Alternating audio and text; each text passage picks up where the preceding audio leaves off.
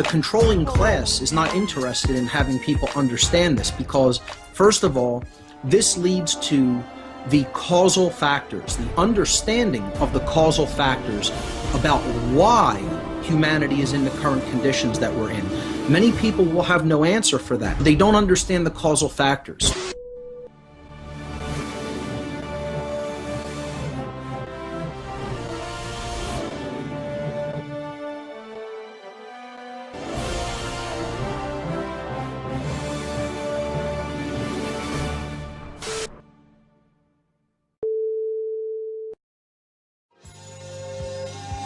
Hi folks, I'm Alan Watt and this is Cutting Through the Matrix on the 24th of February 2019. They should have stuck with that back in the 60s when the same group, by the way, that were looking for a reason, before even the Club of Rome get in the act with it too, they were looking for a reason to take over and manage society with experts and commissars of all kinds and academia then and today has never been off the same agenda. They've always been on board with it all. Because that's the real idea of socialism is about. It's nothing to do with helping the public. If there's any help at all, it'd be a spin-off side effect and an accident probably. But in reality, it's about experts running your lives from birth to death, to do with consumption, sustainability, population reduction is a must-be for them by any and all means possible. And treating the people like children is very important because they can't ever tell you the truth. The few who do come out and tell you the truth about diet injections and injunctions, as Bertrand Russell said, really, the few, they're just ignored. They won't mention them. And although in academia they certainly do, they worship these characters like Julian Huxley and Russell and so on. It's quite fascinating to see how old the agenda really is, going way back into the 1800s, and how it all came together properly for the rulers at that time, where they had famines, not just in Ireland, they had famines, often manufactured famines, in fact, in the age of what they call laissez-faire capitalism. And it was a liberal type upper middle class that ruled it all. And Britain had its empire, and again, the upper middle class helped to run it for the masters who owned it all. But the general population, the vast bulk of the public, were not living very well at all. Life was cheap, people died pretty young. And there was often starvation of all kinds happening because under laissez-faire, export across the world was vital by the agribusiness, and you got to understand that that's never changed. You've got about 5 agribusinesses running the planet's agricultural systems now. 5 companies, corporations. You have a population across the world, most of them actually, especially in the so-called civilized countries, which really mean totally dominated countries, where you depend on supermarket chains to deliver food to you. The ability to even grow the darn stuff yourself has been lost to most people. And that's what they call a civilization. Unless you understand what they're talking about, and all the books going way, way, way back for centuries, in fact, you'll never understand what's really happening today. Yes, you'll get the stories on the neocons back in power with their wars down in Venezuela, against Venezuela and so on, and against Iran, etc., and across the Middle East. You can get all of that information for sure. Look at the big picture, because the big picture has all the top countries' leaderships on board with a global sustainability agenda. And it goes way back, even before Karl Marx. Karl Marx put a lot into writing that had been previously discussed for generations before he came along, to do with centralization of power. It's the whole thing. It goes back to even ancient empires, where you had a city-state that dominated what became a country, and in other nations and other city-states until they had a massive empire. But centralization of power was vital to them, and that way they could standardize the system of laws to manage everybody, the system of taxes especially to tax everybody, because everything to do with helping bring civilization is a mass plunder exercise where the wealth is going to all get shifted into the hands of the few around the dominant minority who rule. So it's never changed, and under communism it's exactly the same. So Marx had the centralization of power idea. He congratulated Lincoln for fighting the South and even further integrating the US states into a tighter union for centralization of power. Marx congratulated him with a telegram at the end of that war.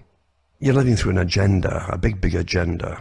Those in academia are perfectly aware of their part in it. You're given the leaders to follow. It's very simple. It's always been that way, in fact, for over 100 years. And anybody who is not authorized for you to follow simply won't be heard of. You get no publicity at all. But they always give you the ones who come out against it, and all kinds of professions even. And people will follow because they don't suspect anything. If they start talking about the same kind of thoughts that you have, then you think they're genuine right off the bat. But if you look at what they belong to, like CFR and higher institutions, even getting asked on television, mainstream television, that's a clue you're being misled again. It truly is. And you're in an incredible war. It's total, actually.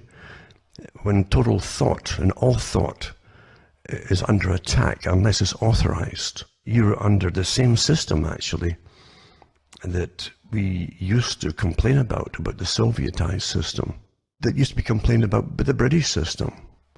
You have no idea how many people were imprisoned in a free society called England at that time, because their sympathies were not with Britain when it came to war with Germany, or with other countries for that matter. They were imprisoned for the duration of the war. George Orwell talks about it. Now, George Orwell is a mysterious man because he belonged to the upper middle class in an intergenerational family of workers for what they called the imperial system at that time, the British imperial system. And he also was trained in this strange progressive, they call it progressiveness, for instance, for those who don't quite understand it. Most folk can say it all the time, but don't really understand what they mean. To be progressive, you must be progressing towards something that's already drafted out to be coherent and meaningful. But it's never told to the public what they mean by that. When the upper middle class are for it, you got to stop and think a minute here. Don't forget that Carl Quigley, who again used to be pulled out with different experts in the fields of history and so on, and Constitution, except for America, he used to be pulled out to try and go against what the system saw as upstarts that were going to try and expose the system. And so he and the experts would go there and try to decry them with their vast array of knowledge, etc., and their expertise and qualifications, and to try and ridicule them. And he admitted when it came to one person that eventually knew his stuff, Nunclear Color Conspiracy, I think that was the book. He said, we were stymied. We were pulled up to defame this guy. And this is what they do. They'll mock and defame you on behalf of the government. And they're all tied in with the CIA, all these people, by the way. Like Quigley, he worked for the State Department too. When you work for the State Department and you train the State Department people, you're part of this strange CIA system. But he did say too, he says he couldn't deny what this man had gathered. It was the factual evidence of a group. And Quigley said it says there is and has been a group that's operated for over 60 years and given us our presidents in that time, every president. And he said it's secret and it's often mistaken for communism because our goals are very similar. That's so important. You can read these little things and just dismiss them. But when you're given little gems like that, take them and investigate them. Because he's telling you, this is a global system, remember. But not just a system to bring little happy families hands across the sea. It's not that at all. It's for an expertly run society. It's the same thing that Orwell hints at too. Because he was so fanatical about it, he did go over and fight with the left-wingers against the government of Spain, for instance. He definitely was on board with much of their ideologies, but he turned against them supposedly when the communist faction were using the socialists from all the countries like Britain and so on. Then they were killing them because communism really did believe there could be no other gods before them and no rivals for sure. But they would use them and then dispose of them, and he thought it might be targeted too. But you got to understand, this guy was trained at the top university, just like Lawrence of Arabia was taught the same thing, to go over in the Middle East and subvert that country with incredible propaganda techniques and so on, before he went into actual warfare. They were trained by the British establishment, this strange entity that most folk don't understand at all, especially folk who live in Britain. They really don't. They really don't. They think it's just the vestiges of a system that's antiquated and just developed by itself from the days of imperialism. Partially true, of course, but it didn't develop by itself. And the city of London never had any preference for the British peasant over other peasantry in the planet. So you have to understand, what on earth what did Orwell envisage for himself and others who were fighting in the Spanish War? And what did he hope to gain from World War II, for instance? In World War II, he helped to actually work out the propaganda. And he worked for the Department of Information. And actually, that's all these terms went into his book, Ministry of Love and all this kind of stuff, and the Department of Information. But he worked for it in the BBC, and he was responsible for making up the propaganda that was mainly broadcast initially to, well, his main job initially to India and the areas over there, for listeners there. But it was propaganda nonetheless, and other forms of propaganda, which he admitted, such as having a daily show to do with cooking and telling the people how to eat stuff that was much more nutritious for them. Listen to this. So nutritious, that was the propaganda. But it was stuff that would normally get thrown away and had very little nourishment value at all. The people in Britain were being starved, really, with rationing. From World War I, they had rationing. Into the Great Depression, it lasted in Britain from the end of World War I. It wasn't to do with just the crash that came later. And they were in depression all the way into World War II. And then they're still on rationing, even worse rationing. And that wasn't lifted until the 1950s. And even then, most folk couldn't afford it because everyone was taxed out of sight. So you got to understand that the people who ran Britain, forget the papers and propaganda and so on, that there's a much more secretive element to Britain, like the Royal Institute for International Affairs. And the owners of all the newspapers were members of this organization, this private club. They were the advisors with think tanks for all the nations that Britain ruled over. And of course, they eventually changed the foreign ones to Council on Foreign Relations as an example, or Asian Pacific League, etc. And they still draft up the unification of continents today, like the EU, the North American Free Trade Agreement. Before that was a Free Trade Association, FTA, and so on. It's the same group who does all this work for it. You don't elect them. They're working in universities. They have universities in Canada where they are working for global governance, and they'll have little things added like innovation, but they're really CFR funded and looked after, and that's where they train future leaders for different top positions and so on. And that's also where the smart city idea has been run from, how they can innovate it, make it sustainable, meaning get out of cars for Agenda 21, for the agenda for the whole 21st century, all the different 2015, 2030, 2045, so it's all worked out that way up until the end of the century, and everything they must accomplish. It's all done with your tax money being used, never mentioned during election times, kept as quiet as possible from the general public, and you're simply run by diktats from government and even local government. We have decided blah, and that's it. Just the same way as the Soviet system did it. Again, going back to Quigley, they're often mistaken for communists. Same agenda.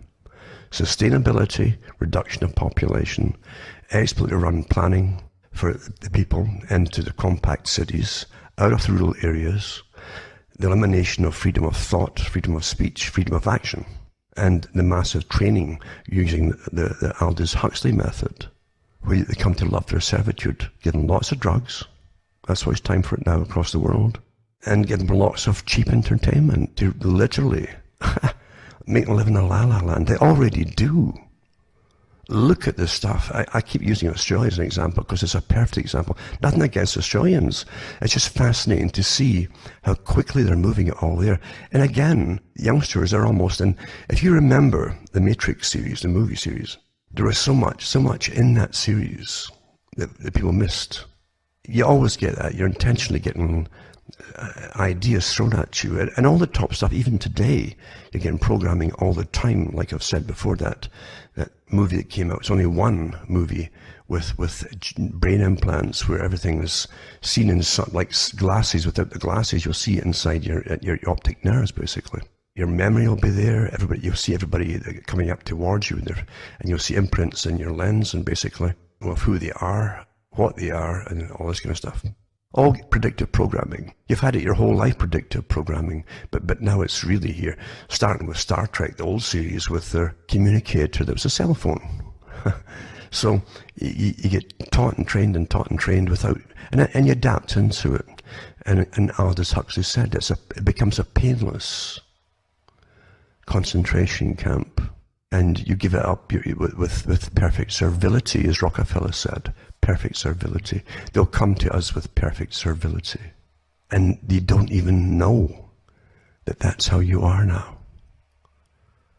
But when I look at these massive festivals in Australia, and yeah, they have lots of young female models and so on, wearing pretty well nothing at times, but you're seeing the post-cultural war episodes, a few levels of it, all past, that worked perfectly well, step by step, from the grandmother, the mother, to the daughter, well, even to the great-granddaughter today, with the sexual revolution, until sex is just a form of casual recreation. And all the old stigmas have gone because the state will deal with any, what they call, unfortunate problems for them. They're told just play and have a good time. They never mention diseases, of course. They try to play it low-key as much as possible. Even though now in the papers, they keep warning you occasionally, for those who look at different papers than the usual ones, from the different health industries, they constantly are warning about the incredible diseases that are coming in now, of rampant syphilis that almost was eradicated, but now it's rampant back with coming in from different countries. And there's so many types of it are pretty well resistant now to the antibiotics we have. That's only one disease. There's many of them, of course. But it's played down because they want you to have a good time, have fun, and whatever you do, don't go back to getting married and having families. That's the message, isn't it?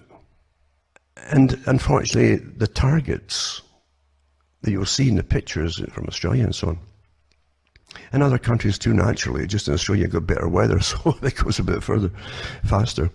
But it's fascinating to see that they're living a virtual reality life, in fact, where they even dress up like the characters in mythological, almost cartoonish ways.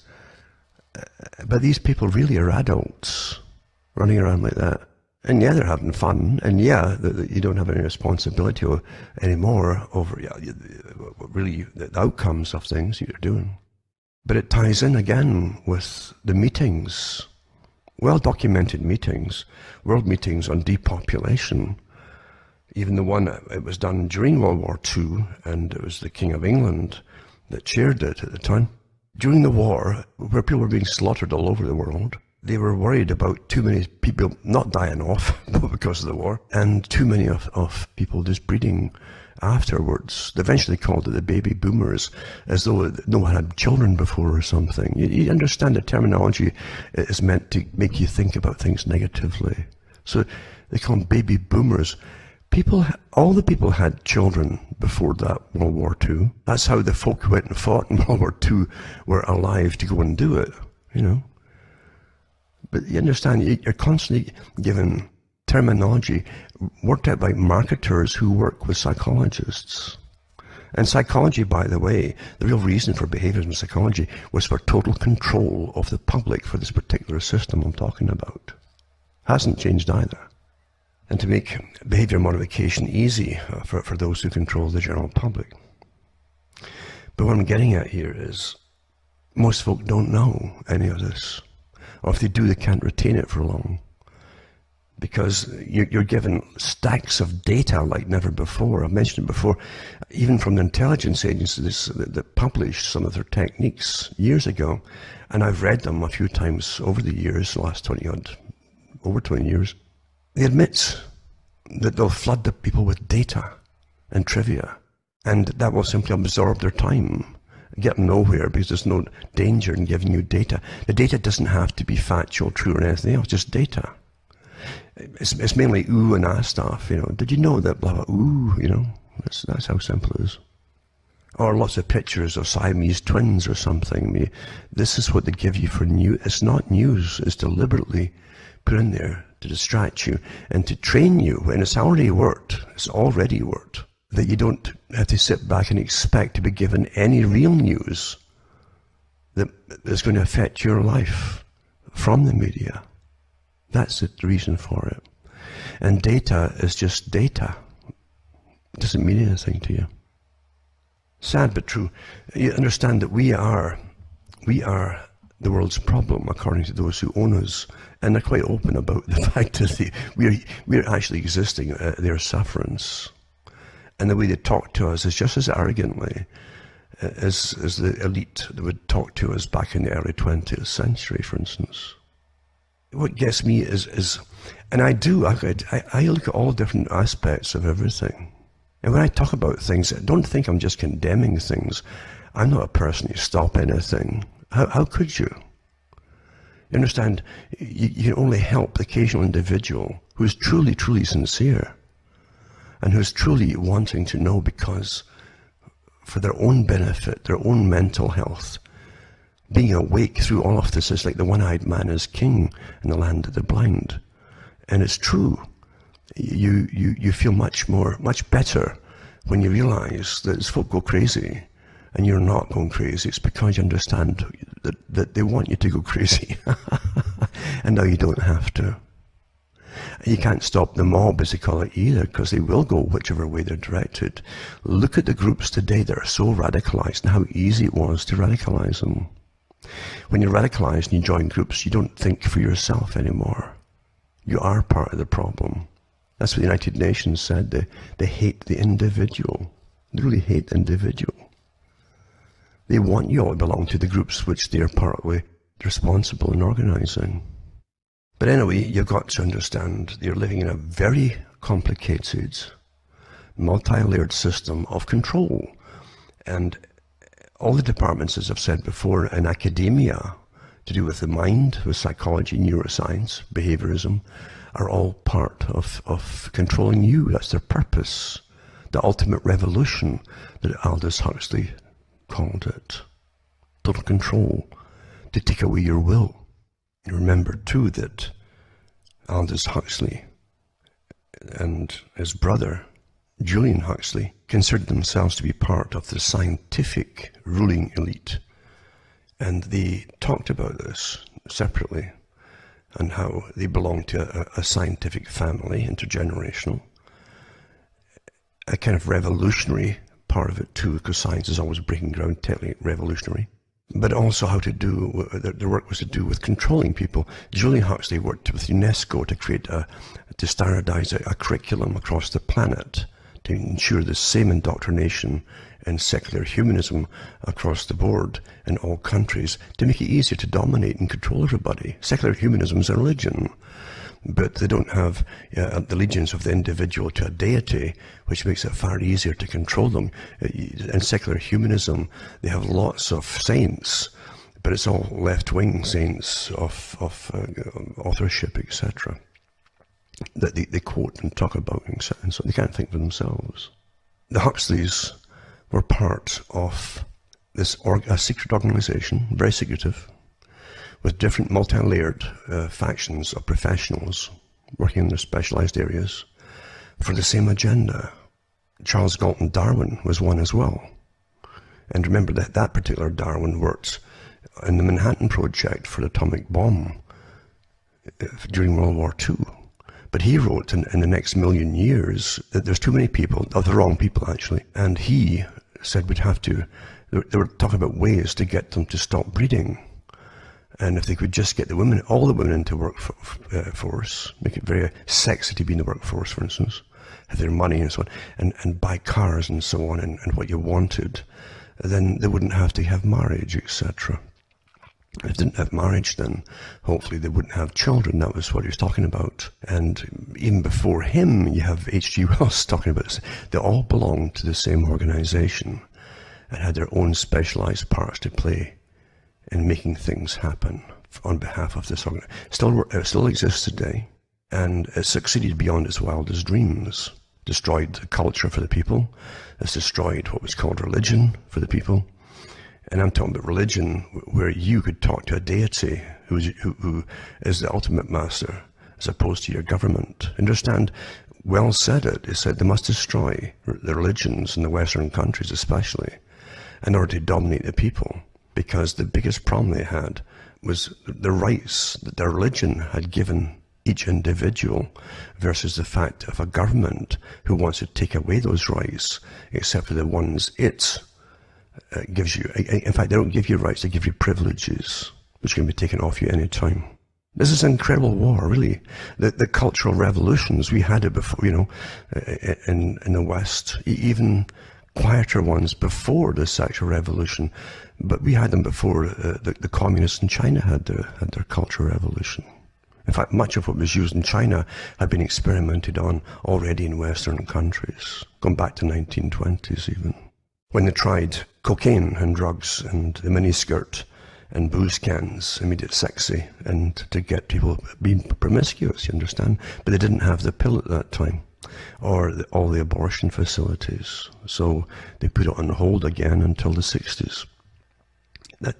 You have no idea that these things are not coincidental. It's a really worked out plan.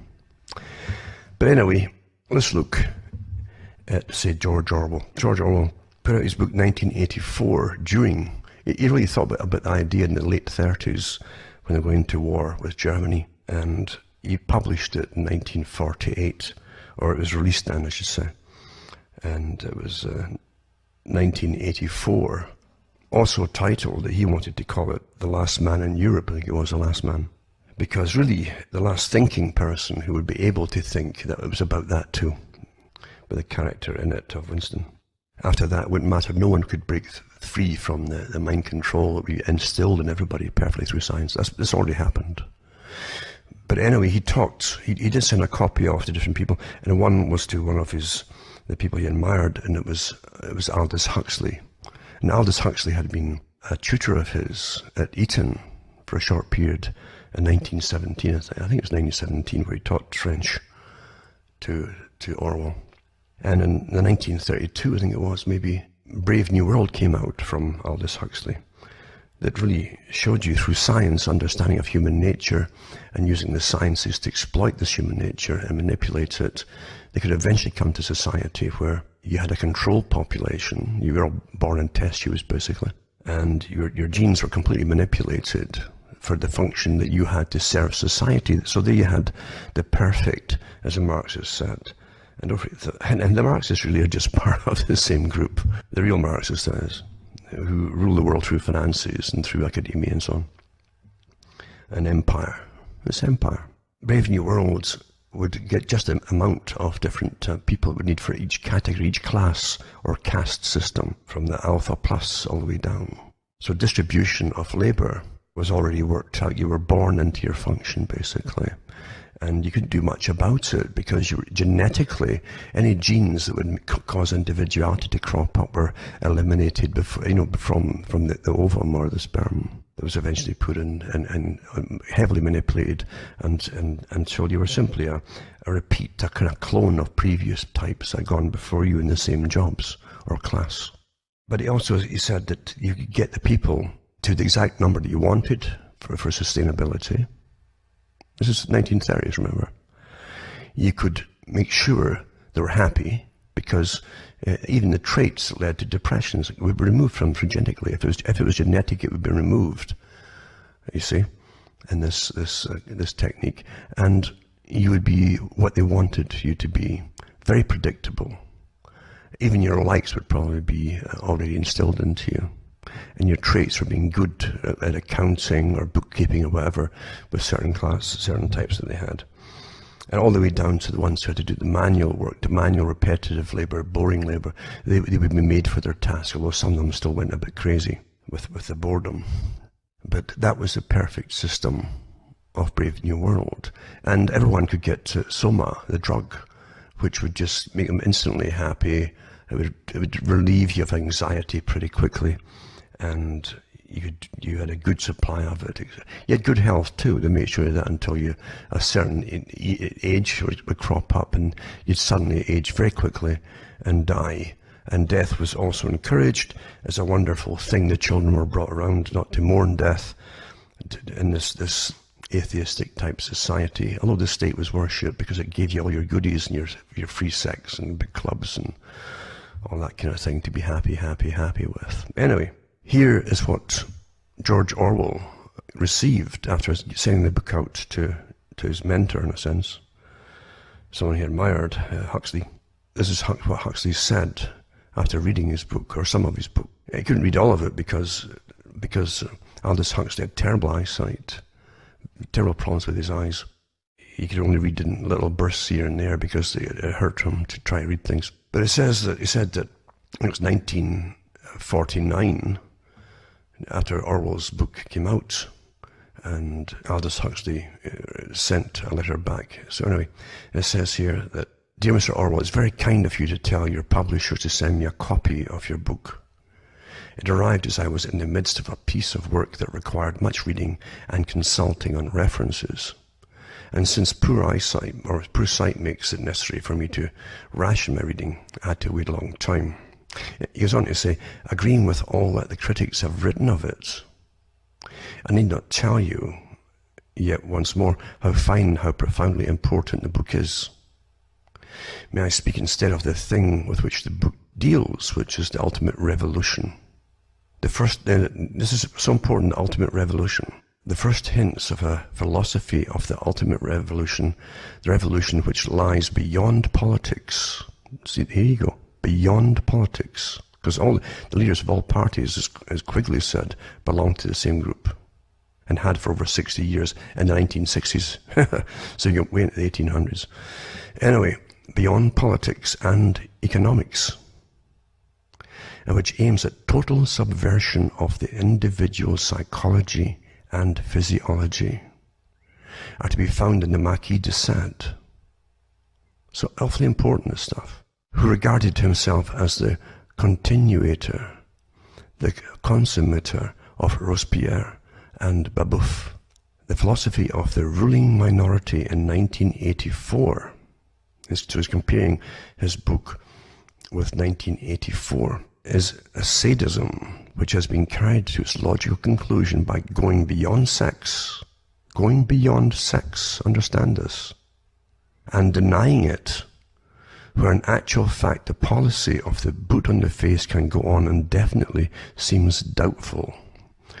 Now, don't forget that Orwell was comparing Britain and the West at that time to the Soviet Union, where they had all this stuff in effect. They put into 1984.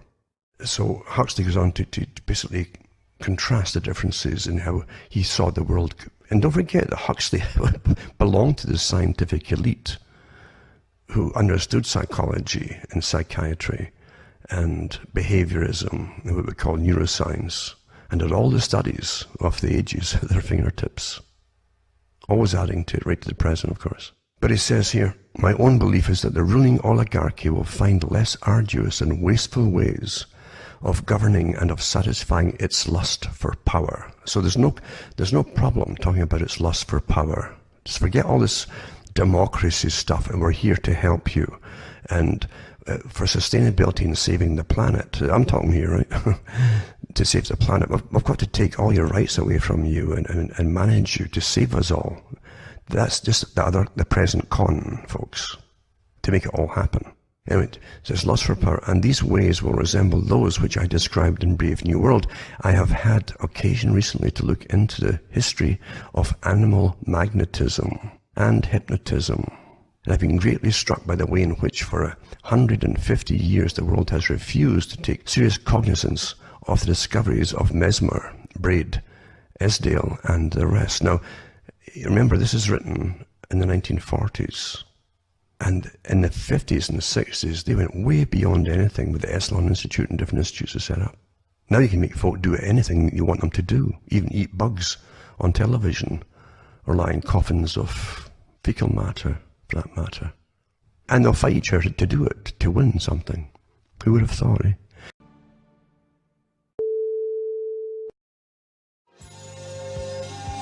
Hi folks, I'm Alan Watt and this is Cutting Through the Matrix on the 24th of February 2019. So let's go back to what he's saying here. Partly because of the prevailing materialism and partly because of prevailing respectability, 19th century philosophers and men of science were not willing to investigate the odder facts of psychology for practical men such as politicians, soldiers and policemen to apply in the field of government. Thanks to the voluntary ignorance of our fathers, the advent of the ultimate revolution was delayed for 5 or 6 generations. The advent of the ultimate revolution was delayed for 5 or 6 generations. Another lucky accident was Freud's inability to hypnotize successfully and his consequent disparagement of hypnotism. This delayed the general application of hypnotism to psychiatry for at least 40 years. But now, listen, psychoanalysis being combined with hypnosis, and hypnosis has been made easy and indefinitely extendable through the use of barbiturates, you're talking about drugs now, which induce a hypnoid and suggestible state in even the most recalcitrant subjects. Now, that was heavily used through the 50s and 60s and 70s, even with MK Ultra, which didn't stop when they said it stopped either, and didn't start when they claimed it started. It was much earlier than that too. They were using all kinds of hallucinogenic drugs and so on. And it says, within the next generation, I believe that the world's rulers will discover that infant conditioning, and narco-hypnosis are more efficient as instruments of government than clubs and prisons, and that the lust for power can be just as completely satisfied by suggesting people into loving their servitude as by flogging and kicking them into obedience. In other words, I feel that the nightmare of 1984 is destined to modulate into the nightmare of a world having more resemblance to that which I imagined in Brave New World. The change was brought about as a result of a felt need, right, for increased efficiency. What do you think you're hearing today about, well, sustainability? It's going to be, and they talk about efficiency for farming. It's too important, they say, at the United Nations to be left to farmers. And of course the big corporations say the same thing, because they snap up all the farms, the small farms, and amalgamate into their big monstrosities. Your whole food supply is under a small handful, maybe even one cartel really. What a power that is. What a power, eh? And you have no idea. And you trust all. That's all it holds us together is trust, isn't it? Trusting systems you don't even understand, never mind even know exist for most folk.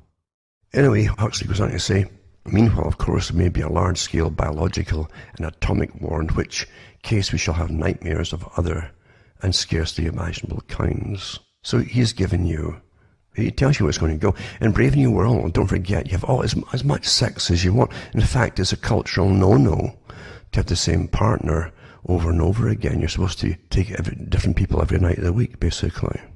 Don't forget when he wrote that one, 1932 or so. That was Brave New World. That was quite an idea, a thought, isn't it? The abolition of marriage. Again, same as the communists, isn't that coincidental? Again, getting back to Quigley, we're often mistaken for communists, he says. You talk about the CFR, Royal Institute for International Affairs, same group. Council on Foreign Relations.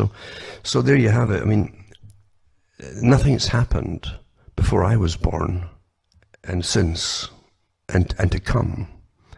It wasn't discussed by big think tanks, by the way. Don't forget that Huxley isn't just talking off the top of his head. He belonged to the top think tanks of the day. Very secretive, very powerful, with incredible data. I've been flooding in every day on behavioral studies and so on. And even what he said here, what I've said already here, how many of you actually think about why is he talking? He's talking about Mesmer and Braid and Esdale and the rest, but the fact is, we now have so many subliminals just banging away. It's quite, whether it's legal or not, it doesn't matter, you're getting them all the time. You find the same thing with Freud's nephew, Bernays, who said the same thing, that this power to control the mind is done all the time by the big marketing organizations that knew the psychology of the people, and they are the real power behind the throne, basically. because they could tap into the unconscious desires and things that you have that you don't consciously think about very often, but they're always working on you, and they use them against you. So he puts on the line there that they could train the people in. Don't forget too, school is awfully important from very early school. Everything you read, even at school, your initial little children's stories, the authors all get paid to put the updated PC stuff into them. They get paid extra to make sure that's all in there. And the same with cartoons and movies and films. There's nothing out there that's not weaponized politically. Nothing. Not anymore. That's what we've got. Now he mentions too the Marquis de Sade. The Marquis de Sade was a sexual revolutionary. And all kinds of sadomasochism, and possibly even down to death, in fact, for that matter. And it was part two of revolution, you see, the end of this, what they called cultural inhibition, which is the only way society could survive. They didn't have welfare states by then, you know. They didn't give it to the public. Why should you pay for other people's children or for their decisions for being pregnant in the first place? I mean, these were all big, big things at one time. When they eventually started heavy taxation, and came the abortion clinics and so on. You got to understand, we're managed like a herd of cattle. And those who manage us often refer to us as cattle, by the way, as well. We certainly get milked a lot, don't we? Everything we produce is taken from us. But anyway, that's a different story. What I'm saying is, it's fascinating to me. It really is, to live through the time when right is wrong. It's being taught everywhere now, suddenly. And up is down, left is right, etc., etc. All the opposites come to the fore as new normals. As they were planned to come out. But to read it years ago, even as a child, a lot of this stuff, and then you actually live through it and see it happening. It's mind-blowing, even though you know you're living through an agenda, and the script is written, to actually experience the big, big shake-ups that go on. It's almost exciting to live through it, because you're aware of it, where most folk are not aware of it, even as they're adapting into it all. That's fascinating too, just watching and studying. As I say, Aldous Huxley did give a lot out to the public in interviews, because he always started off his talks by saying his biggest fear for the future was overpopulation.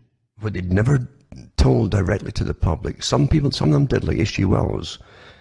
Wells hated even the British working class people as being inferior. He was terrified of them, actually. They don't differentiate between the peasants, say, in countries like Britain to Africa or to China or anywhere else. They're all the same. I could go on and on and on. Even though, as I say, I all week I've been just basically shoveling snow and trying to clear the roof. You swear this stuff expands, the snow, all the time. It's the strangest looking snow I've ever seen. But anyway, that's a different story again. So I'll put up some links too to show you Australia, because it ties in with what's happening in Australia, as I say, where they're at the next stage. They're almost post-sexual. It's beyond sexual revolution. It's almost it's now into sexual boredom, I think. They had books out in universities in the 80s, for instance, on what their own teachings in universities would do to society as the students went into the world and adopted into their own lives their teachings in the universities, and how sex would become boring, and then how men might get fed up having sex with women at all because it was just so commonplace, etc. And how they would introduce all kinds of self-eroticism, etc. And all kinds of, and I've seen it all happen. It's in the papers, and people have floated through it without even thinking as to how it all happened. Isn't that's what astonishes me, really. It is so true, and I hate to say it. Bertrand Russell said, there's nothing we cannot do with people. Nothing. And that should be terrifying. Because when you've lost your basic common sense and grounding into personal determination and survival, it's really over for the bulk of the populace. I hate to say that, but it is true, isn't it? I can still talk to those who are looking for answers, and it is so true. Lots of people across the world come in all the time.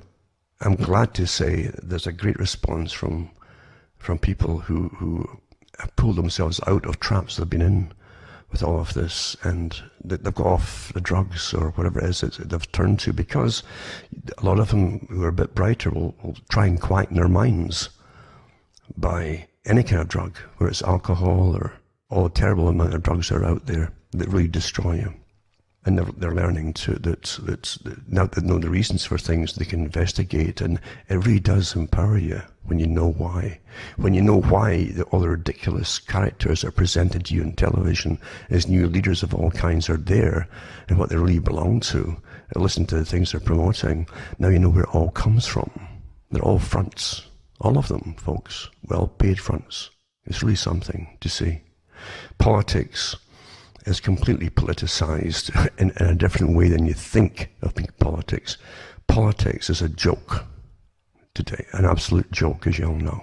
And they've managed to try and get everybody back into politics, and this wing and that wing and all the rest of it, to basically throw you off the track. They're all the same. The same agenda goes forward. I've watched it for years, since the free trade agreement for Canada, through the NAFTA agreement, into the new. This changed the name because we all knew what NAFTA was.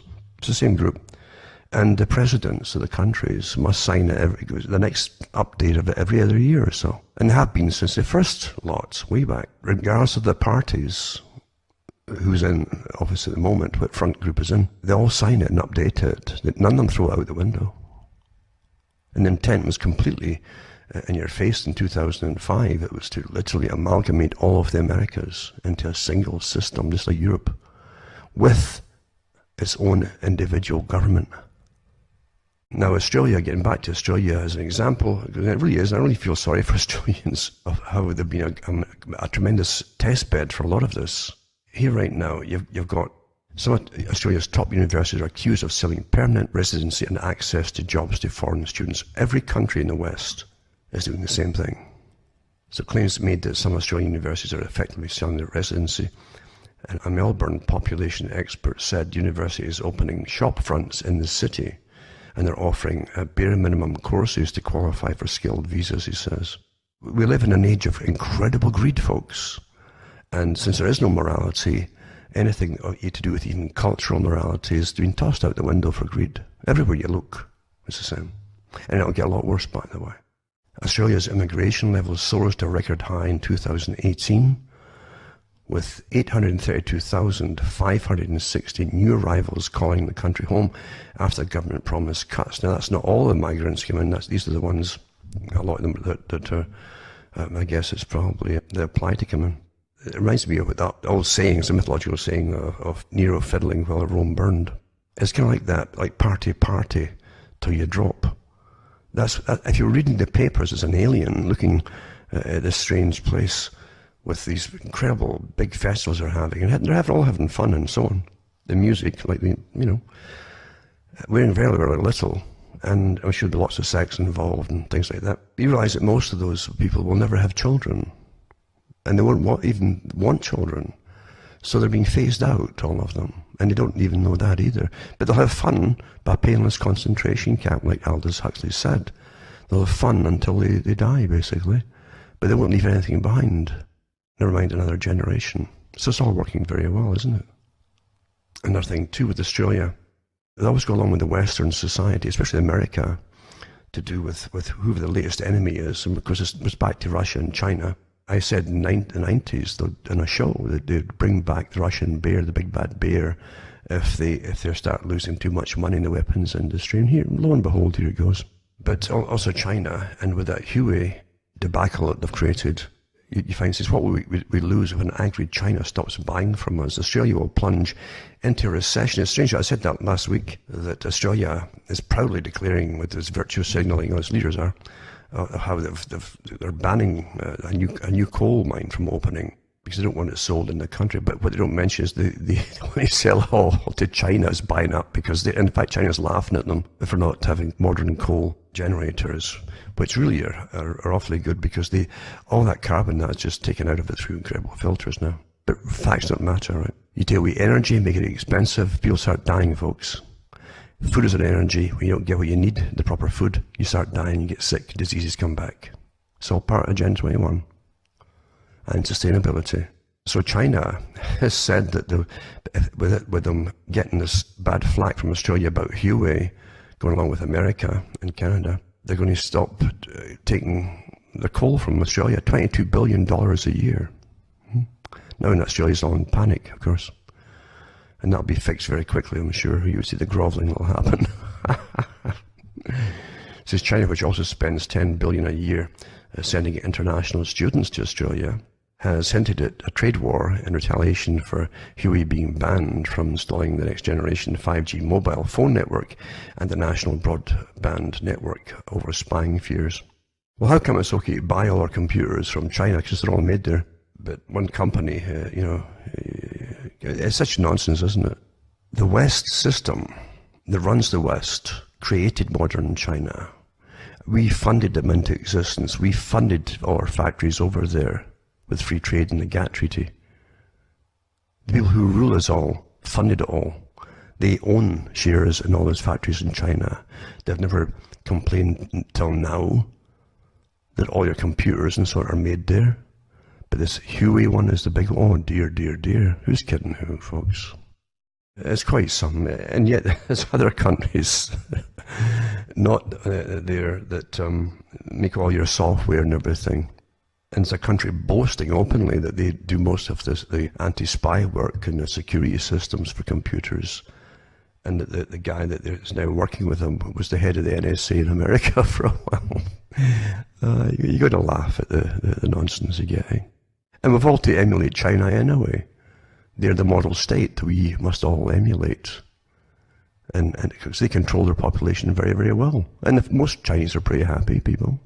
A painless concentration camp to an extent.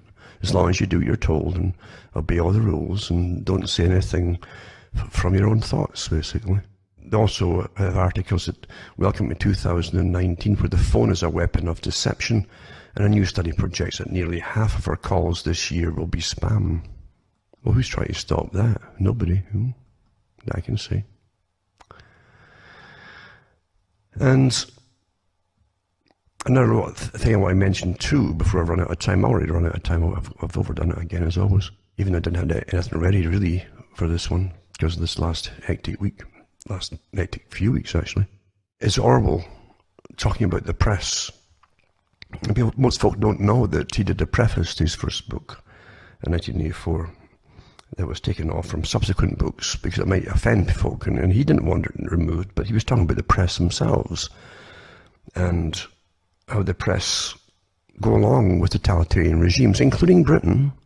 He said you didn't have to tell them what not to print.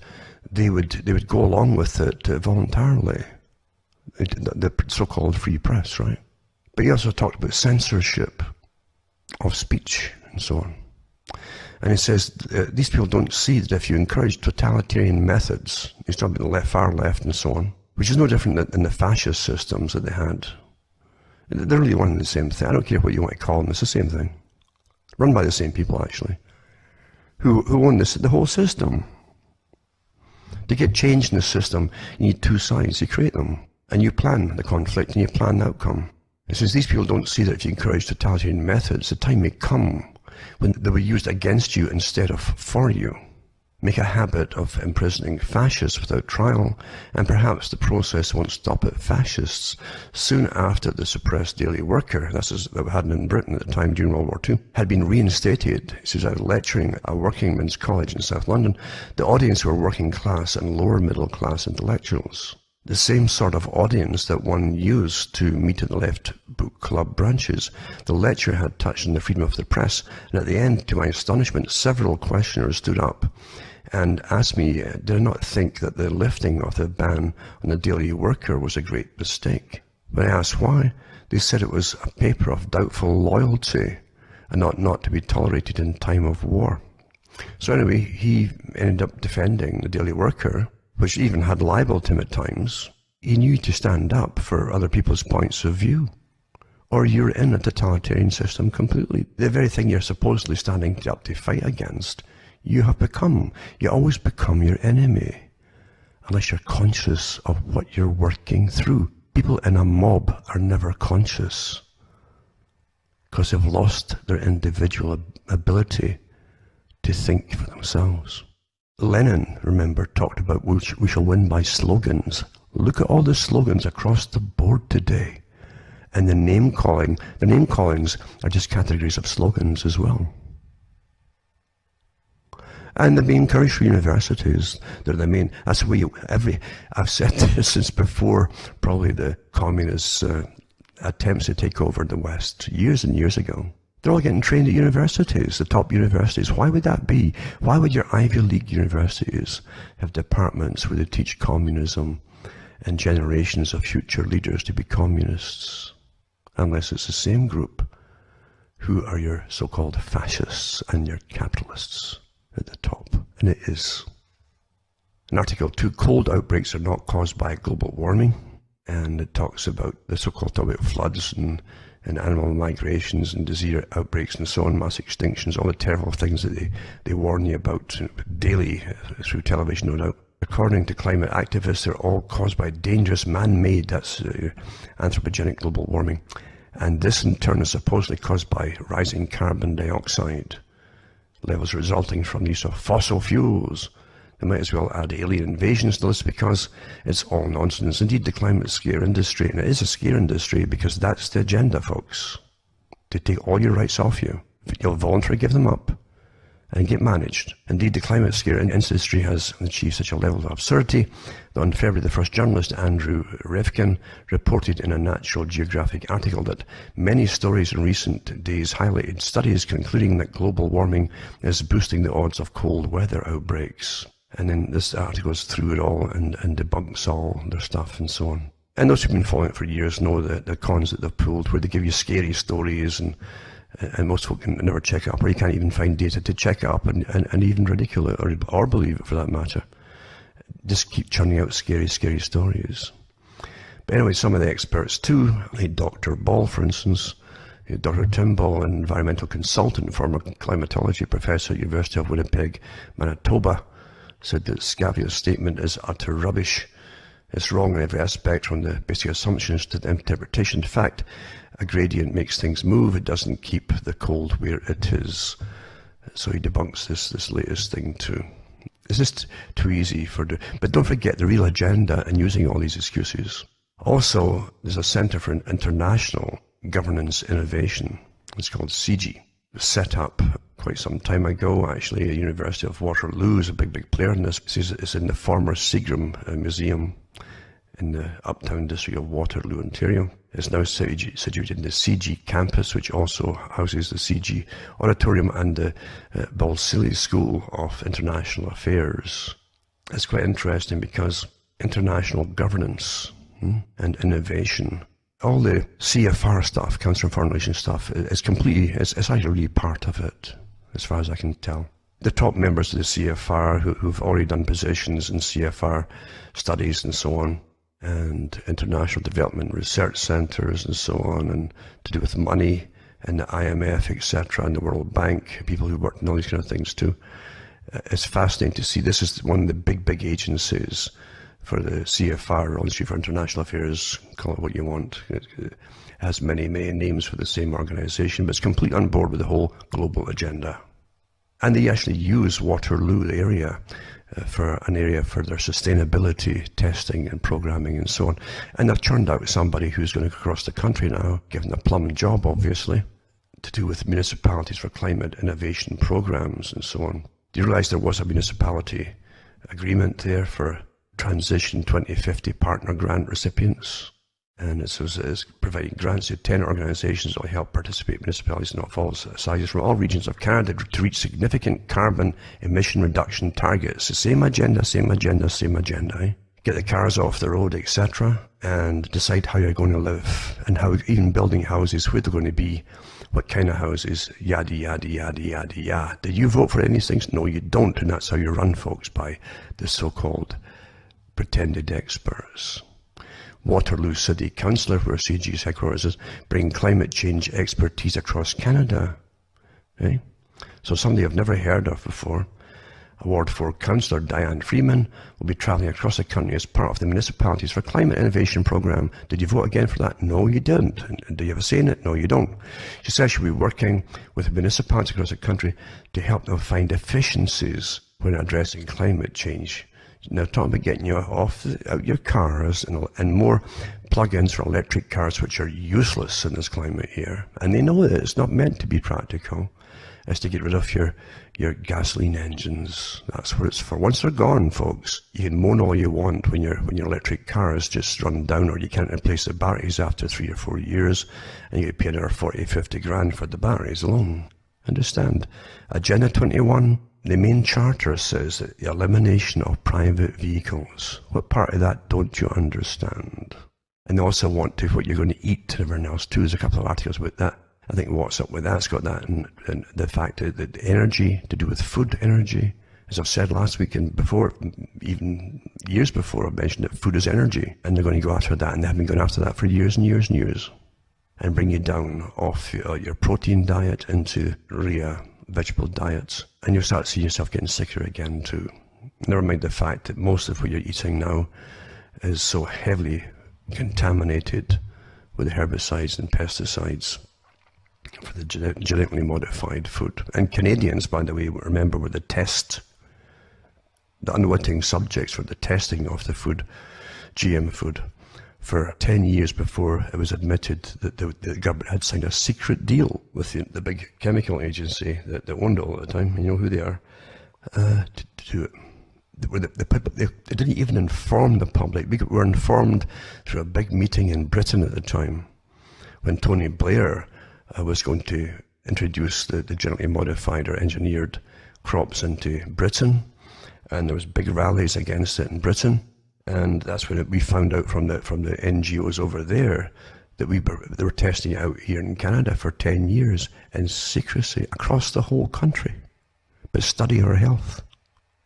They know what it does, and everyone thinks they're free, eh? Anyway, it says, Iran-Contra and arms for hostages scandals. An old one, because Elliot Abrams is back in the saddle, and he was there in 1985, to do with the wars against the same countries, and, you know, Latin America, and against Iran as well. It's just the same bunch, and him and a bunch more like him, actually. Pacific Islanders reject socialist proposal to trade sovereignty for climate change safety. And back in Australia, where you can as much sex as you want, go around with hardly none at all, but and take drugs and so on. But it says, is your home contaminated with meth? Shock has revealed that 64% of houses are tested are riddled with ice residue, posing a serious health risk. It says they did a massive test in the Sydney area. 64% of the homes tested positive, and half of Australians have been bullied at school. This is interesting too, because the mental health industry are kind of kicking back at the same time, trying to get more power over everybody, especially children. I mean, how many children now are prescribed antipsychotic drugs, or they're given basically amphetamine as well, prescription for different ADHD, etc., and all these fake diagnoses. Because young guys have got lots of it, generally grow out of it, but now they're all getting drugs, so they'll sit in school and just drool, and they don't cause any problems for the teachers. Boys are different from girls in school. I know that because I've been a boy, you see, and I can remember what it was like, and they had to get rid of that energy and have multiple breaks, etc., to run around the place and burn it off. That's the difference. So the mental health industry is trying to get back, to get more folk on it. It says, half of Australians have been bullied at school or work. Major study finds amid the warnings of currently facing a mental health crisis. It's interesting the particular group they're using to say they're getting bullied at school, because it was actually for a different purpose, as you all know what it is. But this is what they're trying to hit back with for putting so many people on drugs, so many students and so on. Because it was so bad, so many bad raps recently about the amount of children taking antidepressant pills. Since Australia's mental health crisis deepens as the number of children taking antidepressant pills doubles in just 6 years to 100,000 after a spate of youth suicides. So children are killing themselves now. Do you wonder why, when all normal purposes, which it used to be, whether you liked it or not, just very straightforward, you know. You grew up, you did certain things, and you end up generally having a family, and you worked, and they gave you purpose. And so they've all been taken away, folks, by design, by some of the folk I've been mentioning tonight, and many others who work in the same organizations. And when you lose that, you become nihilistic.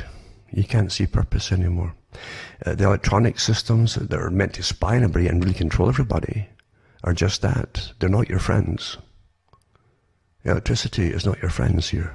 They can't supply you with a virtual, real person, a friend of you. It won't happen. And to have real people in the world is becoming less and less probably able to actually find any who can be real friends with people anymore. They're all rather screwed up. It's not their fault. They are truly the victim. They're the targeted people. Everybody's been targeted for total change. And with nihilism of two, it's easier to bring in euthanasia, isn't it? They're already doing it in some countries since they introduced euthanasia, and they want to give them to people who are just fed up and depressed, so make it legal, you see. You see where it's all going and meant to go. And then life becomes cheaper and cheaper and cheaper, and eventually they'll sterilize even more folk openly, not just in the ways they've been doing it in everybody so far in the West. They want efficiency, as they said, as Huxley said. Children deliberately overdosing on antidepressants and antipsychotics. It's astonishing. It says people born after 1997 are most at risk of self-harm poisonings, according to a study published in the BMJ Open on Thursday. And girls are much more likely to overdose than males at a rate of 3 to 1. And it's mainly dispensed psychotropic medications. Quite some when children at these ages can find no natural excitement to be alive and purpose. And do you think that's just coincidental, do you? And also the mental health industry is trying to get more. Well, we've got to deal with this. No, I think they help cause it along with the culture industry, folks. Don't you? And that's really what is happening, isn't it? The people really don't know what's been done to them. They think they're, again, in a painless concentration camp because they can play until they're geriatrics. In fact, just play, take drugs and play. Don't think about anything serious, which keeps you out of the picture of doing anything that may alter the future. Just play until you're into an old age home, and maybe they'll euthanize you if you become too expensive and as a burden on society. They've got people in Australia, professors, who come out and said all that kind of stuff. You see nothing wrong with it. In fact, one of them got lots of airtime naturally. They always give them airtime, you understand, because it's a system that wants it. And one professor said that. And it gets them all these little clicks on the internet. Oh, they're clicking. You can't do anything naturally now. You've got to be sensational about it. But he said that the older folk who are in their 60s could maybe just die off. I mean, voluntarily die off. And leave more jobs for the young folk. So what I'm saying isn't some conspiracy stuff. It's from their own lips. And there's also an article too I could put up. It's from Conspiracy Theory, where the CIA came out with the idea of in the 60s to try and ridicule folk who were asking questions about JFK at the time. And they said, we'll start labeling everybody a conspiracy theorist, even though conspiracy is one of the biggest crimes in the US. They all start off with conspiracy theories in court. They're called conspiracy theories. When they go after different people, they find out certain things. And someone did a survey recently in the US court system, and they found out there were 10,000 initial, on the first search that they did, current conspiracy theory investigations going on right now for court purposes. It's an accepted term, and always has been in the court system.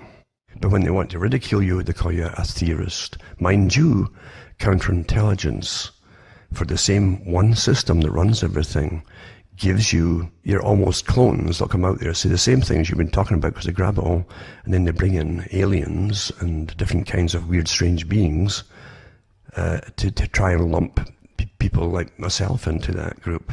Even though I don't talk about the strange beings and so on that eat, drink blood and all that nonsense. But that's what they do. It's called counterintelligence. You bring out the leaders for that, heavily finance them. They're not out there by chance, folks. You have no idea of the scope of the war that you're born into. You have none at all. There's very little, if anything at all, in the system left to chance on behalf of those who rule, with all the financing in the world to do it all with, since your tax money pays for all.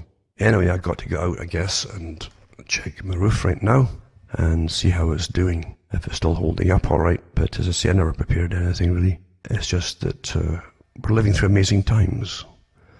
And for those who are thinking about getting depressed, believe you me, if you get through life and you have 3 to 5 friends, maybe 1 or 2 good friends, think yourself lucky, because Plato said the same thing in his day, that that's about the average of what you might get if you're lucky. You might only get one, you know, and you might only get one for a little while, because people do change.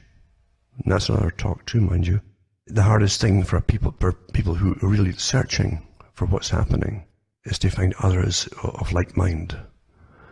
And even then you got to be very, very careful, folks, because there's a lot of frauds out there and con folk out there too. And lots of us say counterintelligence people who are put out there intentionally to waylay you on your search. So don't get depressed about things. There's lots in the world to be fascinated about, in the world itself, that hasn't been touched by those who ruled it all. It truly is. That's where true life and humanity comes, is watching other things, even animals and so on. It's from that kind of thing. And from the occasional incredible decency that can break through from people in times of crisis. It's those things that you'll remember. But don't get depressed, because if you still have your thoughts, you can still keep them pretty well to yourself, and at least you'll understand why things are happening in this system, in this tyranny. And it's a tyranny, and we're going through a phase of it where it's becoming more of an open tyranny, where you're going to be punished for thinking what they claim is the wrong thing. They'll have other terms for it. They used to call it subversive thinking, and treasonous thinking, or revolutionary thinking. All the things which are not in vogue right now, which is opposition to tyranny. That's the crime in itself. Or refusing to be told what to call different things with new terms and all the rest of it. These are forms of tyranny, from the top down, not from the bottom, folks. Nothing happens from the grassroots unless it's authorized from the very top. Anyway, for myself, from a very cold, still cold Ontario, Canada, where it's possibly going to be an awful lot of, 8 hours of hailstones. That's a lot of hailstones and ice, then followed by rain, which will freeze on top of it. It's very slippy, no doubt. Good night. So I'll say good night from myself, Alan Watt from Ontario, Canada. May your God or your gods go with you. I'm Alan Watt, and this is Cutting Through the Matrix on the 3rd of March, 2019. For those of you who are still getting whacked by winter, as I am here in fact, my sympathies go out to you, because it's been a long, long winter this year, and it has really been a physically long winter, because here it started in September with snow, which didn't disappear right at the present time, and I'll still get a lot more snow yet, I'm sure, going into March, April, and maybe even beyond, who knows, because this happens once every 20 years or so, they say.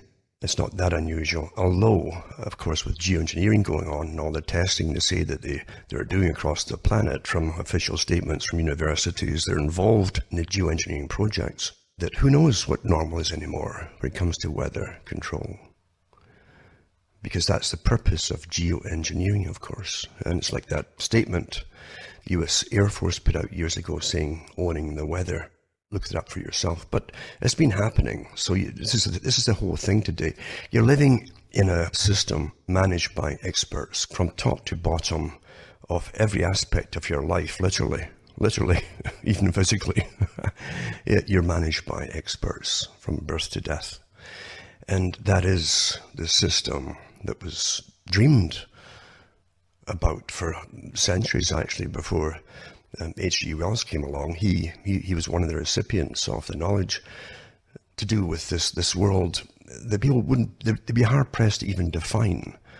But see, the whole idea of left, right, and all this kind of thing, and capitalism, communism, is all a strategy of systems, all owned by the same people. Experiments, if you will, too. And from the communist experiment, which is just collectivism on steroids in a sense, which is what we have to go into again, a more advanced form of it. You won't even probably have a name for it. They'll keep the same names. Or you're living in a paradise, a democratic paradise. But in actual fact, it's a managed system run by scientists, those in academia, again planned and discussed and written about copiously for well over 100 years. You can get the books on it by many of the participants at the top, or at least near the top. And even the ones near the top, like the Huxleys and so on, admitted that they were not at the top. There was still a dominant minority who controlled everything and owned everything, basically, who ran the financial systems. Because everything, no matter what plan you have in mind, has to take into account this strange thing called money, or means of transactions and exchange, and things like that. Where it's the state that appears to be in charge of it, which it never is, or it's the private groups that are in charge of it, which is more true, I think. Then we find that they did all these experiments. They found out how to control the whole planet better. They kept talking about, like I mentioned last week, about necessity and efficiency. Aldous Huxley said it probably come about because this drive for efficiency. He's not talking about tying your shoelaces or doing away with the shoelaces and putting Velcro on. He's talking about efficiency from those who saw themselves in charge already of the world, and if they could get more control over every aspect of every individual's life, like a standardization process, they would achieve their goals much more readily and easily. So that's where we are today. The creation of what appears to be 1,000 different fragments of a system, all pretending they're different, are really the parts of 1,000 points of light. That's what they call it in the occult. They've always called it that. George Bush Jr. called it that too. So did Senior. 1,000 points of light. Very occultic, working to bring about this utopia on earth for themselves, for their own progeny to control, as the rest of the unfit gradually die off. And they admit in their writings that they have all the time in the world to do it. Because our lives are pretty short. They are pretty short, really. The time you hit 40, you might think everything's just crawling. You wonder, you may be bored stiff waiting for it to pass quicker. Strange thing to say, but it's true. And then suddenly, all this goes on a roller coaster until you wonder what happened to all the years since. But the thing is, our lives are short. And because they're short, we're very short-term planners in a sense. Most folk think to the immediate future, especially men, and it used to be basic, very simple. It didn't always work out, but the fact is it was simple. You were young, you would get some kind of work, you would get married for one reason or another. And that was the way for a long, long time, for centuries. And once you were married, you got on with it, and you'd have children because there was no contraception at one point. And once the children came along, both the man and the woman would get stuck in. They're young, they're healthy, they're able to cope with it. And that's true enough. When you're young and healthy, there's less problems for the woman having childbirth in the first place, and coping with, because it takes a lot of energy, as you know, to bring up children. So that was it. There were no great expectations beyond that. And because you weren't working 12 to 14 hours a day, generally, by then, you'd already had big mass demonstrations and strikes to bring in shorter work weeks into a stage where you actually had time to go home and say hello to either your relatives or your wife or your husband or whatever it happened to be. And you had a chance to converse with them for a couple of hours before you hit the sack and slept, to get up early in the morning for the next work. So that was the whole idea of it. Before that, you didn't have much time, because under laissez-faire capitalism, as it was called, the capitalists who owned all the factories, and they owned the country, in fact, and they owned the armies. I mean, the armies didn't see it that way, but that's how it was. They were used for private corporations, businesses, on behalf of the crown, as they call it. And that's the way it was. You can criticize all you want, but that's the way it was. And lots of folk would join the army when there was no work. That was standard as well. And they were often given simple reasons for the wars, the empire and all that kind of thing. And they would believe in the propaganda, very basic, you're bringing civilization to whatever it happened to be. But in reality, it was for the benefit. In hindsight, we see it all. It's always in hindsight you see things. You see it was for really very incredibly wealthy managers of finance based in London, who ruled the whole system and the empire. And they used the empire really, and the whole idea of what Britain was, or the UK and so on, what it was actually a private enterprise for big business. Because once it started collapsing, people saw the devastation in the country, There was nothing set up for the people who literally were in poverty. They were demolished by high taxes. They were demolished by malnutrition from countless wars, one after the other. And they didn't even have safety nets, social safety nets, to finance the people when they were sick or dying. There was no national health service. That's something that people have got a hard time to, you got to bite on it at times and chew it, don't you? It's nasty, but that's the way it is. And indoctrination is a tremendously powerful thing.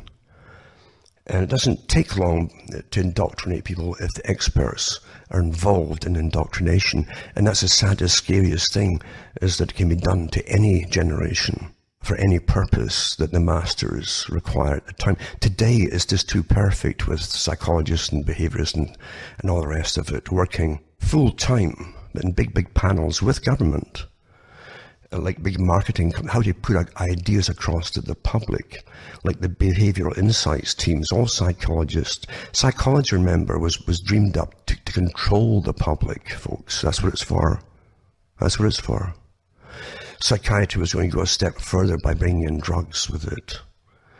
And don't forget the first drugs that Freud kept prescribing to even his friends and himself, cocaine. And they had no problem with heroin and so on too. So this idea of using drugs on the public, the Soma idea, was nothing new. You find Huxley's Brave New World as well. It hasn't gone away. It's here today bigger than ever, actually, with the legitimization, or legalization, I should say, of all drugs. It isn't just marijuana. This should be legalized. They want to go the whole gambit because society is now literally to go over the abyss into the big depopulation program by those who control. And this is not conspiracy theory. It's not theory at all. I generally just quote by their books. Conspiracy bullshit. Come on. You're a more intelligent man than that. Well, come on. I mean, come on. Listen, there has never been a conspiracy in this country. I mean, let's remember here, the people we are fighting today, we funded 20 years ago. You know, is spending $1 million on that last 3 months of life for that patient, would it be better not to lay off those 10 teachers and to make that trade-off in medical costs? But that's called the death panel, and you're not supposed to have that discussion. But of course, in any political system, there are sort of over-the-table and under-the-table arrangements. The United States government actually did carry out on our citizens experiments involving radiation.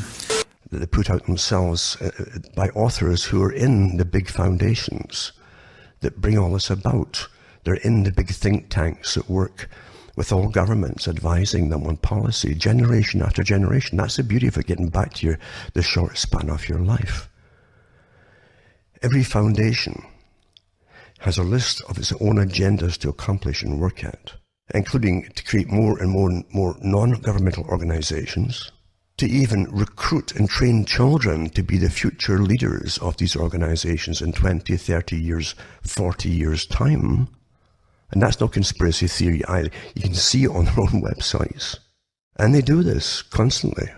All the leaders you see getting churned out in front of you were picked a long time ago and trained for their positions. It doesn't even mean that they even believe in them themselves.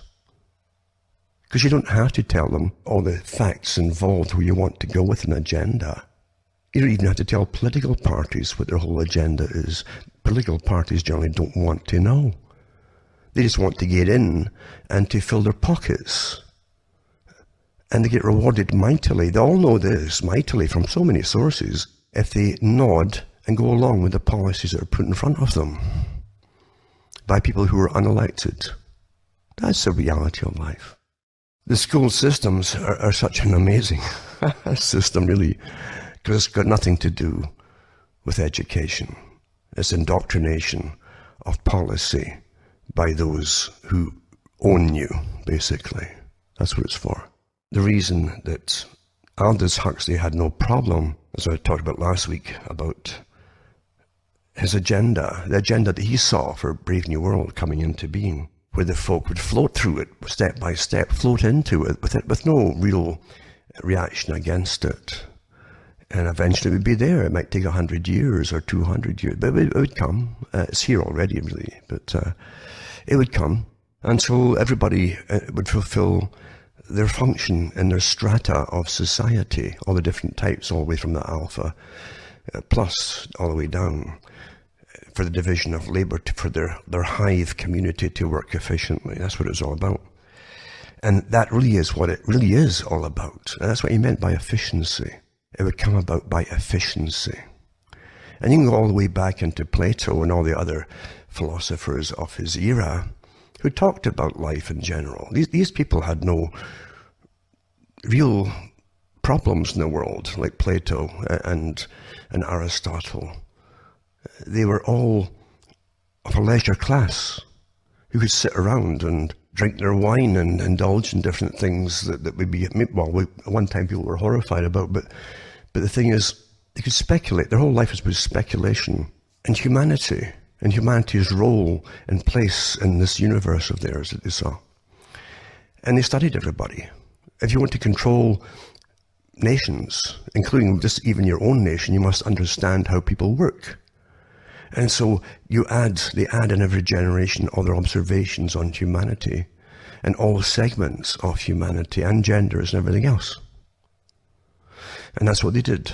And so you find that Plato talked about efficiency and necessity.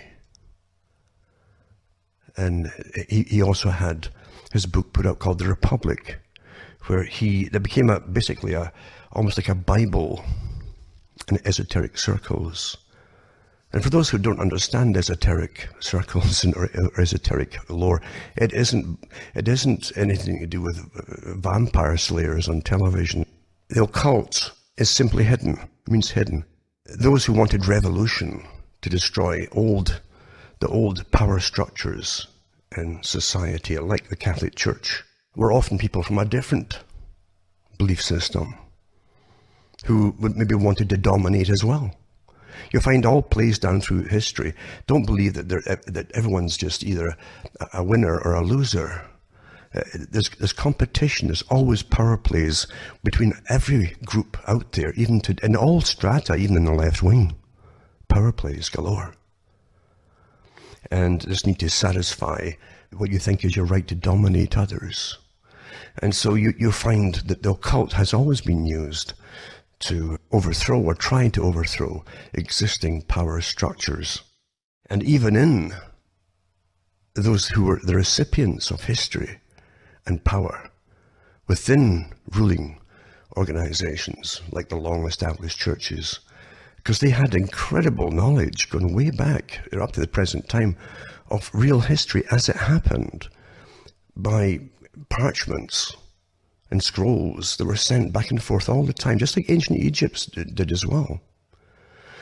And you had, and a lot of it haven't even been opened yet, apparently, even in the Vatican. There were so many coming in all the time, from all over the world. But they have them. And it was the same with Egypt. And in fact, some cities in Egypt were built as centers for the origins of much of the empire's scroll making, going back from all the different parts of their empire. And we have their own histories of this too. There's still remnants of the histories of, and it was surprisingly efficient. It wasn't like haphazard, we'll come back in a few months with information on this outpost out so and so. No, the Egyptians had it within days sometimes, or a week. Very efficient. So you understand, humanity and this ruling over other people, so that a minority can live like kings and queens, is not new. And you had the minority at the top that was often called royalty. And then you had a priest class in ancient Egypt that were literate. They were a specialized class in different areas of ruling different segments of society. And they lived better than the peasants who had to till the ground and do all the hard, heavy work and supply all the things and make all the things that kept everybody else in luxury, the small minority. Nothing changed for really thousands of years, really, when you think about it, really. Huh? Nothing really changed. until maybe the 20th century. When into the 19th century, you definitely had the empire ideal of, say, Britain. It wasn't the only country, of course. France had it too, and other countries, and Holland had it for a while too. Even Belgium had colonies across different parts of the world, including Africa and the Belgian Congo. But you got to understand that these colonies really were to do for, as I say, for big business and resources, for big businesses. And the ordinary people, even in their home countries, didn't benefit from it much at all. Life would go on as usual for ordinary peasant classes. We forget that in Britain, for instance, nothing would have changed if it hadn't been for the plagues, the Great Plagues. It killed so many of the serfs off. And serfs were bought and sold with the land. They were the property of the owners, the landlords. It's a nice term rather than say they're slaves, isn't it? But mind you, too, they could get branded if they moved off the land that were buying and selling it. If they actually moved and ran away, they got branded.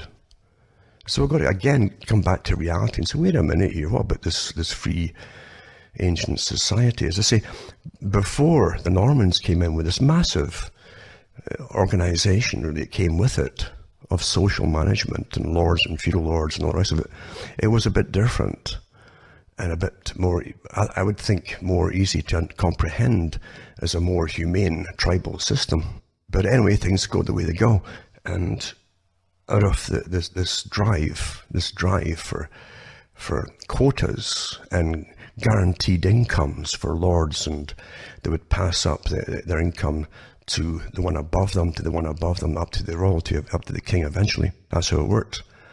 Then they wanted more efficiency, and that's really why, even with agriculture, more efficiency came in over time.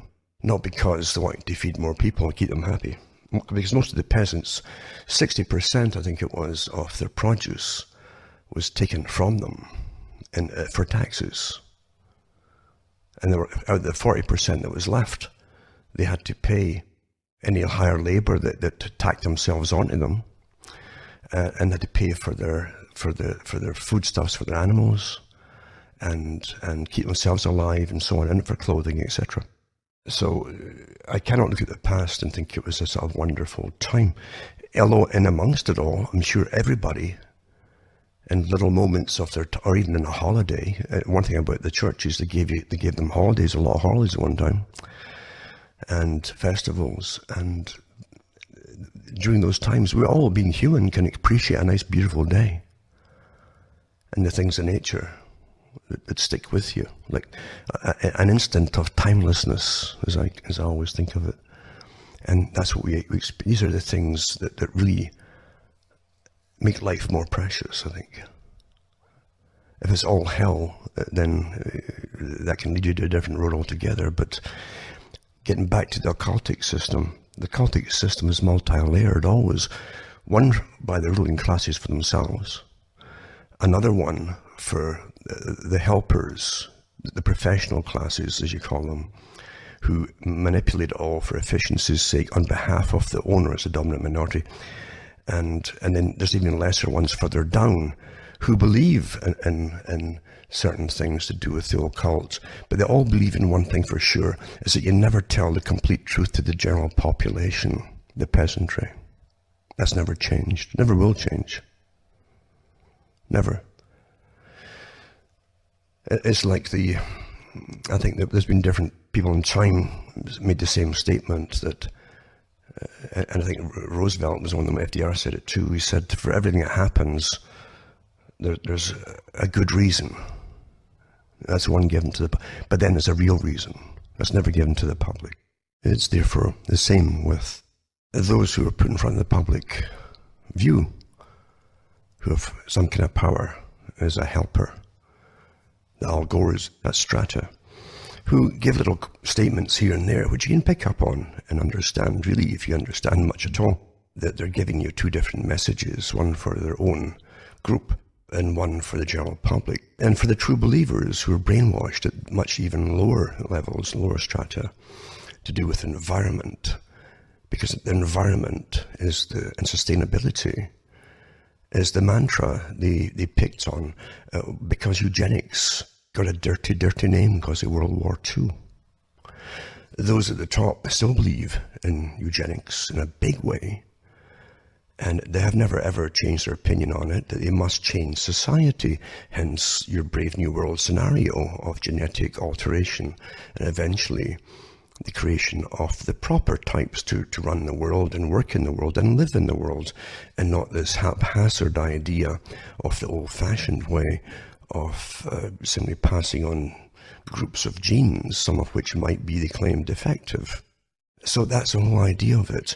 And like all movements way down, really all movements of revolution are a continuation of the same group by predecessors, and often related, in fact, to the same people and families. Not always, but some of them certainly have been. And you go way back into the Middle Ages and find out the different retaliations of certain segments for the ruling oligarchies of their day, especially the churches, because they themselves, they had a separate religion. And the religion was couched in occultic language for their own safety. That way, if they were ever caught, they could always say they meant something else. And if no one had a dictionary of translations, then they couldn't be prosecuted. There's always the benefit of the doubt there, you see. Albert Pike said the same thing. He says, we never speak so plainly as when we do in public. And what he meant, but to other brother Masons, because the general public wouldn't catch on what they were saying. You find old talks by Manly P. Hall, which are kind of fascinating. He's a very old man, talking at one of the philosophical clubs that he belonged to, in organizations. And that was a popular thing too, the philosophical clubs, as they couched it too. He does go on about what had to be done, and he almost breaks beyond the boundaries of acceptable speech, because he's adamant on the fact there's too many of the wrong kinds of people in the world. Eugenics. And they always tied it in, too long before Al Gore came along, or any of the rest of them, they always tied it in to the same thing as eugenics. If people outbreed the ones who should be allowed to breed, if the general masses outbreed them, they'll use up all the resources. That was an old thing going way back into the 1700s and up to the present day. Hasn't changed. And so how do you get the people to stop breeding? Well, you create the problems, you see, that promiscuity, promoted promiscuity will create, which is unwanted pregnancies. And then you say, oh my goodness, look at this, oh dear, what we do. And then you introduce national health service systems, and then you perform abortions.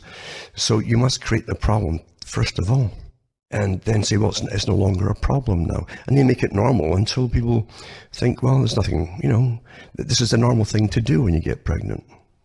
So you can fulfill your goals with the general population by introducing that. It's been awfully successful, because from the 50s and running into the 1960s, and out came the pill, and the miniskirt at the same time, and promiscuity.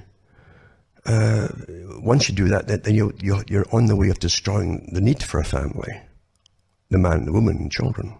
And you can go on from there, you see, and they say it's been awfully, awfully successful in the West. And where you always find this dichotomy, this paradox, in a sense, of excuses, is where they conflict with each other. The ability to hold two opposing opinions in your head and believe in them both at the same time, as George Orwell said in 1984. Doublethink. Your own governments across the world have spokespeople who come out and tell you, there's too many of you. Way too many of you. We can't go on like this and sustain the country. As though they're supporting you. Huh? I mean, you're supporting them. And a lot less money than they're taking off you. But the facts don't matter. So they're telling you this. And at the same time, they're telling you, because they say there's too many of you, then they're telling you there's not enough to pay taxes that we owe, or the money we owe the banks. So they've got to open the floodgates for mass migration. And that's the excuse for mass migration and the elimination of borders. You understand what I'm saying here? Which one is it? You think they'd be quite happy with folk dying off and fewer and fewer and fewer people? Huh? Do you really think they would risk their own elimination and disappearance at the top. Do you really think they'd do that? If it was purely because there's not enough folk to pay taxes? Do you really think that? So if they're not afraid of millions coming across Europe to add to the population, if they're not afraid of having to support all of them and what they're consuming, getting taken out of sustainability program, why would you at the same time say there's too many of you? Which one do you want? Less or more? Less or more? Simple, isn't it? But you'll never get a straight answer because they have no straight answer to you. Again, there's always a good reason and then there's a real reason. You'll never get told the real reason. You have to dig for yourselves. The elimination of borders is an old idea for those who gave you eugenics and who are alive and strong and well through over 1,000 think tanks and foundations all working together. And they're on their way to getting what they want. The elimination of national boundaries, a standardized society. They don't care about different colors or peoples or ethnic groups. If they can standardize them all with the same speech, the same understanding, the same new culture, that's what they hope to bring in eventually, then they can dominate and control all of you and then bring you down population-wise, or sterilize you. Like the West already going down the tube step with sterility, as we know. It's one of the main problems that they have. It didn't happen by itself, and they'll never tell you either why it is happening. You're in a eugenics program, that's what I'm saying. And you were in it before you were actually born. And in the future, a lot will be more so in it because they won't be allowed to be born. That's part of it too. You have politicians coming out saying it now. They're reviving the old idea that came out way back in H.G. Wells' day. Oh yeah, you know, and his co-founders too, like George Bernard Shaw, about the need to even have permission to have children. They're back to that again, you see. But again, don't forget, under eugenics, you serve the world state, as they say. Then you see your reward. You have lots of rewards, but one of them will have the right to pass your genes on into a new child, for a new child to be born. This has always been the same goal. That's what really is amazing to me. It's under this mass confusion that appears as mass confusion to the general public who don't have the time to go into all this stuff.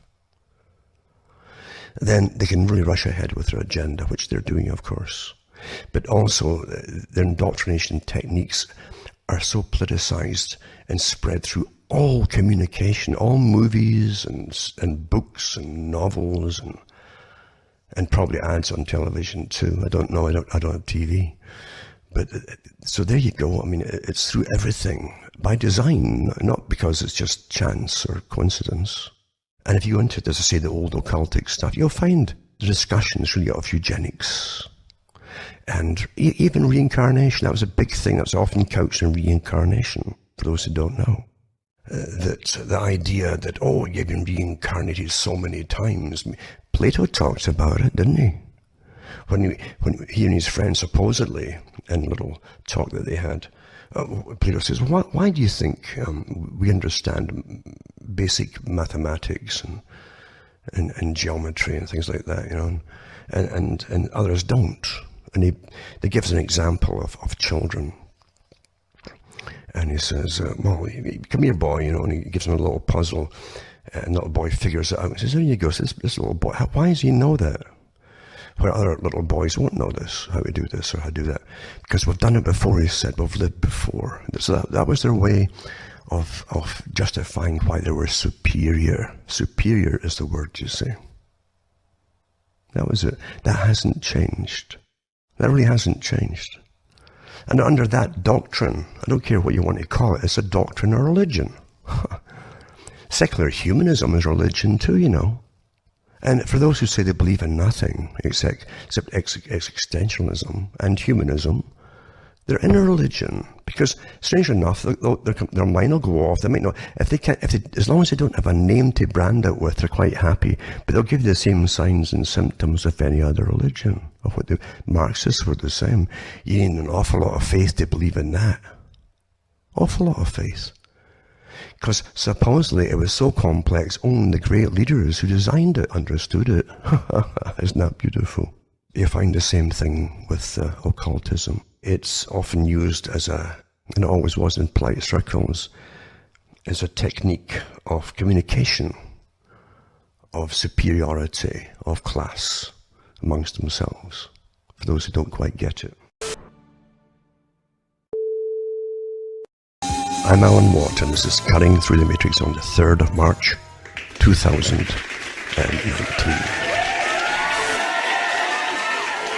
And also remember, too, that even with the Hellfire Club, you'll find that Benjamin Franklin belonged to some of the clubs in those days. And these Masonic clubs were not for the average person. They were for Masons, sure, but at that time, Masons were generally people of dignity. They were called gentlemen, or sometimes called Gentile men, but gentlemen. And they often had a prostitution brothel attached to as part of it. And you think, well, I guess they're just indulging themselves, eh? But it was more than just that. It was to do with selective women who had what they call quality and character and intellect and health, that they could mate. Again, that was your privilege. You could get mated with one to have an offspring with, out of wedlock, who would be trained then as a form of, many names have been used for, even Aleister Crowley could talk about the magical child, etc. Today, we can read about it in the Foundation's writings, as I mentioned before. They select children. They don't tell you who bred them, but they select children. And they train them to be rulers in a whole bunch of different areas, which govern us all. And we don't elect any of them, because most of our governance today are unelected organizations. And this farcical thing called democracy. Anyway, I could get really into depth with all this stuff, but really, you have to, and you got to chuckle too at the nonsense of it all. You know, how we believe, and they get people all round up about democracy. And by God, they really get round up, don't they? Democracy. And here's the thing too, for those who belong to these organizations, they hated, and still do hate, the general average, low-educated working class. They really hate them, despise them with a passion. H.G. Wells said it too. He says, you know, look at the people. He says, the poor, what you do, he says, you can help them. You help them get over their sicknesses and illnesses. And he wasn't just talking about Britain, he's talking about the rest of the world through charities, etc. at that time. And he says you can vaccinate them against diseases and even throw money at them. He says, what did they do? He says, they breed. And folk thought, well, I guess he's talking about Africa, because Africa, they're always throwing money at Africa, and they couldn't see the results from it. They couldn't see it, because most of the money wasn't getting there, obviously, either. But the corruption's rife in a lot of different nations, too. Every nation's got corrupt. The groups that rule you are legitimate because they conquered and slaughtered folk thousands or hundreds of years ago. And through time, they become respectable. Every country is the same. That's how it is, folks. Those who take the chances, they're bold. Knights are bold. They slaughter their people. They do things that you wouldn't do. They take the chances. They're the ones that win, you see. That's how it works. And we're taught that that's somehow, now they're nice and clean and superior hundreds of years later, their offspring. Really? That's how it happens. Every country is the same. Every country. So H.G. Wells and many of his own ilk were really disgusted at the working classes, but he wasn't talking about that. He was talking about folk in Britain. Yeah, he was. The great H.G. Wells, eh? And he talked about a rulership of the air, you know, a Masonic brotherhood of the air, a secret society who would rule through science, the general population, and things to come. So that's really how it's done. And he belonged to all the societies too, and co-founder of the Fabian Society that would achieve its goals for this plan system.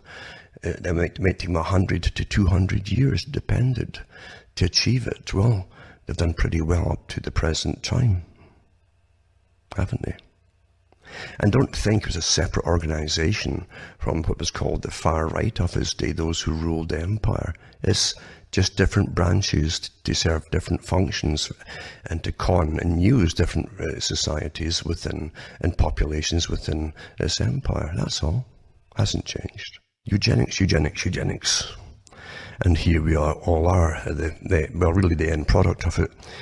And they're even harvesting. And we know this harvesting has been in lots of top magazines and newspapers about the harvesting of children's organs and for sale and different things like that too. We know all this stuff for stem cell research and longevity projects, etc., etc., etc. And that is true too, by the way, that they've always been, I've said it for the last 25 years or more, that there've always been 3 levels of reality existing at the same time in any profession or field of science, including medicine.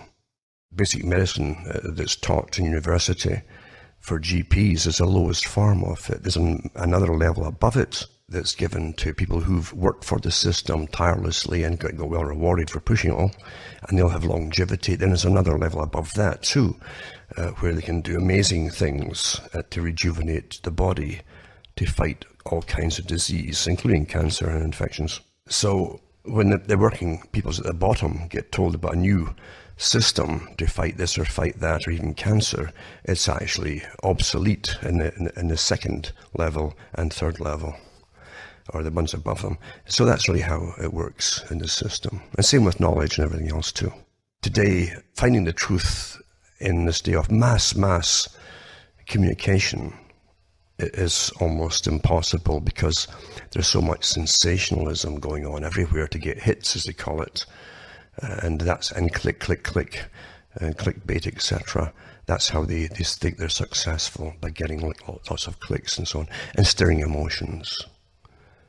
And of course, those who rule the world have stacks of massive foundations working tirelessly every day on the internet with all kinds of pretended reasons for existing and for what they do. So it's pretty well impossible now. I hate to say it, but it's true. And I knew this would come a long time ago. Now let's look at this big organization that was based in London. Still is, of course, the Royal Institute for International Affairs, private organization that anyone who's anybody in history for the last few hundred years belonged to, basically, even before it was called the same. But it was called different names before that. Winston Churchill was bamboozled about it. He knew it existed. It was a covert thing. You'd get whispers of it running the British Empire behind the scenes. And he made a speech in Parliament about it that was disgraceful, how, because he wasn't in the loop at the time, of how it was really running the whole affairs of the empire and creating wars for its own gain, etc., its own purpose. Although it would seem from later speeches he was certainly well aware of what it was and he was part of it with the round table societies and so on. But at different levels, it had an inner party, outer party, and it had foreign branches that tried initially to hide themselves by giving different names to themselves. But it's the same organization for world empire that I'm talking about tonight, to say all these different aspects of it as part of the same system. And the US took over a big part of the active participation of funding it across the planet since just before and after World War II, up to the present time, under the guise of Council on Foreign Relations and another specialized branch called the Trilateral Commission, where the technocrats that do the real signing and drafting up of plans and so on with think tanks and getting them signed without any votes going through, they're the real movers and shakers, including the guys who really manage the central banking system that's part of it too across the world. So we're run by agencies of which most folk are completely oblivious of, but it's the same organization, very old, with the same agenda, working tirelessly through foundations as they hire, work and retire and recruit and train and retire for generations. They can always achieve their objectives, getting back to what I said earlier. We are short-term thinkers. Foundations are not. They don't have to be. And this is where we are today with it all, too. But it's really so sad. The people for the last 100 years worked and died, and went through often wars and everything, never knowing that this was behind everything that was happening in their lives. And all the topics, even for gossip for the papers, was dished out by them too. And entertainment as well. What kind of entertainment? What's embedded in entertainment? That's how all-encompassing this happens to be. So in the US, they made the Rockefeller family, the movers and shakers, as a big, huge branch for America. And they would go under the guise of philanthropy, naturally.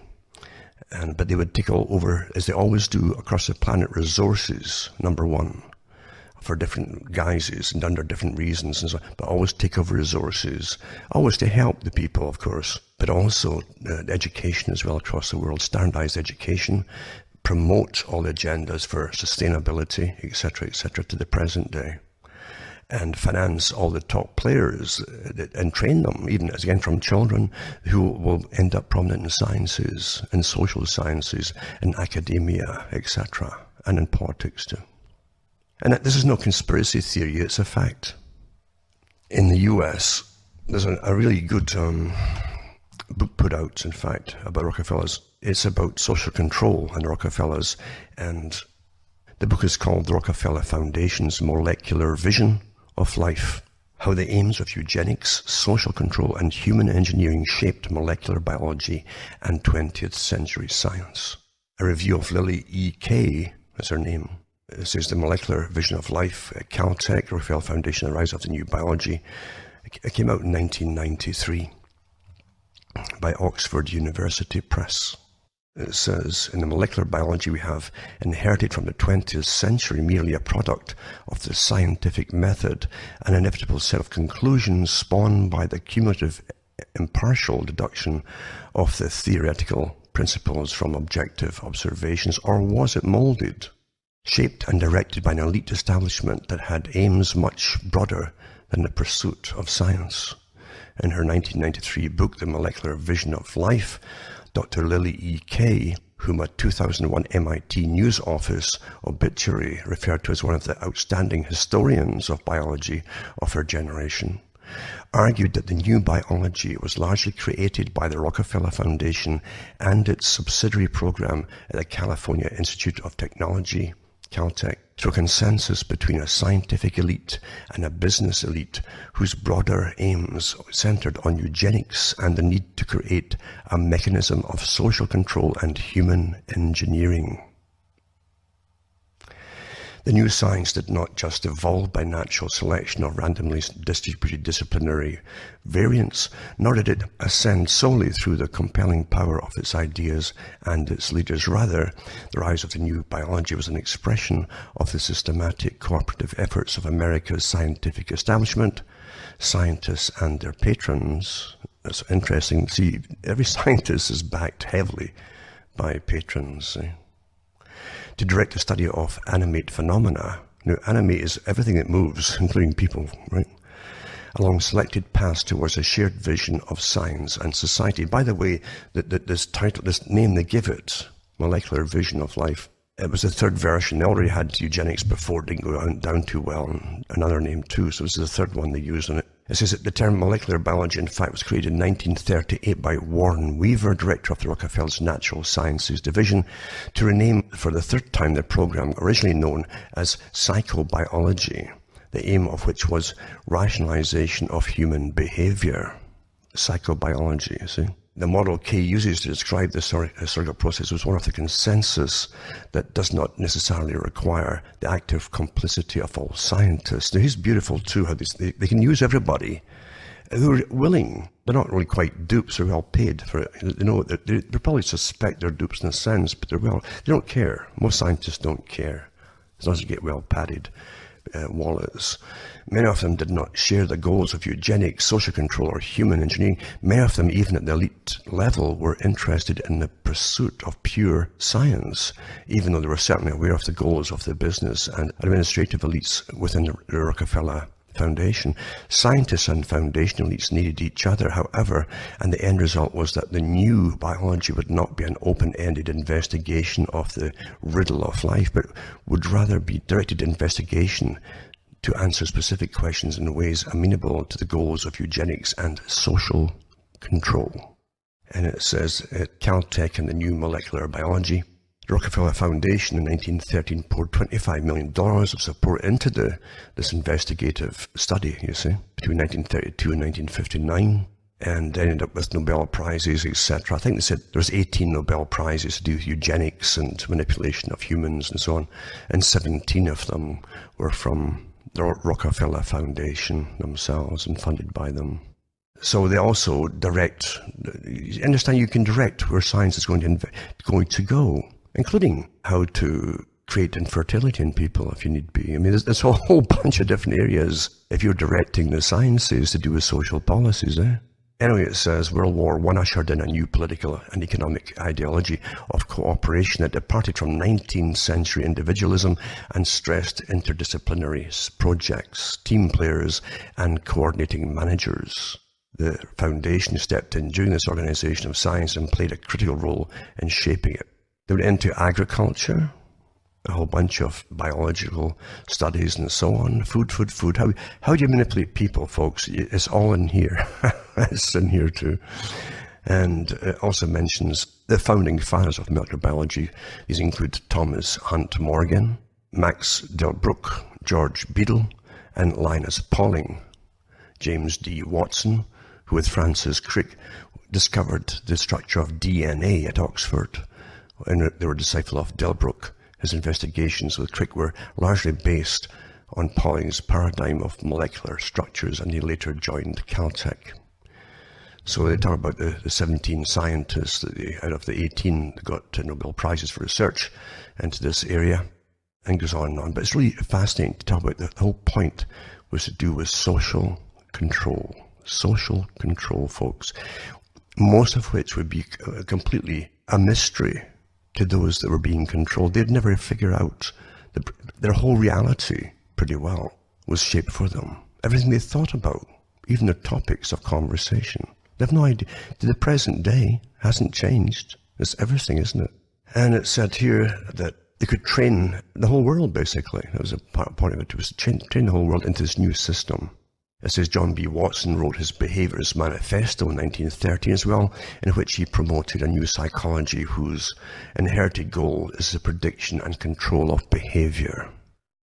And this goes on and on and on, and how they could train out and maybe even breed out different traits which are undesirable in human nature, and put other ones that we're really into the fields of genetics. Isn't just purely psychological indoctrination, although it's a big part of it too, but it's everything else as well.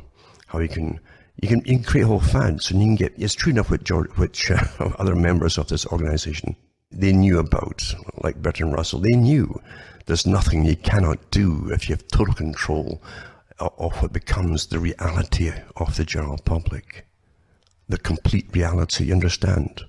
If everything you look at has been designed for you to look at, if every question it's going to lead you to questions, so every question that'll appear in your mind to do with is from what they've given you already, to make you run circles and circles and circles and pre-planned answers and pre-planned questions, and endlessly. You understand what I'm saying here? This is way beyond just the realms of sci-fi. Because to hold on to your sanity, as I mentioned before, is a very difficult thing. And I said that when 9/11 happened, because I knew this whole agenda was going to unravel very quickly and be implemented.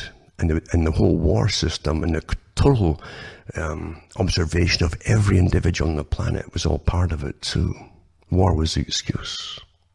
The necessity, that word again, necessity. But I'll put this up anyway. It's a good article to read. This is a review of the book. You don't have to read all the stuff yourselves if you don't want to, but you can certainly read the reviews of it, because most of the stuff is real nice to read the condensed versions, because there's so much to read in this day and age. As I say, circles within circles within circles, and questions within questions within questions, all planned for you to spend your life trying to do. The people involved can't read all this stuff themselves. It's too much. They know this. Also, when they put up Peter Hitchens on ID cards, it says ID cards are great if you want to spit on liberty and be a serf.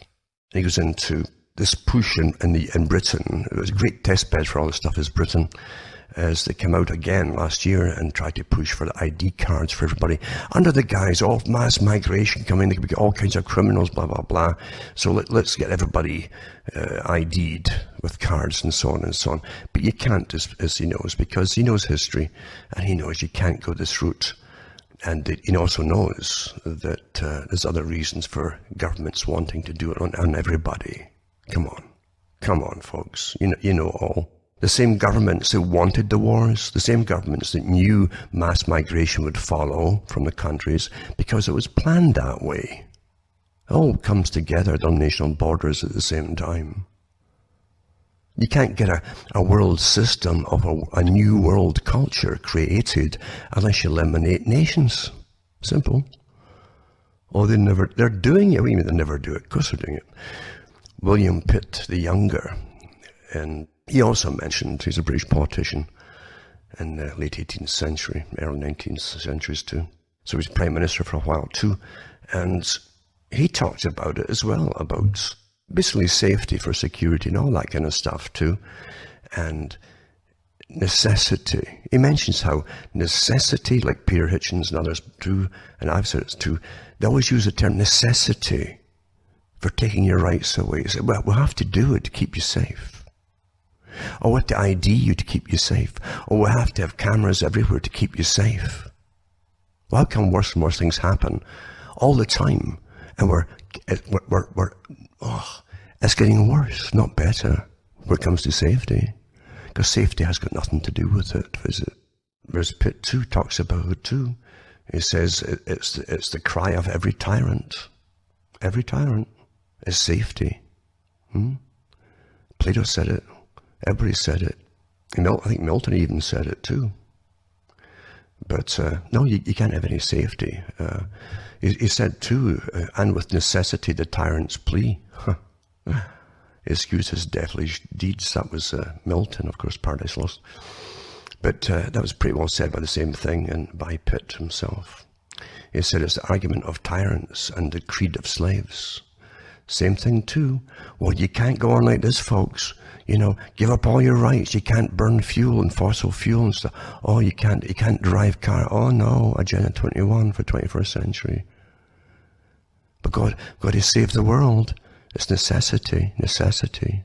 Total control, remember, total control of every individual has always been the agenda of this secretive but very huge society in the world. And their part of it too is bring down the populations. Sterilization.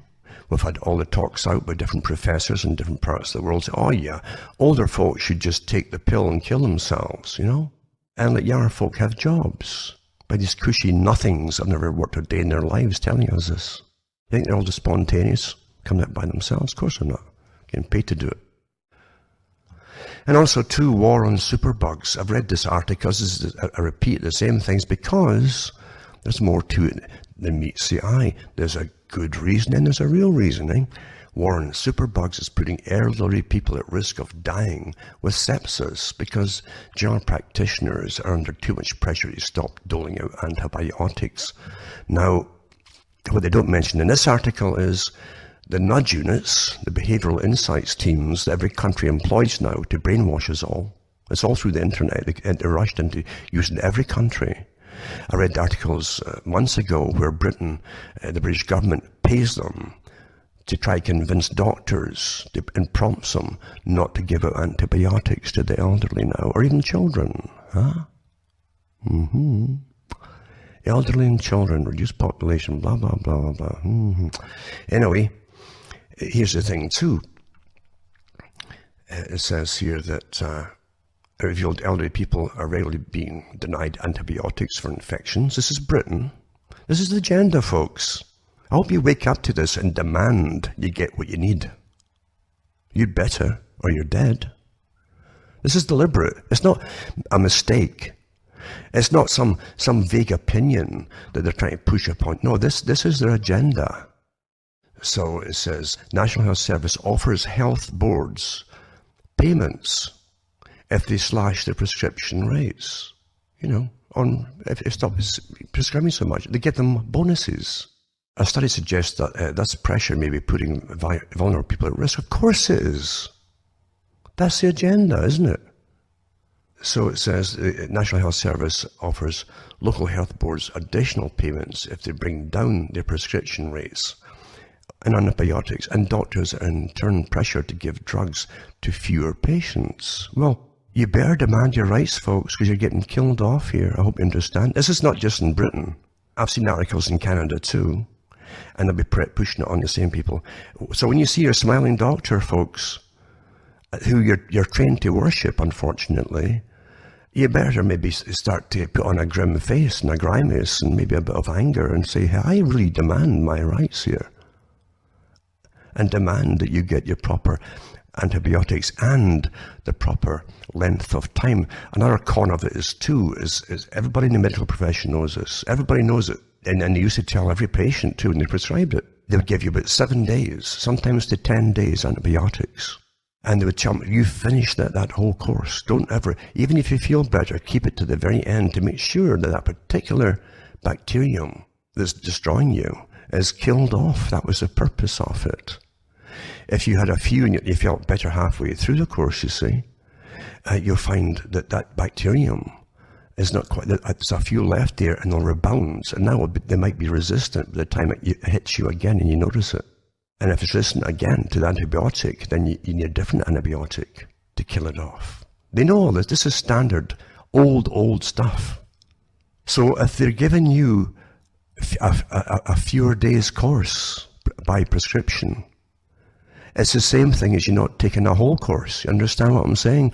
Legally, it might cover their asses, and they know this. They know this, folks. That's the reason for it. But it's not going to kill off the infection. So they're saying in Britain here, in this article, patients sometimes have to go back to try to get more pills because it isn't killed off yet. Well, by that time it'd be too late. It says it here in the article. It says general practitioners have been repeatedly told they run the risk of creating a public health catastrophe by doling out too many drugs. And at one point in 2015, they were even warned they could be struck off for over-prescribing. I guess they can prescribe you marijuana now, though, eh? At least you can die, I guess, in some happy haze. I hope you're understanding what I'm saying here. I really do. It's not my opinion, folks. This is just fact. It says the findings suggest that older adults, especially men aged over 85, should start taking antibiotics as soon as possible after diagnosis to prevent serious complications.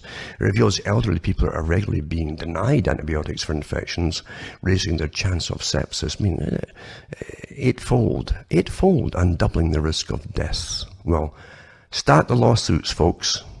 You better start lawsuits, because if you don't, they go through the motions of giving you too few pills to do any good to you. That's the purpose of it. It'll depend who you are, of course, in this so-called classless society. Believe you me, those who are important won't go through any arguing to get what they need. And also part of it too, again, the war, it's all to do with necessity. If they can't get a war on this and a war on that, well, it's a war on humanity. Man's causing death to the planet. Oh my goodness, eh? The climate change. Paris Climate Change Agreement, everything you need to know. Put that back up again for those who don't quite get it yet, what it's about. And those who've been trained for the positions and promoted to the top, who, as you know too, they don't have to be a genius, they're far, far from that, in fact. I'm surprised they scraped through some of them, but it says Ocasio-Cortez poses legitimate question, is it okay to still have children? Do you think this is all out of her own mind, folks, or what I've been talking about here? They train them for years and present them to these characters. They get well paid for it all too, well paid. Doors just open. There's lots of them out there in every country.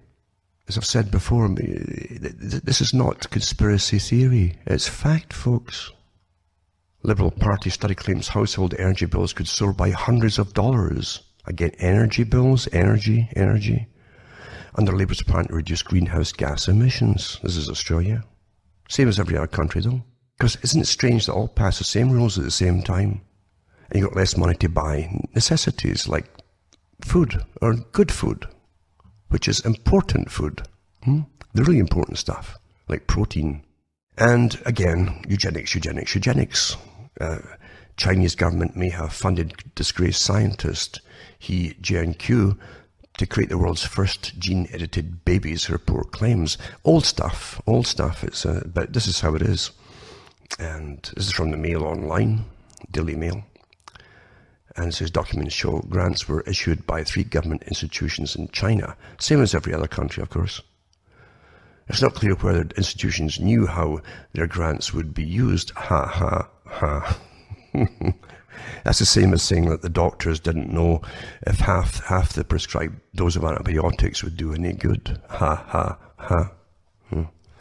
Scientists modified the DNA of twins to make them resistant to infections with HIV. That's the excuse that they gave for it. I'm sure every country's done the same experimentation, or experiments elsewhere in laboratories you don't even know exist. But of course, they've had lots of articles over many years about gene editing and the creation of new human beings. Of course they have. You know, in the 70s, they actually put human genes into pigs, and the American Department of Agriculture and Livestock, or whatever they call it, was involved in it too, by the way. And after the experiment, where they put them into these particular pigs that they bred, they released the pigs into the rest of the pigs. So human genes were, after the experiment was over, they put it in, and they ended up going through the population of pigs in America. Human genes. It's like turning us on into cannibals.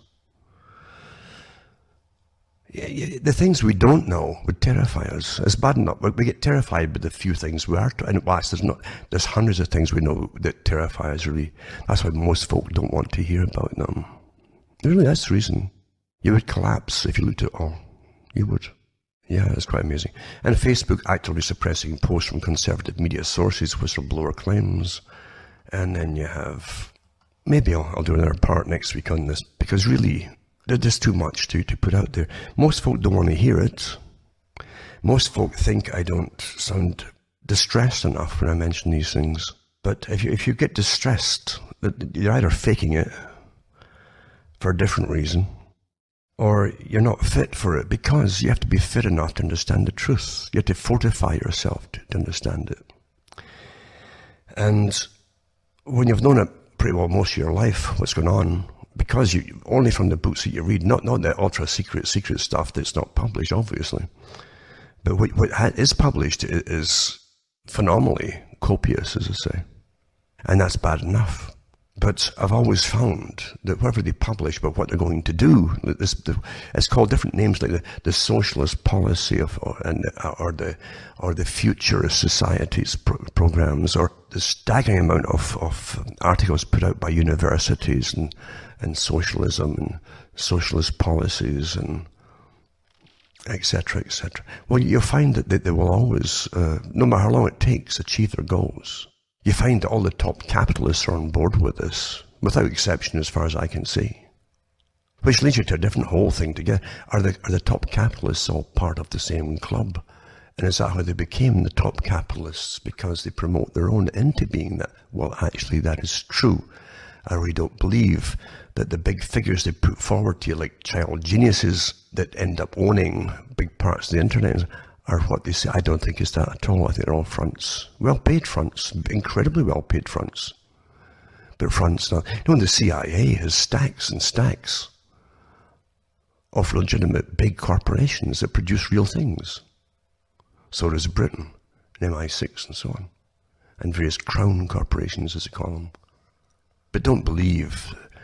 Because, see, now's the time, these people who turn to be philanthropists from being geniuses, supposedly, it's strange how they're all on board with the same agendas as philanthropists, depopulation, and a whole bunch of other things. It's always the same things, isn't it? Isn't that rather odd?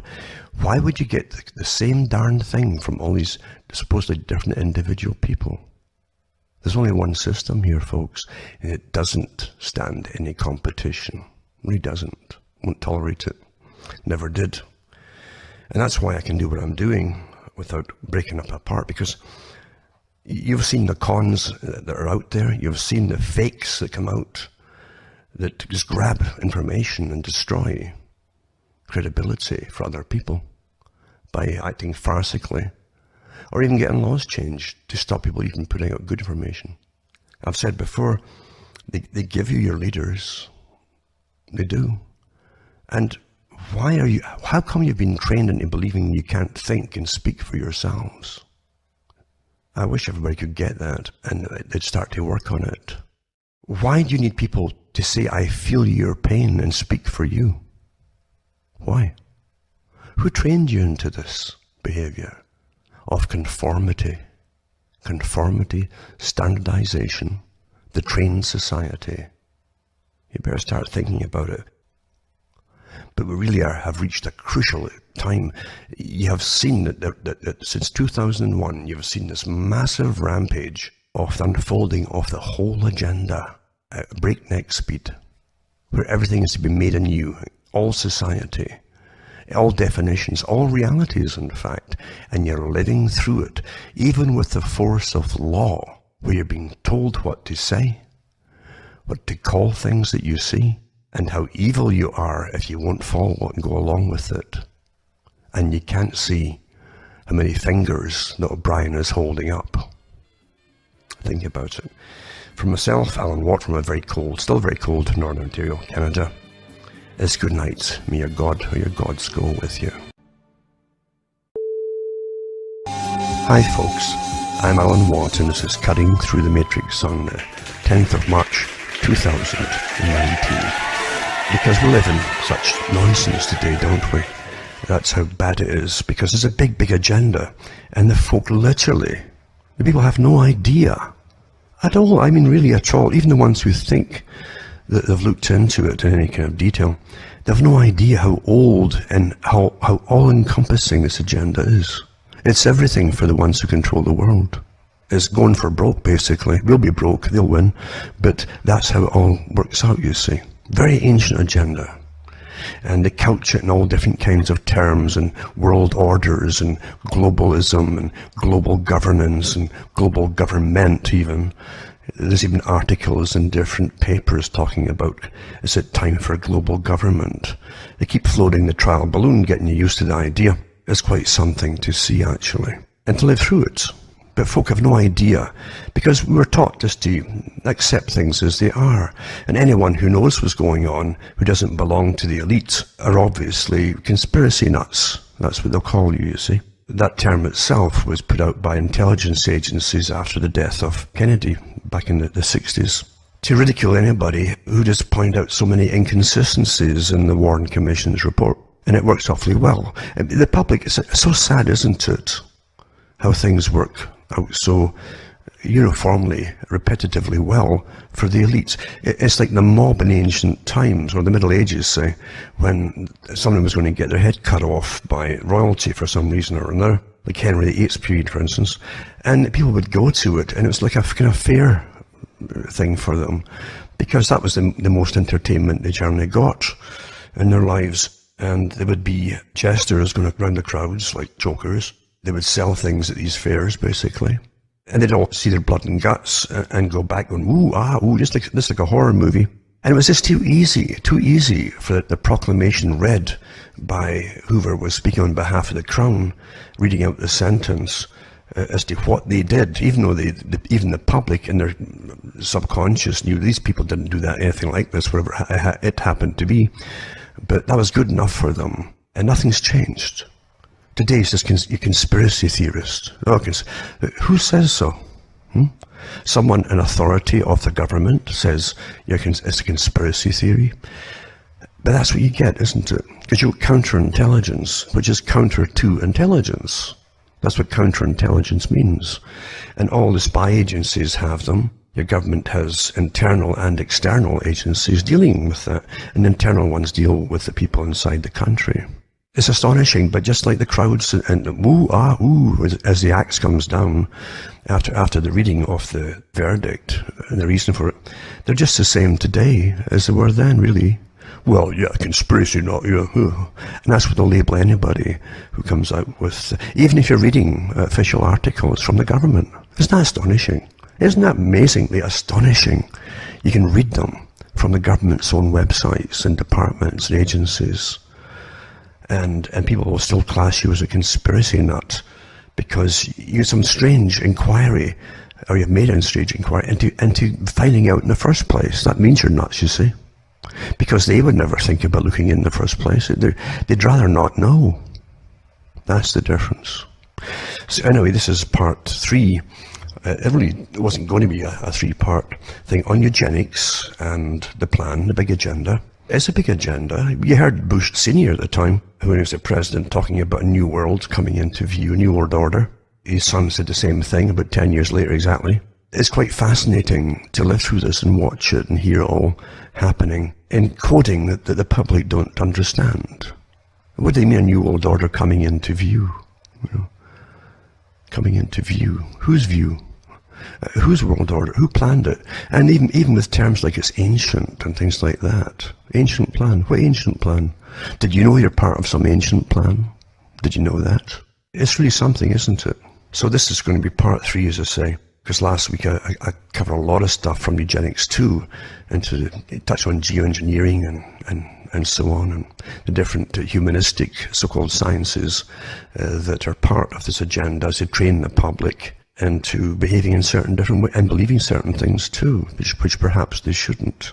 So this is part 3 of Witness Signs of Huxley Blair's Ultimate Revolution, using geneticists, biochemists and scientific collusion. And that we've got to give up all our rights and freedoms to save the world from global warming. So that's what we're living through, farcical systems of control. But as I say, the big boys planned this a long time ago.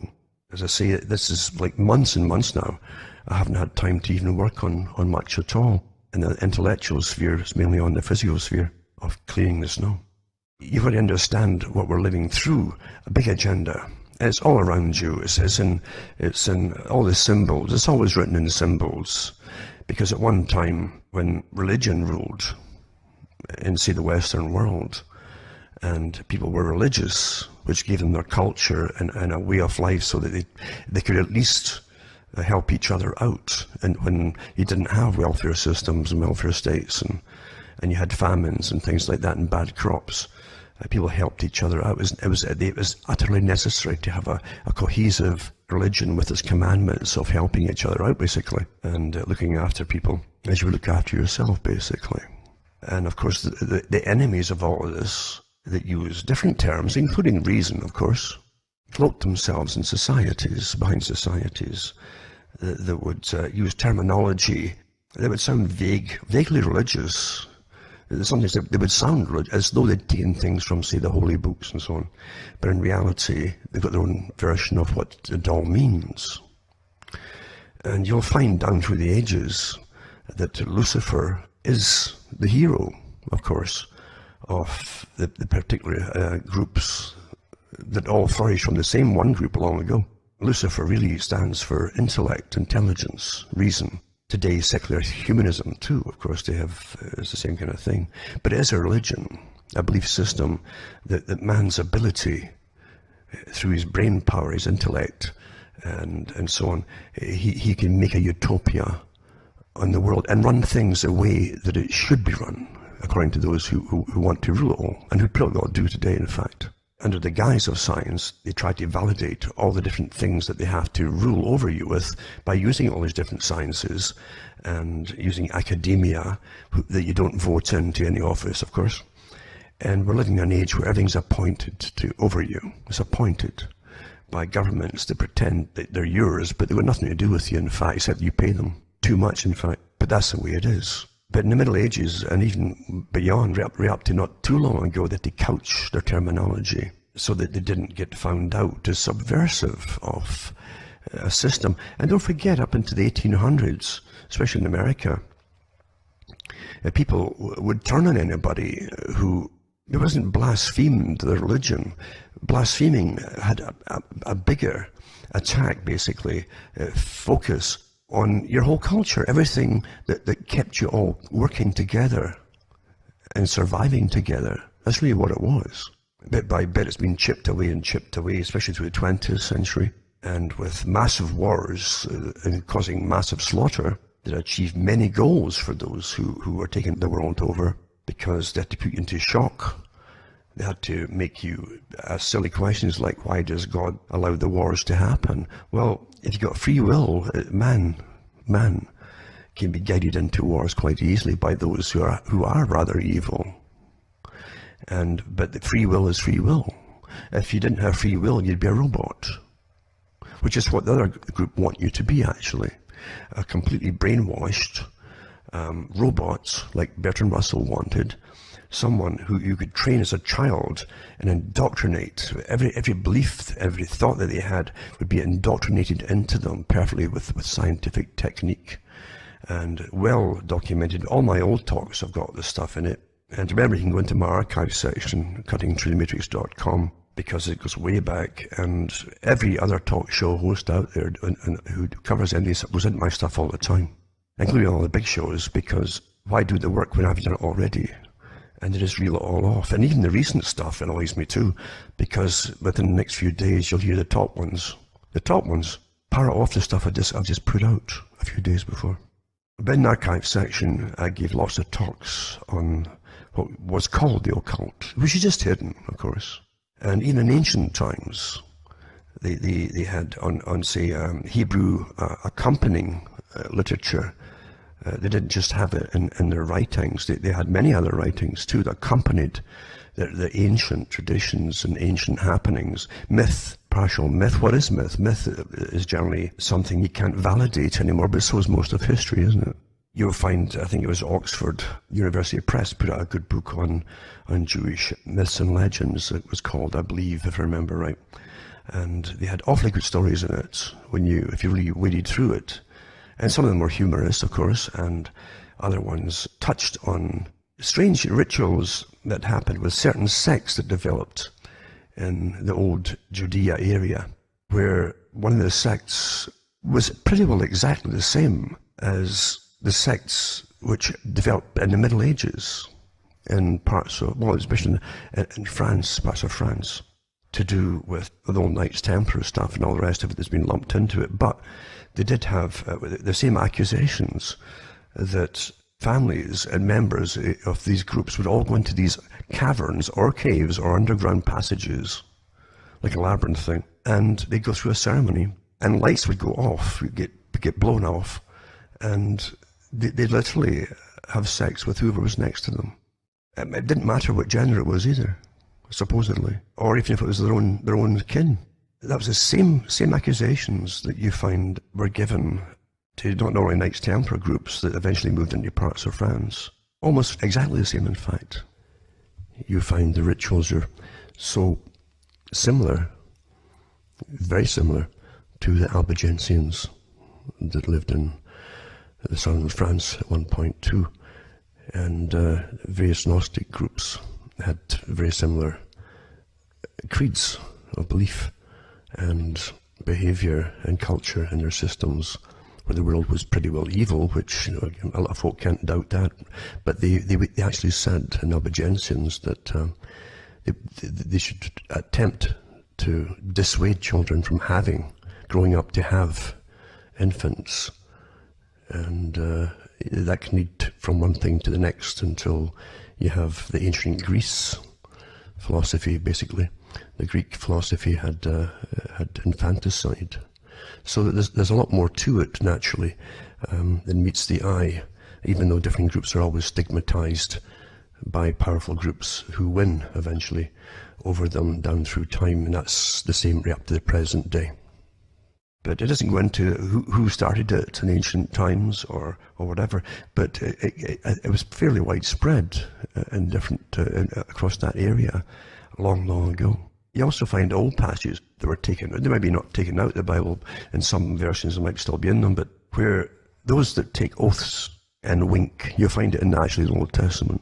and shift their feet, because it's a symbol of the right angle. When you move your feet, you put them together in the right angle. Things like that, ancient, still used today, of course, in Masonic rituals. There's actually a warning about them, those who wink and shift their feet in certain angles and so on. And then they talk about the ephod. The ephod, it can mean a basket, but it can also mean an eye, a symbol of an eye. All old stuff. Anyway, I did that years and years and years ago, more than 20 years ago. To show you that there's definitely organizations that come down through time that hide what they're up to from the general public every time, every stage in their evolution, you might say, or existence. Because it's heretical in all ages and all types of cultures as to what they're up to, which is the overthrow of the current systems, especially the established religious orders, and all cultures, by the way, in order to destroy it all and bring in their secular humanism with themselves, and selected people who are tested on the IQ levels, no kidding you, and those in academia and specialists and so on, who would rule over you. And that's the perfect world that you find even in Things to Come, the story of it, from H.G. Wells, who was into all this stuff, eugenics and population control, and he hated the rabble, the working class rabble, etc. And all his kin did too, all his friends, and the agencies that he belonged to, associations. So it's never changed, and they have to get their goal through. Now, the organization at the top already owns the financial systems of the world. That was one thing they had to do, was create a universal financial system. And it's central banks, of course. And all the central banks now are connected to the World Bank and the International Monetary Fund and the Bank for International Settlements. These were all set up from the one organization. They did set them all up across the planet, same thing. Any country that wouldn't go along with it has recently been bombed out of existence, because you must borrow. You must borrow to be a part of the organization.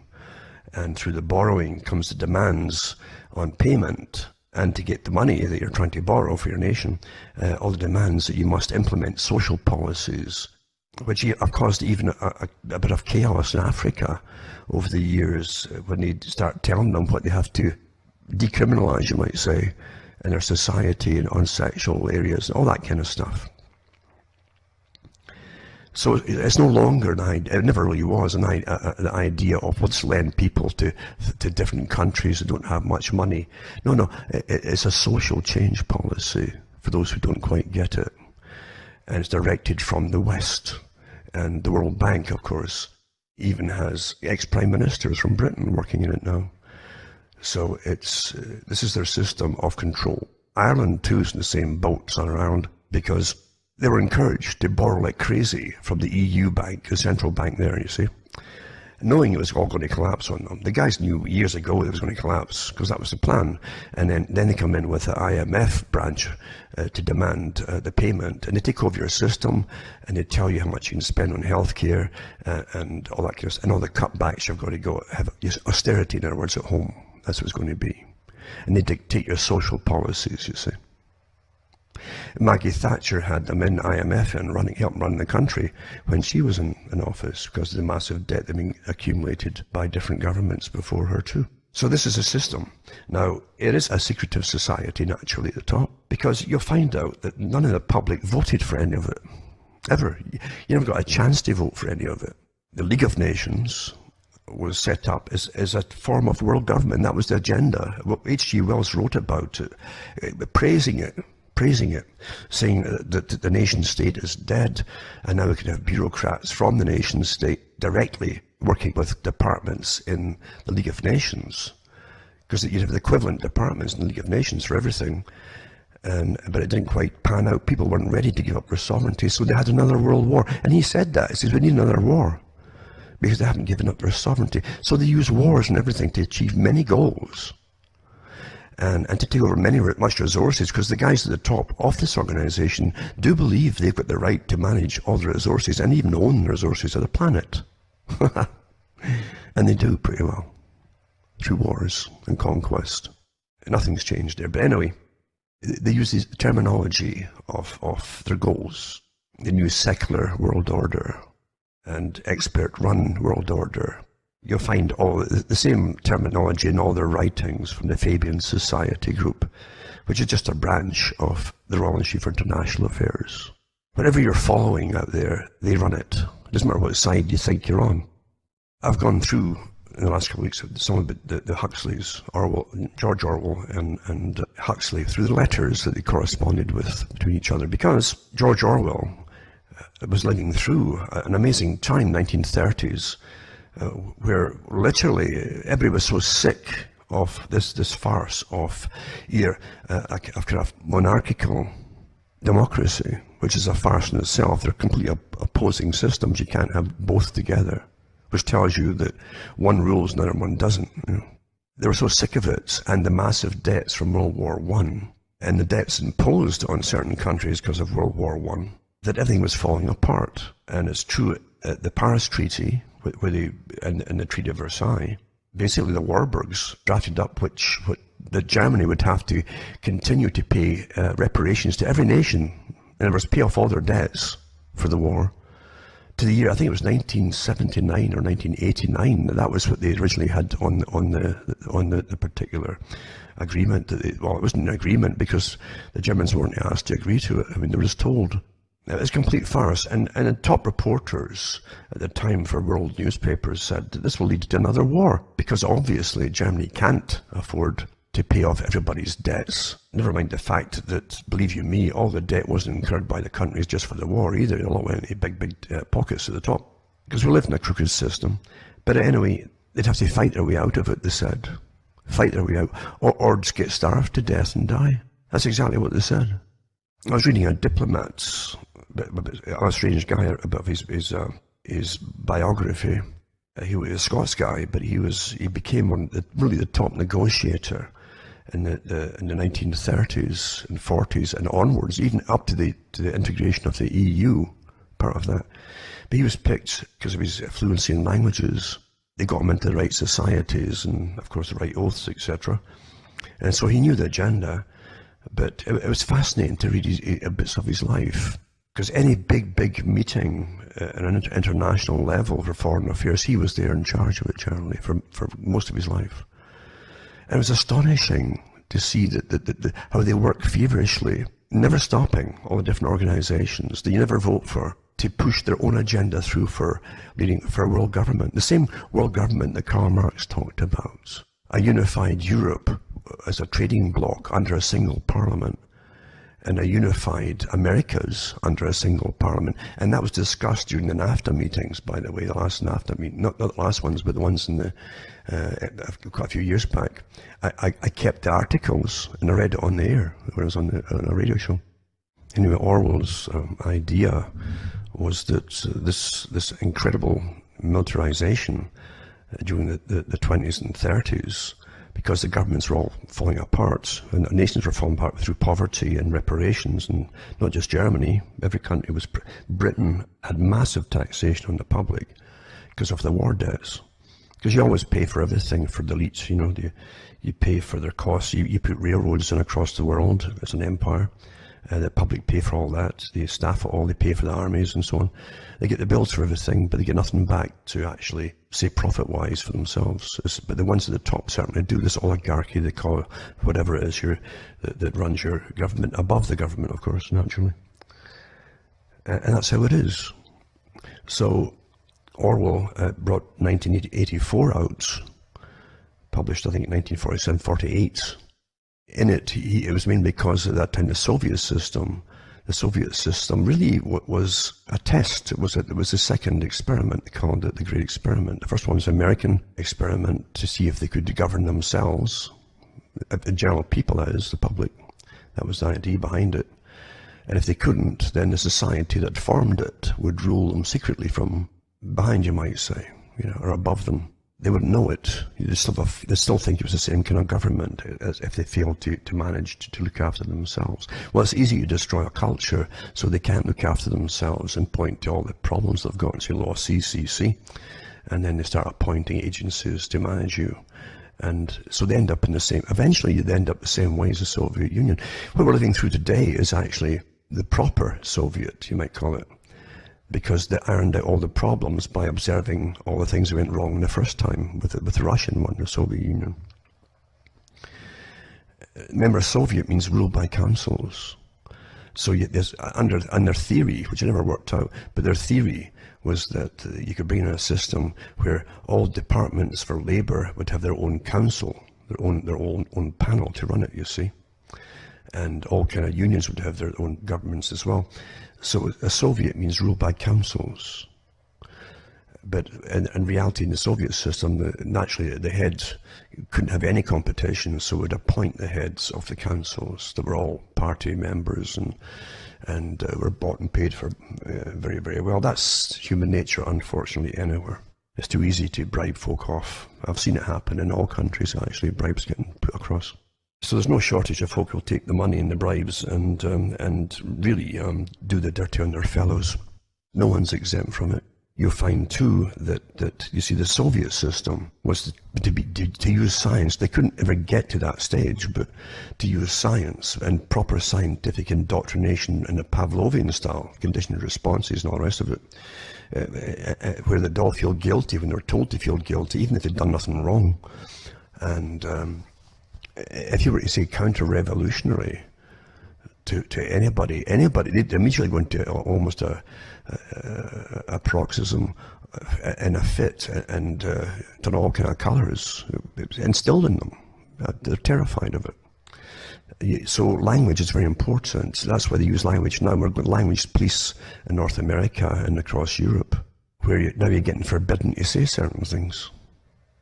Same thing. It's all Orwellian. Well, Orwell saw this happening in his day, and so he saw a stage, at least for 1984, a stage where you would have the spy system, or everyone would get monitored, spied upon constantly, and as they got more and more authoritarian, they would demand that you turn up for, and I've mentioned this before, you will eventually have to turn up for your community meetings and community parades and community this and community that you will eventually, and if you're not there, you'll get a knock on the door and you'll get dragged out or fined or something. That will come in this system, this part of the system that we're going through right now. There's no doubt about it. In Britain, the police are contacting people who've used words they're not supposed to use anymore, and they're getting warned about it. So they're giving you a warning now. Well, that's a threat, you see. Your government agencies are threatening people. So you're already under tyranny, obviously, and it's not going to stop there. Not going to stop there. Because you see, your idea of freedoms are all delusions. Complete delusions. You really haven't had them. You really haven't. Because most of the things you do and say already, they were given to you to say and do. There's nothing out there. There's not a movement out there that doesn't have leaders supplied to you. Believe you me, that's why the system has never failed. It's never fallen apart. But if you go into this, for instance, here's an example. World government, There's so many articles, even from governments' websites themselves, about world order, like a world order, a new world order, all that stuff. The stuff the general public will laugh at because you say it. You get from the government websites themselves and articles.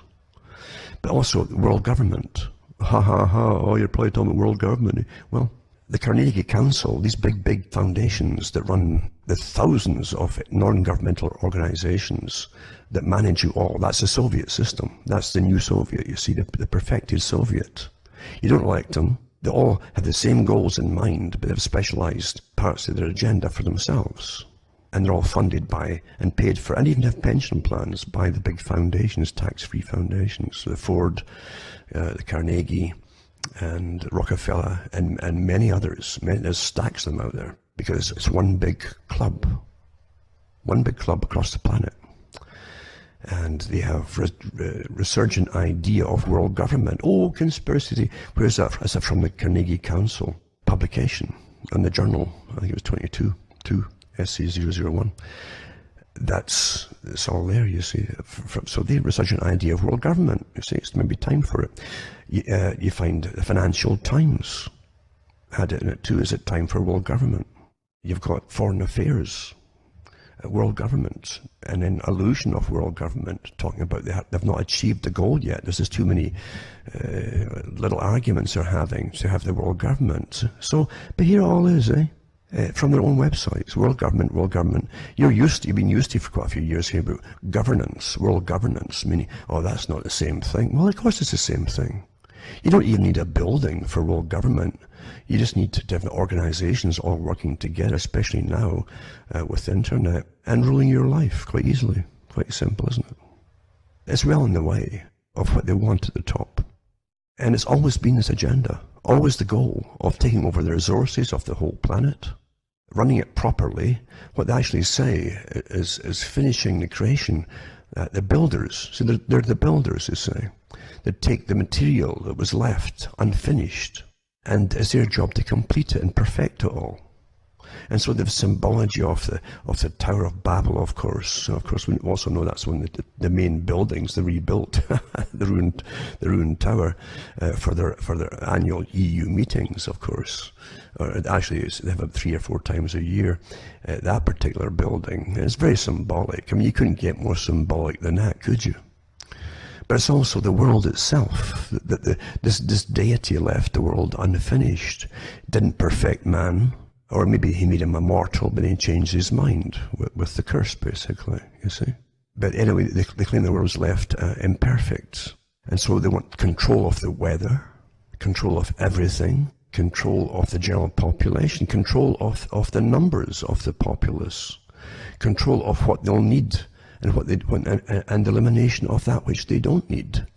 That's basically eugenics, right? Straight there, you see. It's all right there. There's nothing to guess at all. And the same organization that runs every other major organization, that created, this one organization did create the United Nations out of the League of Nations. They still want that to be a world government. They created the World Bank, they created the IMF, the Bank for International Settlements across for the whole planet.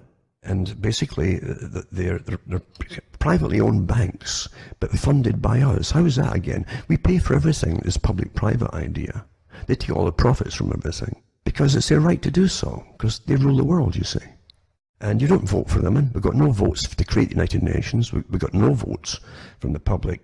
Never mind the wars they give you. You ever get a vote for a war? Do you want to go to a... No, of course you don't get that. Never will either. Because the wars have different functions than the ones you're trained to think that they have. And as I say, H.G. Wells mentioned one of them, and that was to bring every country to its knees through mass slaughter, so they were so fatigued and terrified and horrified at the mass slaughter, and fatigued at the rationing that would come out of it, and half-starved, and which happened, by the way.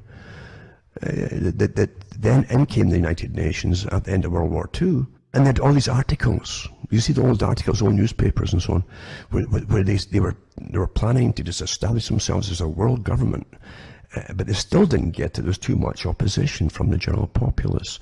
And Wells said again they need another war to bring them to their knees, on behalf of the Fabian Society and the elitists that he worked with. But Barry Goldwater also talked about it, and he himself was a senator for most of his life, I think. And like all politicians, there's corruption. You can't touch politics without corruption. So I don't trust any of them. At the end of his time, once he retired from it, he became left-wing and went along with all the left-wing agenda, all of it. You know, all the taboo things at one time, but he went along with them eventually. Rather strange if you really have any principles. But he did say, he talked about the Trilateral Commission, which is a specialized branch that came out of the Council on Foreign Relations, this big branch that runs most of the world now, and its parent company in Britain, which is the Royal Institute for International Affairs, that used to be called the Lord Alfred Milner Group, because they ran the empire, this group, the secretive group, when there was an empire there. And then they passed the torch to America with a bigger tax base. They'd already plundered Britain until they were impoverished, malnourished with wars and rationing up into the 1950s, until most of the population, the working class, had rickets and goodness knows what else, you know. I'm not kidding you. But they passed the torch to America with a bigger tax base. Now, they had created a tax base in America, And that was all done with the establishment of the Federal Reserve in 1913, all getting set up for World War I coming along. And along with it came the right to tax the public, you see. And so they could borrow as what they wanted from their these private bankers and private banks, and then the taxpayer would have to pay it all off, all the debt. That's the example of taking across the whole planet, starting in London to America and across the whole planet. Same organization.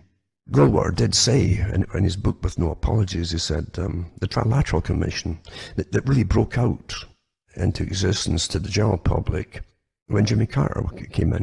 He was surrounded by them for the first time, and people said, what are these trilateral groups? What is this commission? This private group, again, is a private, they're all private clubs. The CFR, you don't vote them in for anything, but they're running everything. And the Trilateral Commission really is the technocrats that are displaced everywhere to actually get jobs done, whether they're elected or not. They're just appointed everywhere across the world, and including the central banks. And two of them were appointed to look after Italy when they bankrupted Italy, and another one for Greece. Amazing, eh? So they can override every country's, or at least what they're not supposed to, but they simply do. I mean, who's going to stop them? They're appointed to take over your country when you're bankrupt again, by the same banks that they work for. They're the movers and shakers, and their ex-prime ministers, ex-presidents belong to it. Bush Senior was one, and they're not beholden to the public for anything. Anyway, see, here's what Goldwater said in the book. He says the Trilateral Commission is intended to be the vehicle for multinational consolidation of the commercial and banking interests by seizing control of political government of the United States. Seizing control of political government of the United States. There's some part of that you don't understand there. You don't elect these people, they're appointed everywhere until they are running your governments. And they're in all parties, because the parties are all a joke. Anyway, he says, in my view, the Trilateral Commission represents a skillful and concerted effort to seize control and consolidate the four centers of power: political, monetary, intellectual, and ecclesiastical. The Commission emphasizes the necessity of eliminating artificial barriers to world commerce, that's taxes and trade and all the rest of it, and import duties. It says what it proposes to substitute is an international economy managed and controlled by international monetary groups through the mechanism of international conglomerate manufacturing and business enterprises. What he's talking about here is what Quigley talked about, a new feudal system basically run by corporate CEOs, etc. This was in 1979 that Goldwater wrote that. And it says, freedom, spiritual, political, economic, is denied any importance in the trilateral construction of the next century. This is the one we're living in now. So remember, this was written about 1979. So freedom, spiritual, political, economic, is denied any importance in the trilateral construction of the next century. What the trilaterals truly intend is the creation of a worldwide economic power superior to the political power of the nation states involved. They believe the abundant materialism they propose to create will overwhelm existing differences. As managers and creators of this system, they will rule the future, rule the world, basically. Always the old agenda. Hi folks, I'm Alan Watt and this is Cutting Through the Matrix on the 10th of March 2019. So freedom, spiritual, political, economic is denied any importance in the trilateral construction of the next century. What the trilaterals truly intend is the creation of a worldwide economic power superior to the political power of the nation states involved. They believe the abundant materialism they propose to create will overwhelm existing differences. As managers and creators of this system, they will rule the future, rule the world, basically. Always the old agenda. But of course, once, this is my own words, but once they've done all that, of course, which they're pretty well done. That's what the whole free trade system's about. That's why they get the GATT treaty on steroids and brought China up and made them the manufacturers for the planet. China didn't do it themselves. So there you go. And the overwhelming existing differences with abundant materialism. So materialism would put you all to sleep, basically. If you tie that in with the lectures and the talks that Aldous Huxley gave, where he said that, the people would be willing slaves, basically, kind of happy slaves, contented slaves. And it's through materialism, you see. Shop till you drop, etc. Credit cards, blah, blah, blah, blah, blah. And once they change and start withdrawing the surplus from the materialistic system and bring into austerity, you'll still go along with their system as long as you get little freebies here and there, little cheap things here and there too. You'll still go along with it. But in the process, initially, there'll be no complaining at all, as they take out all your rights away from you. That's already happening, basically. So the last part, again, freedom, spiritual, political, and economic is denied so you have no economic freedom, right, for anybody or any nation eventually, or political system different from the universal one they're bringing in, and the spiritual one, they're going to have no credence to any particular religion eventually. They'll use them. They'll use different ones to be the top ones that will appear to be the top ruling religions for a period, and then destroy them naturally. Because the system has destroyed the religions of the West quite successfully, didn't it? They brought in the sexual revolution, right? 1960s, they brought in abortion for everybody. So don't worry about the fallout from the sex. You see, the state will take care of it. Until marriage, that one of the goals, isn't it strange? You think it's strange, it's not strange at all, that the goal of Marxism was the destruction of the family unit. Huh? And for most people, eventually, the destruction of private property. Read Agenda 21 for private property, folks. Agenda for the whole 21st century. Huh? The 2030 is just parts of it, segments of it as we go through it, that they must achieve. But the thing for the whole 21st century has all of that in it too. It's on track for this new improved system.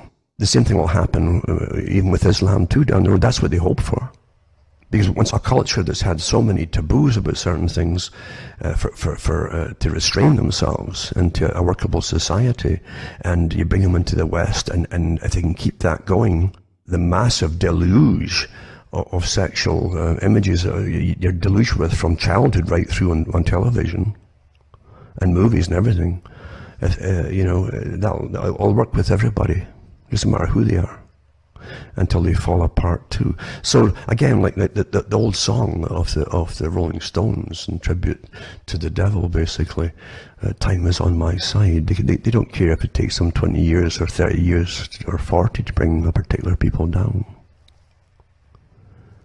And it will be interesting to see if Islam will really push against all that stuff and try to keep their family units intact and their systems intact. Or will they, I think already, a lot of the young guys are already falling to the temptations, and it's been well noticed by those, by their elders. But we're living through this massive system of incredible control. We really are. And the West has been through all the different revolutions, thinking it was all fun. Isn't it amazing how it's all fun, in the 60s. Yeah, just do it. Yeah, take drugs, do it, and have fun. Yeah? As they destroyed it all. And here you are. And folk can't even get a friend for more than a month or two. The genders are all screwed up with relationships because they can't get anybody to stay with them pretty well. Or if they initially do, they'll get bored with them if they keep watching television and movies. The whole job is to make you unhappy with what you have. It's a war strategy, you see. Most war strategies and revolutions are bloodless, but incredibly effective. Anyway, that was what Goldwater said in I think 79. So the Trilateral Commission place all these technocrats in all these positions of control, They're not responsible to the general public or to complaints from the general public. They do what they've planned to do, and then they get on with it. They're not answerable to the public. Maggie Thatcher said that she was then, when she retired, she said she now belonged to a group. And she's talking about the group, same group actually, in Britain, under the Royal Institute for International Affairs group. And she says, I know all the ex-prime ministers and presidents across the world and the top bureaucrats, basically. And it says, we can get things done without being responsible to the public. There you go. You get all the clues all the time, and folk miss it because you're trained to be a child and to stay a child and to leave your thinking to what you're trained to think as your betters, these special names and special people on television that speak with authority, you know, and they're built up like superstars, and they speak with authority. That's why they kept anchor men and women on television for their entire lives as they were falling off the chairs as geriatrics, because the people grew up with them. It was so evident in the US, and Britain was the same.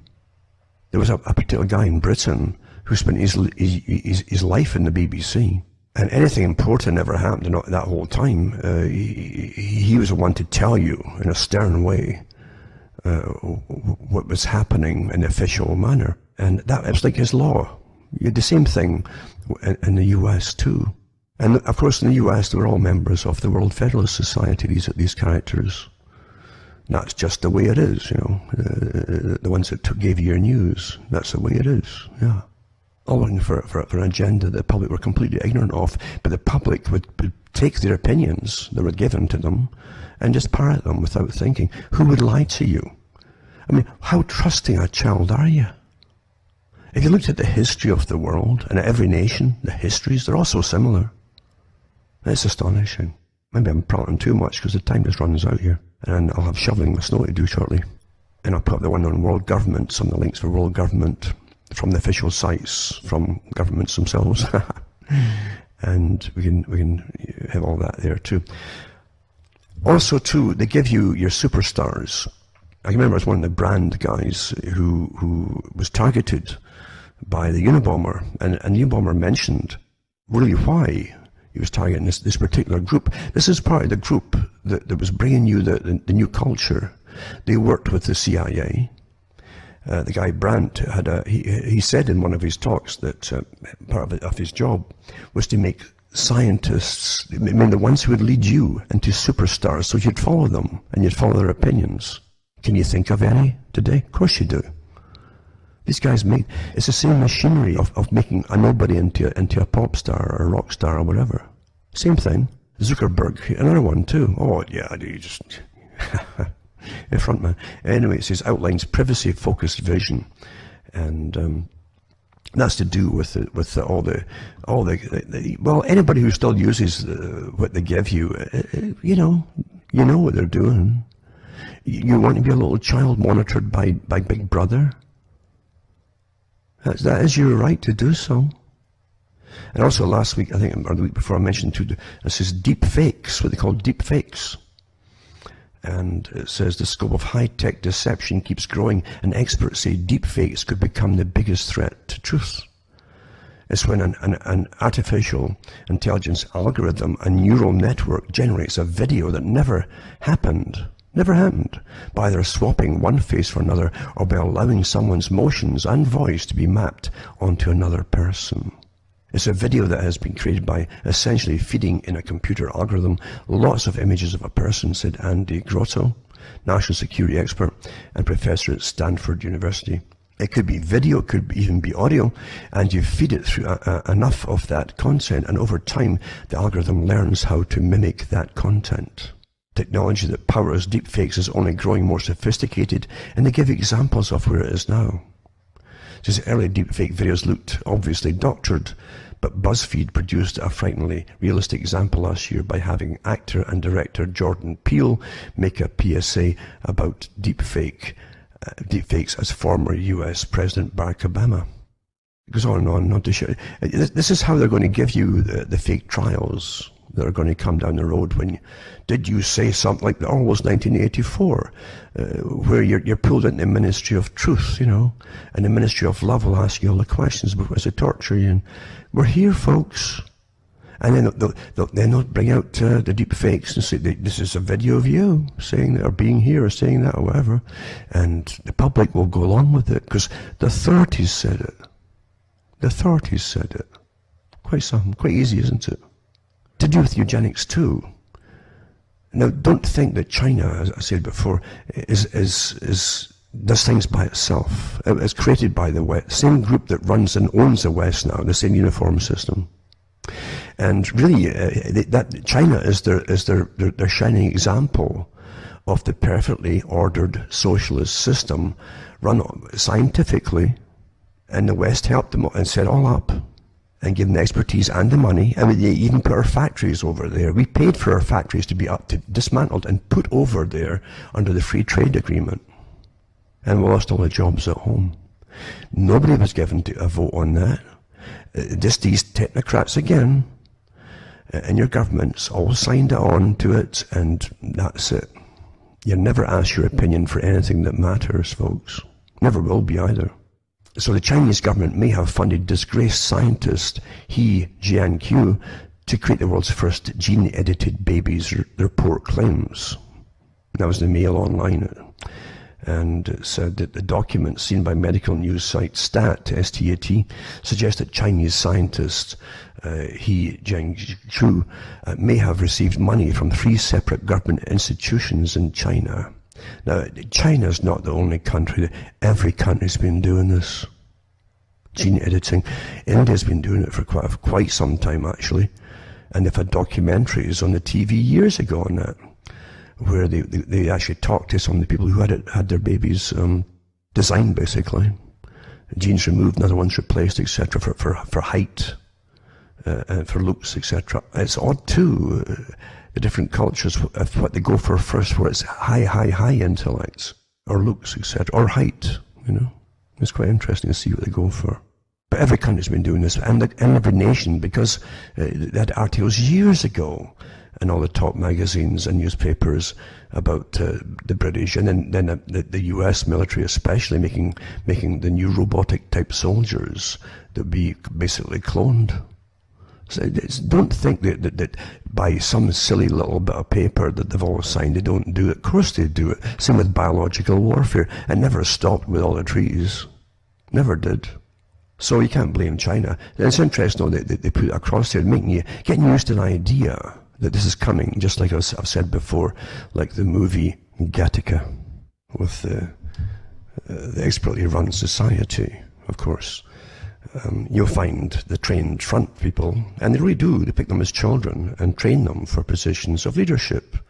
You'll find the big NGOs have ads about that, and they actually say about, you know, their about thing and what they're up to and so on. They tell you that they'll pick youngsters with the aptitudes and train them for positions of power and leadership. They all do that. So much for spontaneous people appearing who just appear out of nowhere. Now, these people are all trained and selected, and they're devoted, believe you me, to the agenda, because that's all that's been drummed into them their whole lives long, and they're well rewarded for it as they mislead you and lead you up the garden path. All of them do that. So you don't have a free society. You'll never get anybody who's genuine, who's going to talk for you. It ain't going to happen, folks. No way. I mentioned last week too about Alexandria Ocasio-Cortez, the so-called Democrat, who came out as they put her up to be a star, the star machinery again, a little nobody. It's legitimate for young people to ask if it's okay to have children, you see. Because you see, don't forget, they floated that idea too in all their socialistic meetings for well over 150 years about limiting people having children and using the China model, but also before even the China model came along, in fact, when they weren't communist, they were pushing the same idea in the late 1800s in Britain. And into the early 1900s, George Bernard Shaw said the same thing. He was all for it. He says, we'll decide if you can have children or not, according to your IQ level, etc. That's all part of it, folks. They breed out all the bad folk, all the general public, you see, the commoners, because they're awfully snobbish, believe you me. The Democrats, Liberals and Conservatives, they're awfully snobbish at the very, very top. They all are, because they all belong to the same clique. And they don't send their children to ordinary schools either, folks. It doesn't matter if they pretend to speak for the working classes.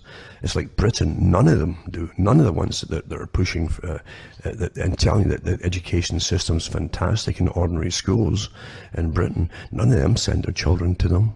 All the politicians for Labour, I think, are all going to the best private schools. Because they're going to make sure their children are going to be the winners. Of course they are. Big agendas on the go. But they give you the leaders. They certainly do.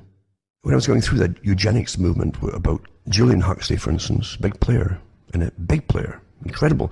The man was incredible. I mean, he voiced everything I'm saying here openly in his big speeches. And eventually he was up there with Planned Parenthood, of course. And he was a member of UNESCO, the head of it for a while, to create a common culture by indoctrination of children across the world. That's how you do it.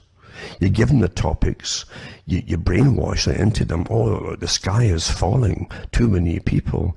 Oh, sustainability, yada, yada, yada. Going way back to the early 1900s, folks. There's nothing new. And at the same time, about 1950 and so on, they set up all the ecological organizations as far back at the same time that Julian Huxley, he was involved in them all. That's the one that eventually uses a big stick. Oh, we're destroying the world. The Gaia will kick back at you, and it'll just shake itself, and you'll all die because you've mistreated her. You see, they've tried everything they can. So sustainability and the sky is falling is the one they chose and they've stuck to. And now it's their religious mantra. Basically, they've trained generation of children to quote the man. What was it that Lenin said? We shall win by slogans. Slogans about it all the time. Look at these rallies and their slogans. That's what they know. It's only a three-worded slogan repeated over. Just like Orwell said, 4 legs good, 2 legs bad. Mind you, today I guess you can have as many legs as you want. It's your choice to do so. But it says here, the Ecological Society of America. It really started in Britain too, you see. They've got a branch in every country now. It's a professional organization of ecological scientists based in the United States and founded in 1915. ESA, Ecological Society of America, publications include peer-reviewed journals, newsletters, fact sheets, and teaching resources. It holds annual meetings at different locations in the US and Canada. In addition to its publications, that means ESA is engaged in public policy. Do you vote for them? No, you don't. Of course not. Science, education, and diversity issues. Isn't that interesting, eh? Its 10,000 members are researchers, educators, natural resource managers, and students in over 90 countries. Members work on a wide range of topics from agroecology, that's all your food supply, to marine diversity, and explore the relationship between organisms and their past, present, and future environments. You have to understand what you mean by organisms and their past, present, and future environments. It's a topic in itself. They're all brainwashed into, all these organizations are, and eugenics too. Society has over 20 typical sections and 7 regional chapters. That's quite interesting, as I say, the people who are all members of it and at the beginning, etc. You'll find in the branches in Britain for these organizations that did share the same offices in London at one point for most of them. You find that Julian Huxley was up there as members of the boards, actually. It's quite fascinating how sustainability, eugenics, etc. are all tied together in this one organization's mindset that rules the world, and where they're going with it all too. You find the molecular vision of life, getting back to this molecular vision of life, how the aims of eugenics, social control, and human engineering shaped molecular biology and the 20th century science. It's interesting. But you have to understand what they're talking about, the molecular vision of life, and how it all ties in with eugenics. and how the Rockefellers literally funded it all and put it through Caltech. This is the rise of the new biology of how you would now look at humans and everything else in your place in the world is like a species, like any bacterium in a sense, and how you could manipulate it all. Control, that was the function of training, so that people would believe it all, and it would give them social control. And they can go into human engineering by teaching them a kind of slanted version of and a way to look at society and people. It is molecular, it's constructs rather than actual complete human beings. It's quite fascinating to me in a way. It might bore you, but it's fascinating to me. Yeah, Julian Huxley, it's astonishing all the things he's been involved in, absolutely. Julian Huxley and the continuity of eugenics in 20th century Britain, very good article. And this is the life and ideas of Julian Sorrell Huxley, represent not only considerable contributions to evolutionary theory, but also to eugenics, thought and social planning. I haven't mentioned anybody yet who's elected to anything by the public. Huxley's career and history was complex and disjointed, making him an international and very much a public figure. They made a star out of him too. Same thing, star-making machinery. This paper sees Huxley's peripatetic career as linked to ideological agendas, not least of a New World Order, it says here. And it goes on and on and on. The problems addressed here are first, the extent of continuities in eugenics, commitments from his interwar views, and second, to determine the contours of Huxley's post-Second World War eugenical thinking. And Huxley emerges as a crucial bridging figure from what has been referred to as old eugenics, and up to Germany, and Nazis using it in World War II. And they copied it all from the West, by the way, and especially from America. They got slammed for that. So Huxley, Julian Huxley, reinvented it, you see, under different terminology, but kept it alive and well, and was all for phasing out. He wanted to breed only the well-to-do upper middle class types, and to gradually kill off, basically one way or another, all the rest of the public that they didn't need anymore. This guy, his test bed was the British public. Don't think these people ever stand for you and see and relate to you as their own. They do not do that. Never have done that, folks. Never have. Never have. But it's quite an interesting little, and of course they don't condemn the guy either. If anything, make excuses for him. But it's interesting to see them. They go into the Galton Club, formed at the college, you know, in Oxford. And further debates took place at the Oxford Union from 1919 to 1925. Huxley was a fellow at New College, and the population geneticist J.B.S. Haldane, Huxley's former fag, they call it at Eton, was a fellow from 1919 until 1922. Huxley's students included the cytologist and contraceptions pioneer J. R. Baker, who was undergraduate at New College from 1919 to 1922, and population geneticist E. B. Henry Ford, it says here. The biosocial theorists represented a political spectrum from Haldane on the extreme left to Ford and the later Oxford recruit, the botanist Darlington, on the extreme right. They all continued to exert influence on questions of biology and society on into the 1960s. Actually beyond that too. So these movements with their philosophies are a very old agenda, folks. Very old agenda. And it's still going on today. Bertrand Russell, of course, was a good friend of them all, of course, and worked with them too. And he was quite blatant about them by the use of injections, diet injections and injunctions. We can reduce the population. Russell also said you can really dumb the people down when you're doing all that too. He's quite blatant about it through the same kind of methods as well, apart from just bumping them off. It's really fascinating to see different characters involved in this and their complete connection. How they even used, by the way, and Julian Huxley did it too, became a supposed zoologist. He started talking about wildlife to get all the young children on, and during all the talks in wildlife and little furry animals and stuff, you don't realize you're getting brainwashed as a child into, well, I guess that applies to people too. You know, if there's too many, you must kill them off. Every country has been given their favourite zoologist who all talk about the same things, and too many of this population, too many of that, and then eventually as they get older they start talking about too many of you.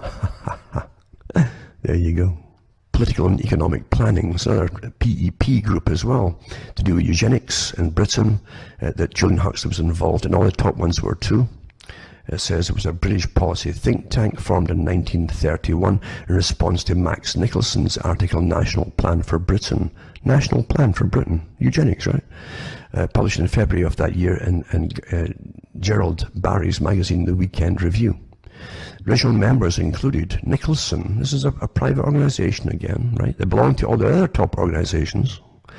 So Nicholson and Barry, the zoologist is Julian Huxley, an agronomist, Leonard Elmhurst, the financier, Basil Phillott Blackett, and the civil servants, Dennis Roth and Sir Henry Bunbury, and the research chemist, Michael Zvegindzov, and Israel Zaif, a director of Marks and Spencer. Zaif was chairman in the 1930s, followed by Elmhurst in 1939 and by Nicholson in 1953. It was a non-governmental planning organization financed by corporations to do with eugenics on the general public, folks, and too many of them, etc. The prolific organization was influential in the formation of, guess what, the National Health Service. So they helped draft up stuff long before it came in, right? But remember, the National Health Service, to the general public, now, it's just like today with all the cheaper goods from China. Oh, wow, it's great. What's the real motive of it all? I've already read it to you. Don't overwhelm you with, oh, it's fantastic. As they start taking rights away from, oh, well, we've still got all this free stuff and cheap stuff, and, you know. It's always an, oh, well, so what? And the same with the National Health Service. Don't forget, the agenda of the eugenicists was to bring down the population by all means possible. And what's their favourite technique? Even Ronald Reagan talked about the most fearful things that citizens can hear is from officials coming to their door saying, we're from the government, we're here to help you. Because you better be on guard. National Health Service, inoculations, and in no time at all, with a span of maybe, less under 20 years, they were doing abortions on National Health Service in Britain. And so they, again, eugenics, depopulate, etc. And once you have a National Health Service, then you simply have your abortion days, and they do have abortion days. Every hospital over in Britain has them. That's all they do, And they couldn't do that without having a National Health Service. And now with the National Health Service, they don't have the money. They've got lots to do with all kind of strange things in the National Health Service and strange operations and stuff. But for really essential things, that they claim that they're broke. So you have to say, well, why isn't it doing the main things that was really you thought it was designed to do in the first place? Well, maybe you thought it was designed for something else in the first place. They always give you candy to begin with, right? And then they substitute the candy for something else as time goes on.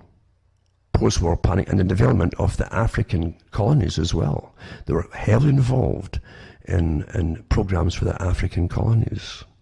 After the war, it shared the offices of, listen, the Nature Conservancy in Belgrave Square, London, right? So here is the Eugenics Society and National Political and Economic Planning Committee, all private NGOs that form for themselves on behalf of the real rulers of the world, of course, with top financiers and everything there, and bankers and everything there, right? And it says here, they end up pushing for a National Health Service and development of the African colonies. Afterwards, it shared the offices at the Nature Conservancy in Belgrave Square, London, producing reports such as opportunities in industry and advisory committees in British government. So here again, advisory committees, see? What do you think the Council on Foreign Relations is? It says it on their own website, an advisory committee, they advise governments. Well, do you elect them to advise? No, you don't, no. In 1970, the PEP merged with the Centre for the Study of Social Policy, see? Now, social policy covers everything, folks. and became the Policy Studies Institute. Isn't that interesting, eh? So the Political and Economic Planning Committee become the Policy Studies Institute, the Centre for Study of Social Policy. So they advise governments on social policy. Do you vote them in? No. Nope. Nope, not at all. But it's got chemists here, research chemists, Henry Burnbury. Interesting, a chemist, was on the panel of the first board. Civil servants at Dennis Roth, of course. It says here, Israel Saif, director at Marks and Spencer, and Elmhurst as well. Zoologists were members of it too. Again, eugenics, you see. They used animals' behavior, but really it applied to humans. Study them. Because humans, they say, are animals, you see. And it was Julian Huxley, remember, who said himself that their job at UNESCO, he said in a speech, was to knock man off his stool, or his high stool, as a supreme being on the planet. And they would train the public that you're just another creature, and maybe an inferior creature. You see what I'm saying? This is the whole agenda here. And when you look at all these characters around to with ecology, sustainability, too many of you, the wrong kind of people, etc., etc. And here's what the Nature Conservancy, you see, they're allied with, right? It's a charitable environmental organization headquartered for the U.S. in Arlington, Virginia. Is there anything else in Arlington, Virginia, folks? You think? A massive charitable environmental organization. So it is to conserve lands and waters on which life depends. Interesting, eh?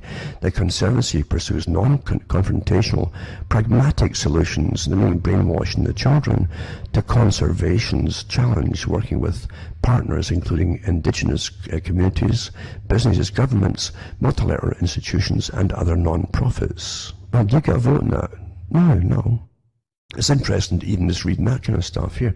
The Nature Conservancy now impacts conservation in 72 countries, including 50 states of the United States. Most of the folk wouldn't even know that themselves. The Conservancy has over 1 million members and has protected more than 119 million acres of land and thousands of miles of rivers worldwide. It also operates more than 100 marine conservation projects globally. The organization's assets total $6.71 billion as of 2015. It's the largest environmental non-profit by assets and by revenue in the Americas. Yeah? Interesting. And they're into land grabs all over the place too, under the guise of conservation. And I've given the talks about the Duke of Edinburgh, Prince Philip. Oh, he's the head of so many organizations in the past, giving profound statements right in your, I mean, there's nothing hidden about this guy, and he runs all these different World Wildlife Funds and all the rest of it. Too many people, when there's too many animals, you have to kill them off, and you have to look at people much the same way, etc., etc., etc. One of his main speeches in Switzerland, he talked like that, in fact, but quite openly about it. So all these conservation things are really very false. They have a mission, and so much of the best farming territory across Africa and so on belong to the World Wildlife Fund and all the other organizations he's head of. It's the best farming areas.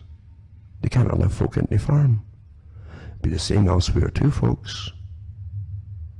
Interesting, eh?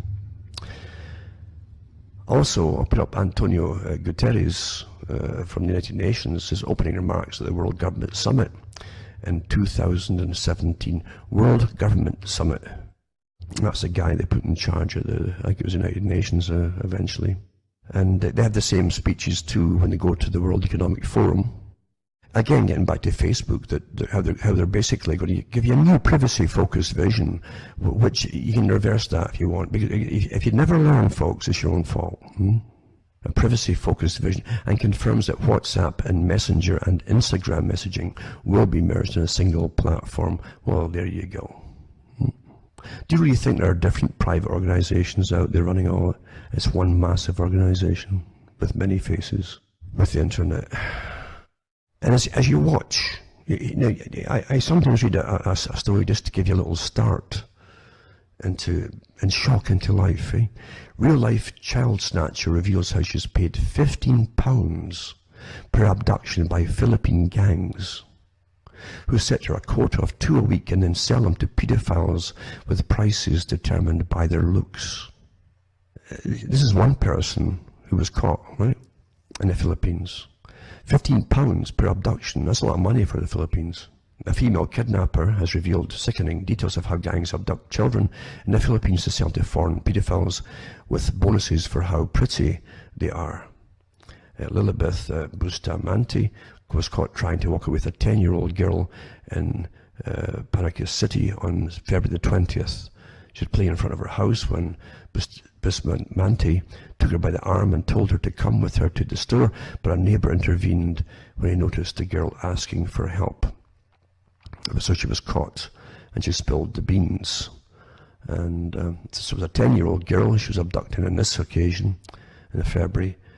And then she told the police the details, horrifying details of the criminal gangs who sell the children into sex slavery. And this would be across the world too, I bet you. And they'll put them into all these different movies, sex movies. And there'll be a waiting list of these pervs, I'm sure, wanting to get first go with these children. And do you think they're going to let these children live? They can recognize people, folk. You better understand what's happening in the world here. And no one cares because you've been taught that life is cheap by those who rule you. They've trained you step by step, like Huxley saying, knocking you off your pedestal. And that's already done. And people have been taught they're Midas, oh, so what, you know. And your daily fare is getting towards pedophilia if you're watching television with the stuff they're pushing on it. And by the way, that eventually, I've said before, that eventually the agenda is they knock the pillars down step by step. The next step is for, they call it intergenerational sex. There will be no such term as pedophilia, and there'll be no crime either, as they normalize it. And they normalize it when the society is no longer a strong society with strong cultural morals. That's when they do it. And we're already there. Look what the folk are watching. They're stuck on, they're addicted to basically pornography. Even the stuff they show on mainstream television as entertainment is just the same kind of stuff, even in the ads. So articles like this should, at one time, you would have had mass movements forming to stop this kind of thing happening. Not anymore, because there's no opposition, and that's where you've been brought to, step by step. Sorry to prattle on too, as I say, I haven't had time to work out anything in any way at all. I generally try to talk from the top of my head, which is what I'm doing tonight. I hope you understand that everything you've been trained to believe is completely different. They have different agendas. That's why George Orwell showed you what the Ministry of Love was. It's the opposite. And the Ministry of Truth and all the other ministries are the opposites, folks. But they train you to believe in the name itself. Oh, that's wonderful. That's wonderful. They're here to take care of us.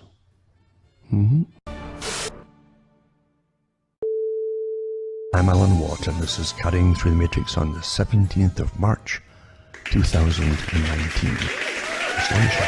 But that's what we're getting in times of global warming, you see, and longer and longer winters, apparently.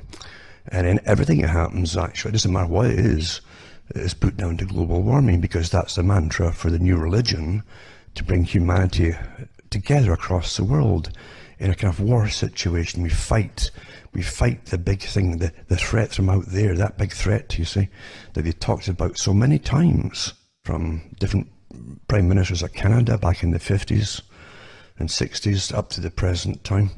That's what they said, they'd have to have an enemy to unite the planet, you see. But could it be that they thought about all weird things like, aliens, or you name it, or they've had all the movies, in the movies too, you know, asteroids, or we'd all come together and blow them out of the universe, etc., etc. But then they settled on climate change.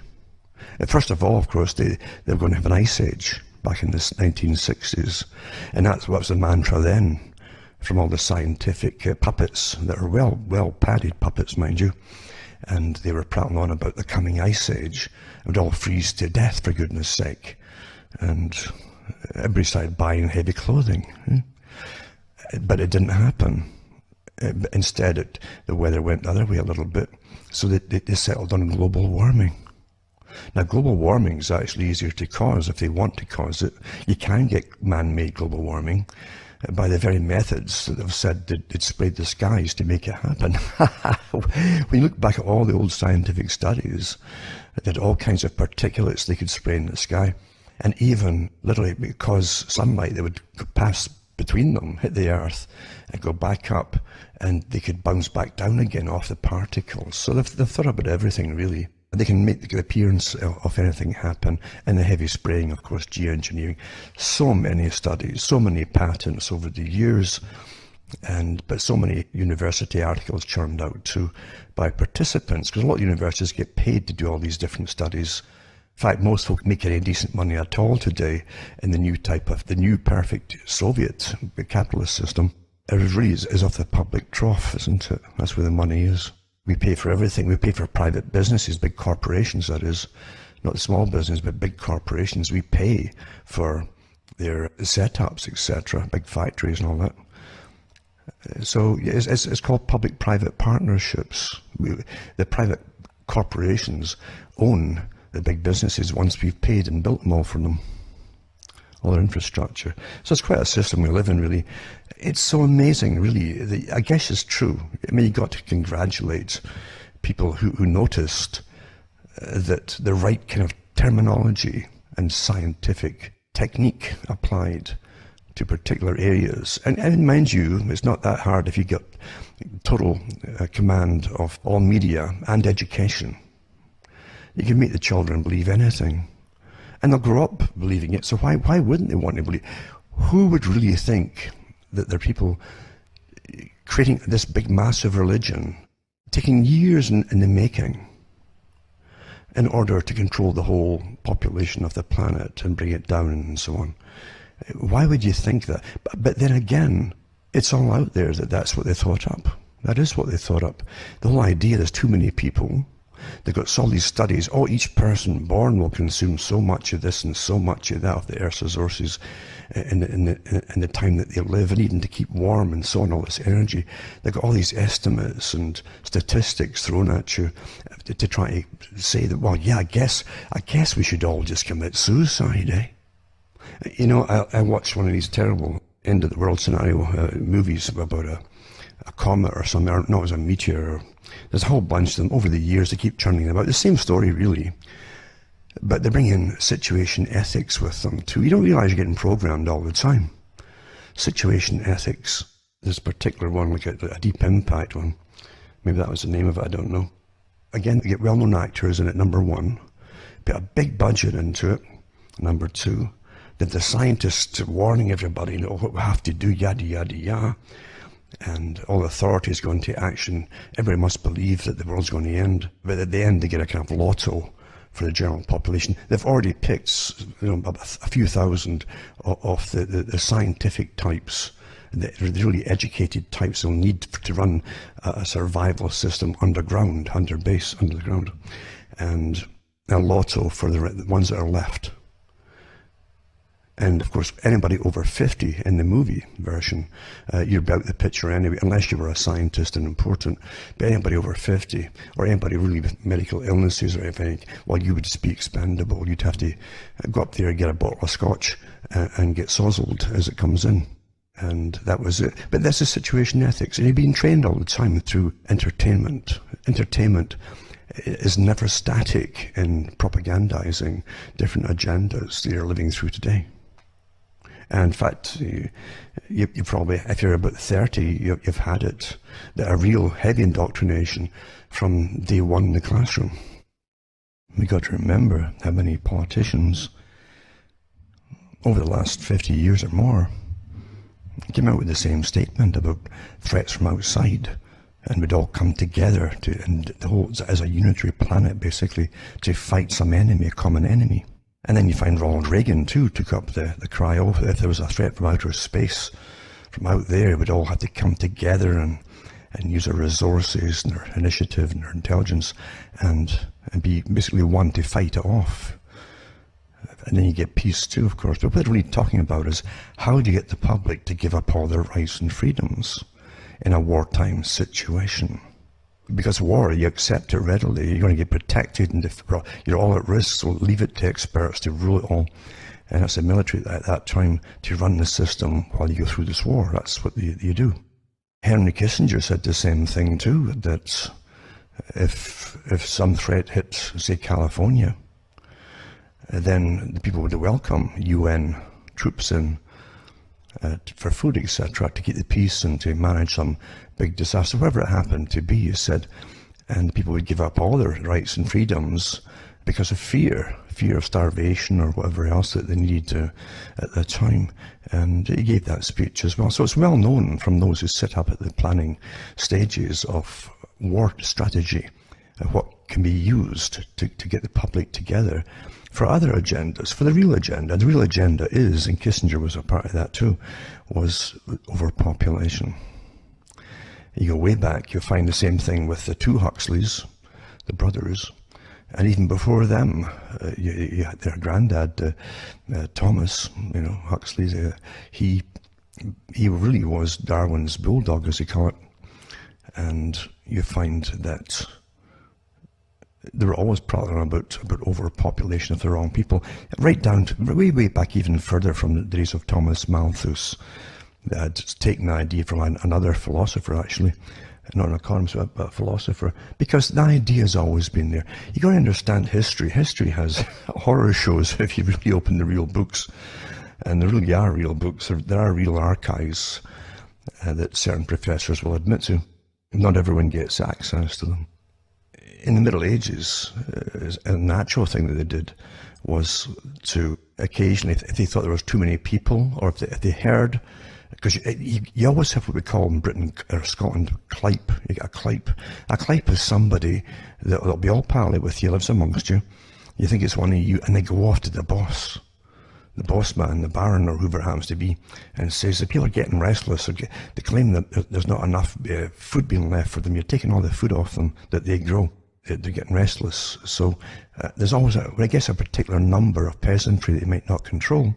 And they had advisors, good advisors, just like they always do in all ages. They would decide to basically starve certain folk off, or if the plague was coming in, they'd simply burn down their houses, the winter would come and they'd freeze to death, they'd have no food and they'd starve. That's how they'd reduce populations. And they talked about it quite candidly. This idea of the nice society is a pretty recent figment of imagination put upon the public, again, through the new education and the new propaganda, which uses electronics, radio, television, to the present day, all different gadgets and gimmicks. But the fact is, beforehand, it wasn't quite as easy to control the public. And I've given talks before on how even London had thousands of spies all through it, in say the 19th century, for instance, probably in the 20th century. But literally, they on a kind of contract basis, who lived amongst the people, walked amongst them, lived in different streets, and they put in reports every so often, and the reports went up and up and up to those who managed the big city and the government, and they would find out who, all different factions that they were complaining about different things, so they could stave them off and stop it from happening, basically. Today, of course, we're all monitored. It's much easier, but we're monitored for our safety. It's called terrorism, you see. And so, with anybody being a potential terrorist, you could be one tomorrow. You might wake up as one, like a disease, you might wake up tonight as a vampire, you see. But that's what they've sold you, is the reason for giving up all your rights and freedoms. It's astonishing. It can take centuries and centuries of combative roles and wars and mass slaughters of the peasantry, who rise again, hopefully in another age, to demand their rights again. But it took forever to get these rights of privacy. And just with a few free, if you take two of these and one of that and let us snoop into this and that, then it'll be cheaper, etc. And away they go. That's all they should have done. You wouldn't have needed all those spies, fill up what you're doing this week in this bit of paper and hand it to the boss man. It's quite astonishing, isn't it, how conned we are. But you see, society runs on conology, the art of conning people. And that's a really, really high degree, if you get one, in conology. And believe you me, they hire lots of good con men out there, and women. But the guys are, I must say, they're a bit more practice at it, you see. Children are good at it, Children are natural good con people. Did you spill that milk on that table? No, I didn't. As I stand there with the glass here, and it's right in front of them, and it's all over the place. Or he did it, or whatever, or the puppy did it, But it's the same thing as Eve, the devil made her do it. Same thing.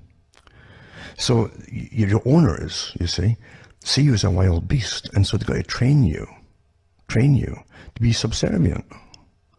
And to be subservient, you must have something in common with other people. And what you have is survival. You like to survive. It's quite nice, actually. And if you can survive and eat and keep warm in cold climates and things, well, it's pleasant to survive. You can go through hard times too, but some days are quite nice. And that's really how it is, you see. So they go through all this trouble to convince us that we're the problem. So the Club of Rome, just like the prime ministers and all the rest of them before me, way back to Malthus, says, and there really is, there's too much of you see, the general peasantry. You might think you're middle class at the bottom, but you're not.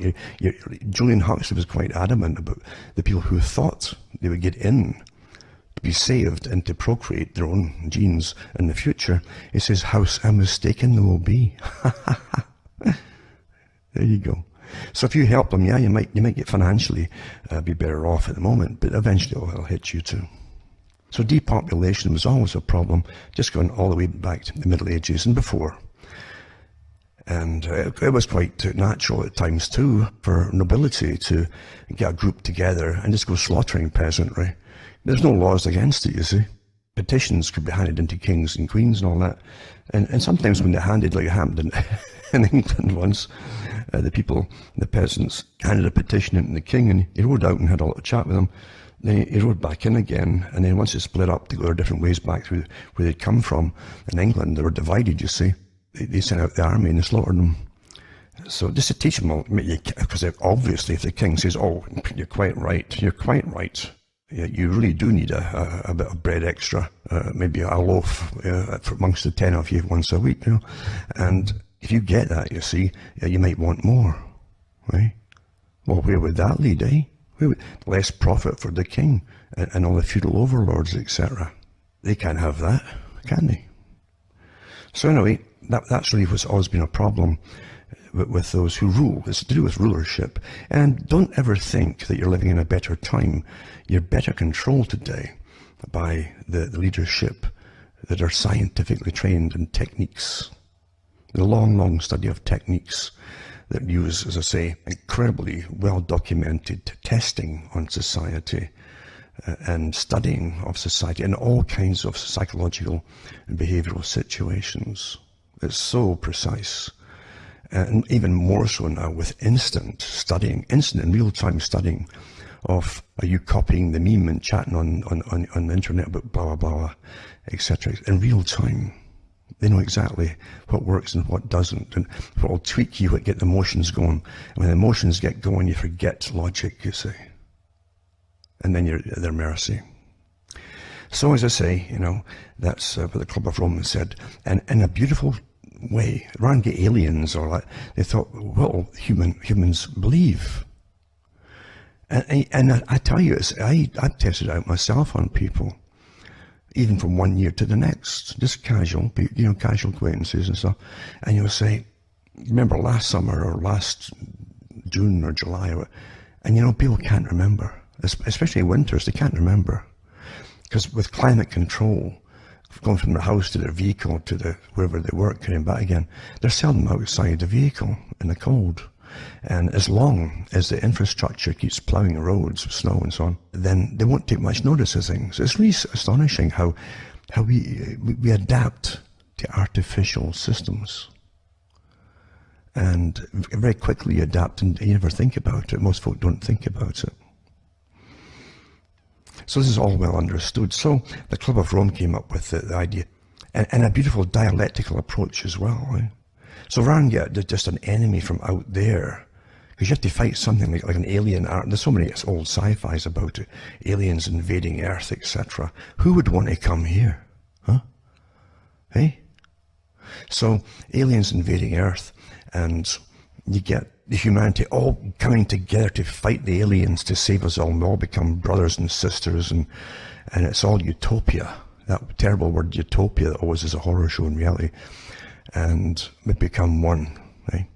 But mind you, they don't give you a sequel to show you how it all divides as soon as somebody else takes your loaf of bread and run away over there with it. But that's the idea behind it. So they had an idea, the Club of Rome, that man would be the problem, not the enemy out there. No, man is the actual enemy. Isn't that wonderful dialectic? Huh? That's what's I didn't realize I was the enemy. Oh my God, I didn't realize I was a bad person here. So really you end up fighting yourself.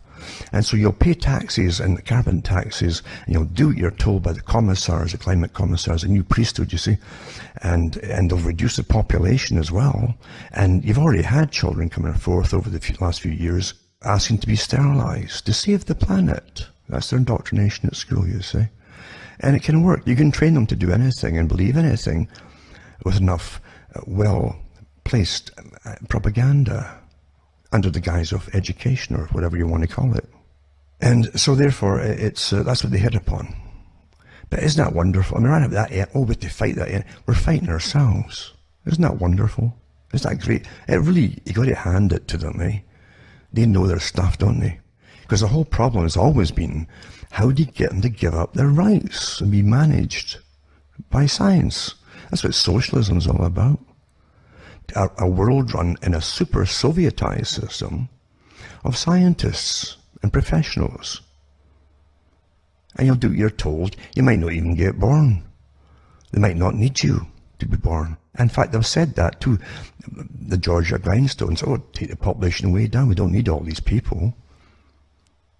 But isn't it wonderful that they get a good chunk of the population living off our tax money and training us, who pay them all, so that they can brainwash us and manage us like animals. Isn't that wonderful? And we accept it without question. But mind you, if you get them young enough, there's nothing they will not accept. Russell said it better than Russell said it, because he had an experimental school way back to try different things on the children, you see. He wasn't the only one. Other countries did it too. And it really, he said, you make children believe that snow is black. And you persuade them to do anything if you use the right technique he's talking about. And technique, when you see that word technique, that's what they're talking about. It's techniques of manipulation, coercion, and getting people to obey you, basically, without realizing that they're being ordered. You see, you're the bad person. There's too many of you. Do you really want to pass on your genes? And so they sterilize you one way or another, chemically. And well, Russell talked about it. Different ways to do. You can put stuff in drinking water, as an example.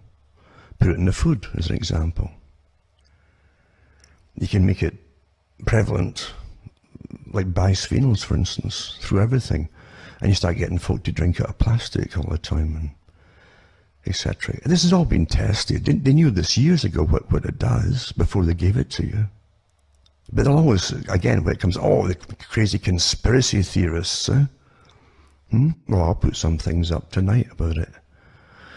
And again, they can say, well, that's old data, that's like 5 years old. Oh, for goodness sake, that's antique. Yeah.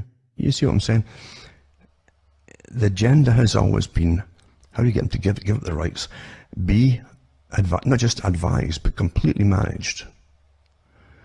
And of course, into it, they bring a whole bunch of different branches of the sociological sciences, like freedoms, positive freedom versus negative freedom. And they've got all kinds of, always have positive and negative, you see. Tony Blair was an advocate of this too. How can you manipulate the people by taking away their freedoms? Can you have a bit of both at the same time? He went to see Isaiah Berlin about it, was his mentor, and got advice from him on how to manage the public. Tony Blair was not, you understand, he was not what you call a British politician. If you have a British politician standing for Britain, the people make the mistake of thinking he's one of you. And he thinks about Britain the same way as you do, because he's living there. And nothing is further from the truth. Your whole concept of what countries are, what nations are, in this day and age, are completely at odds with what they really are. Your politics is a fiction. This word democracy, at one time they go through a pretense occasionally of listening to the public once in a blue moon. They never do that. I haven't seen that done for about 50 years, at least. And the couple of times they give you a show of democracy, well, you have a vote, they never fulfill it. I can remember Toronto, when they're doing the United Nations megacities, and that's what it is, this United Nations policy for megacities and super cities.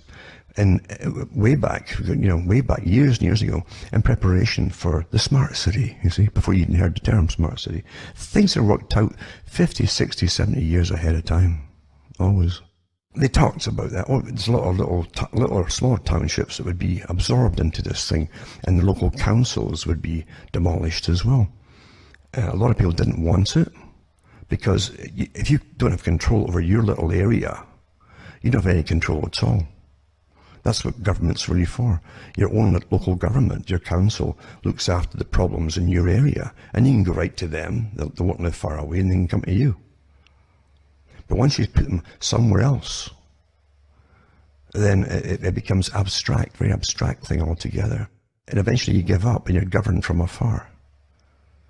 It's a centralized government, the old Marxist idea for total power. You really are living in a fiction of what you think reality is and what governments are and all the rest of it. And governments never stand up really for the people. If they do, be very wary, because it's a con. It's for something else, you see. They'll take rights away from you, and they're very good guises. You say, oh, I'm for that, I'll vote for that. And away you go, and bang, you just lost a bunch of rights before you even thought about it, really. It's like driving licenses. These started off to be voluntary. Folk had never thought of driving licenses. And then, next thing you know, is insurance. With snob appeal. Give insurance, no, I don't bother with that, And say, well, I have it. Yeah, I've got quite a good policy here, actually. Oh, you can afford that, can you? Oh, yes.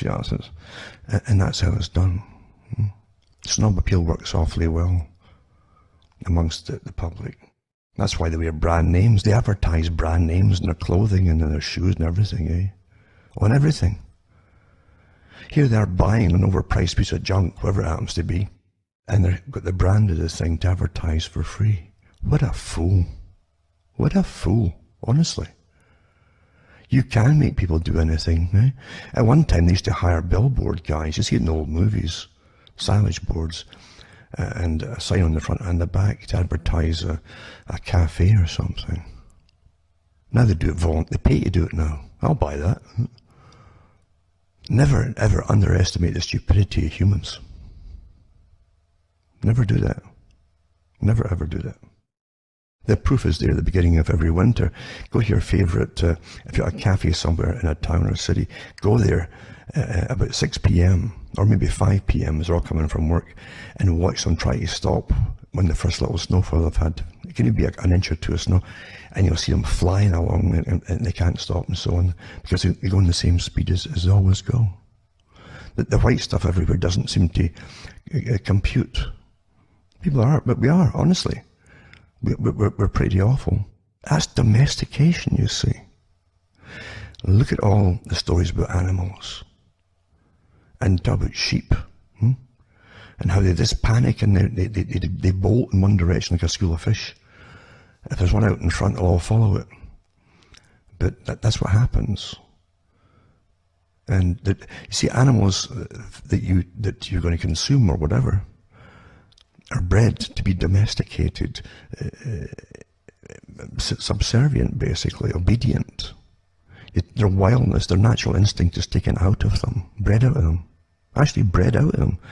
Now, in this day and age, mind you, where they can literally induce sterilization through various means, including chemical, you start thinking about things, Start thinking.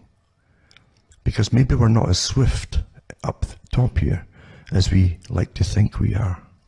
I've read the articles over the years, out loud in fact, to do with even the UN studies, the WHO and so on, and different departments for education, talking about the IQ dropping points here. Things like that don't happen by themselves.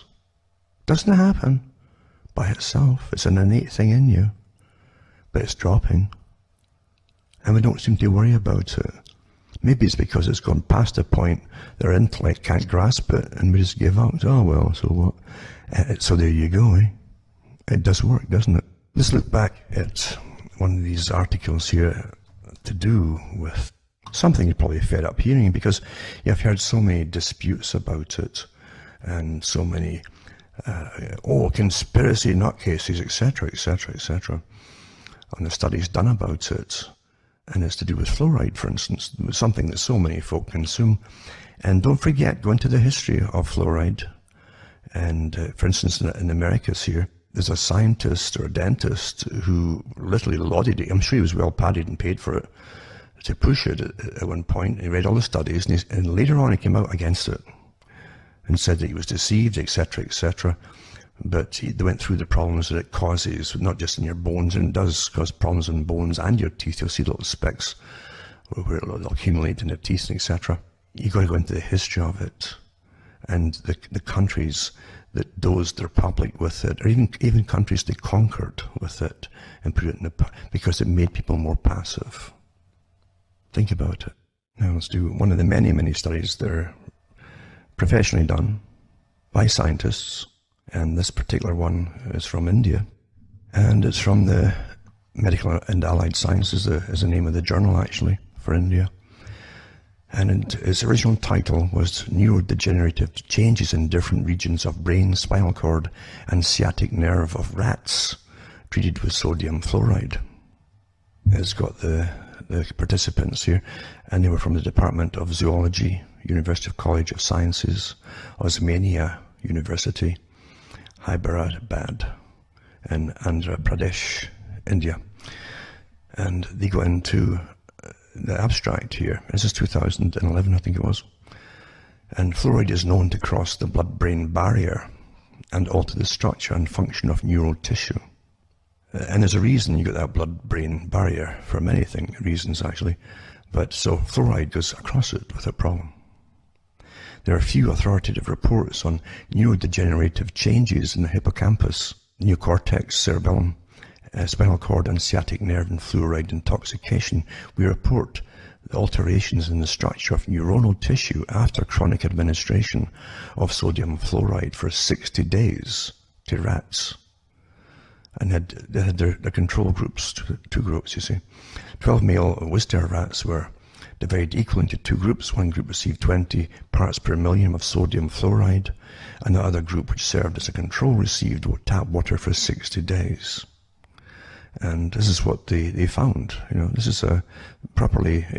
Don't forget to dissect every single part, little tiny slices of the animal afterwards, as they do with people too, by the way, for the folk who think it's just done with animals.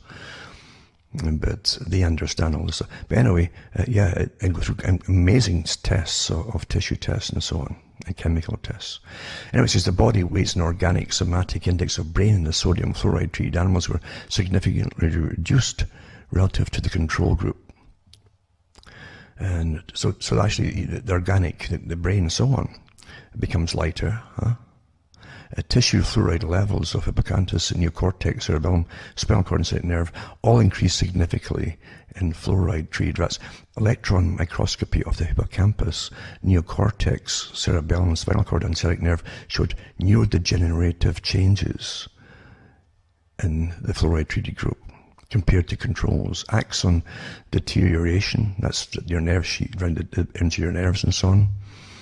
And myelin sheath that protects the actual little dendrils that come out of the nerve itself. And degeneration and dark cells with scanty cytoplasm were observed in spinal cord and sciatic nerve in the treated group. Other distinctive morphological alterations observed were vacuolated swollen mitochondria and neocortex. hippocampus and cerebellum, and myelinated fibers with breaks in continuity. You'll actually find these, isn't it interesting too? You'll find a lot of this with the effects in the mitochondria, with multiple sclerosis, for example, and all hardened too. But they're actually cracking in the sheath that protects things of the nerves, and myelin splitting in vacuolated Schwann cell within cerebellum and sciatic nerve, respectively, etc., etc. Anyway, this is quite a good report, one of many, I'm sure. And there's no mystery in this, is what I'm saying. This is the stuff that's in your drinking water to help you. Do you understand that this term, to help you, is used as a horror show? Don't ever forget that. It's always used. Or it's necessary to take rights away, or it's necessary to do that to make your teeth better. Necessity, that word. Believe me, that's always used. It's necessary to take all your rights away from you and make you live in your overcrowded cities because of global warming, and sustainability. It's necessary. It's necessary to sterilize you because there's too many of you. If that was a problem, and there's too many of you, and your own populations are dropping like a stone, according to all the studies I've done over the years and read out on the air, in fact, if that's the case, why would you have mass migration from relatively large family type of societies, bring them in? Why would you be doing that? See, when something doesn't make sense, there's other reasons for all of this, you understand? All of it. And the people are left to blame each other, and different groups will blame each other, because you've got the consequences of it all. But the ones at the top, obviously, have planned all this for reasons that you'll never figure out. Because that's the real agenda here too. There's always a good reason and there's a real reason. And for the public, they try to keep you as far away from the real reason as possible. They'd really disguise it so well. But this is a good study for those who have a bit of patience, and is detailed in the proper scientific breakdown and examination of the test groups. And they're young too, by the way. It's very important too to see what the offspring are like. Very like soya. Remember the whole thing with soya on the rats and mice that were used in that, and various guinea pigs, etc., that they used for it. That the first generation, their fertility dropped a fair bit. The children that were born of them were maybe half, by that time half of them could reproduce. Other couldn't. The third generation are sterile. And that's what they forced on the public. Oh, it's healthy. Soya is going to be a savior to the world. And they made a big, it's so healthy too. Oh, it's so healthy for you. Millions, and maybe today's it would be billions spent on promoting all that stuff. So anyway, in a study here with the fluoride, they go into, it really is. You can actually put it together with people about the problems, the mitochondria and so on, and nuclear membrane and cell shrinkage of the brain, etc., observed in in the kidney cells of young pigs treated with fluoride. So pigs as well. And molecular basis of fluoride action is mainly concerned with cellular enzymes, especially antioxidant enzymes. High levels of fluoride in drinking water, 1 to 12 parts per million, affect central nervous system directly without first causing the physical deformities of skeletal fluorosis. So there you go. Right? So before you'll even see the signs of skeletal fluorosis, you'll find the central nervous system has got problems. It goes straight to that first before it affects anything else. And it says distinct alterations in brain have also been observed with the chronic administration of aluminium fluoride. It says histological changes in the brain of young fluoride-intoxicated rats have been reported, and they give the ones who studied it. However, most of the studies have so far been confined to the whole brain. The study reports the neural changes with respect to the different regions of the brain, with emphasis of hippocampus, neocortex, and cerebellum of the brain, spinal cord, and sciatic nerve by using transmission electron microscope in rats administered with 20 parts per million of the particular fluoride for 60 days. So yeah, they've used, it's really quite amazing, and right into the neurodegenerative changes and how they examined it and found it all and so on. Very well done study. So there's no real, I mean, I'm not shocked by by these findings, because I've read for many years, not from conspiracy sites either, but from various medical journals and scientific journals, who all know this. They know what I'm talking about here. It's really not new, but it's good to see it reaffirmed by people who've still got the guts to publish it. If there's big agendas in the way, of course, you're always going to find opposition to try to silence it. That's the way it's done, isn't it?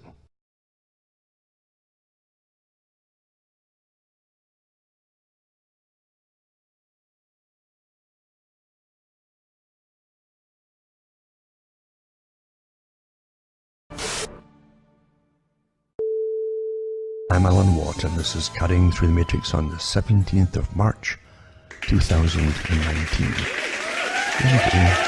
There's another one too, it was from India as well, about the aluminum they're finding in the soil from the geoengineering.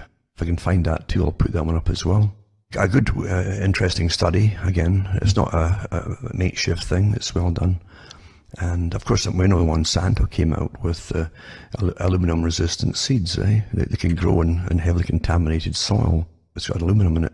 Everything's understood at the top what they're doing, and of course that's one of the main particulates in the geoengineering spray is aluminum oxide, and you breathe it in too, of course, and also barium and various, they're even testing out, I think it was sulfur particles and other things too, mind you, which are really nasty to be breathed in for a period of time at all.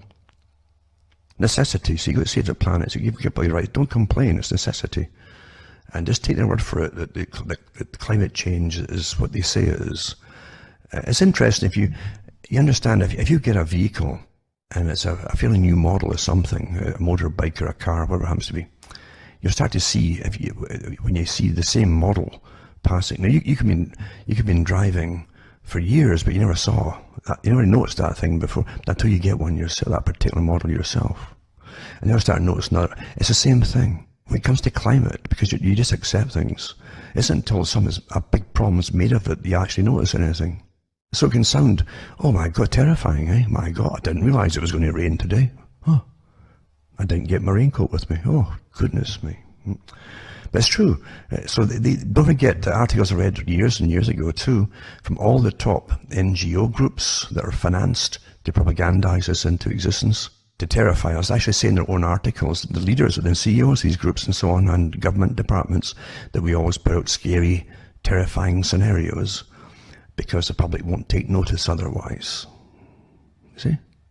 That's what you do. I'll put something like the SPICE project, stratospheric particle injection for climate engineering. I'll put that up too. And they've got different universities, University of Bristol, University of Cambridge, University of Oxford, and University of Edinburgh. And they began a collaboration in 2010, because that's what they use our tax money for as well, to brainwash us, you know.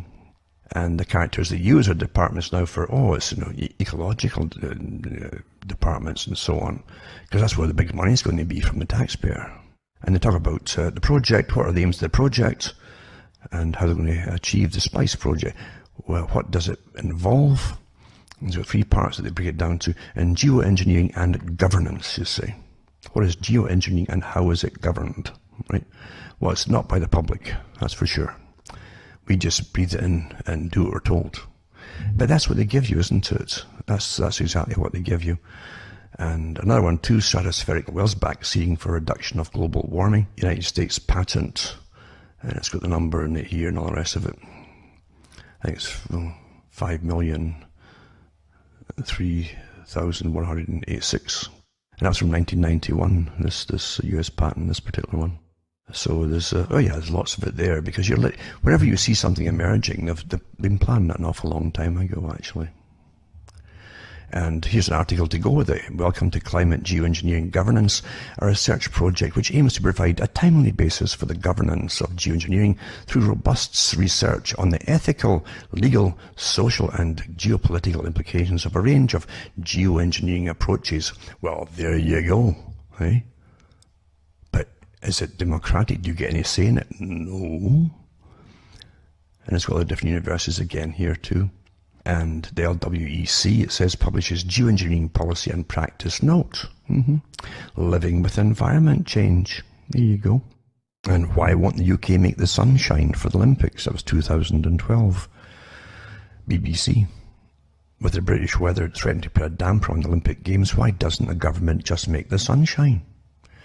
At the risk of sounding like a mad scientist, blah, blah, it can be done, in theory at least. The Chinese government see clouds ahead of the 2008 Olympics opening ceremony to create a downpour elsewhere and keep the stadium dry. And tell you how they did it. It's old stuff, actually. And they're using the old technique. But it's still effective. And it says it's also possible to over-nucleate clouds with many particles so that they hold in their moisture until they've passed over the target area, experts say. So you can carry it away as well. You can make it happen. You can disperse it if you want, and it won't rain. Or you can move it to where you want it to rain. This is old stuff. It says cloud seeding is used around the world to prevent fog at airports, to stop hail damage in the cities, or to boost snowfall at ski resorts. And on it goes.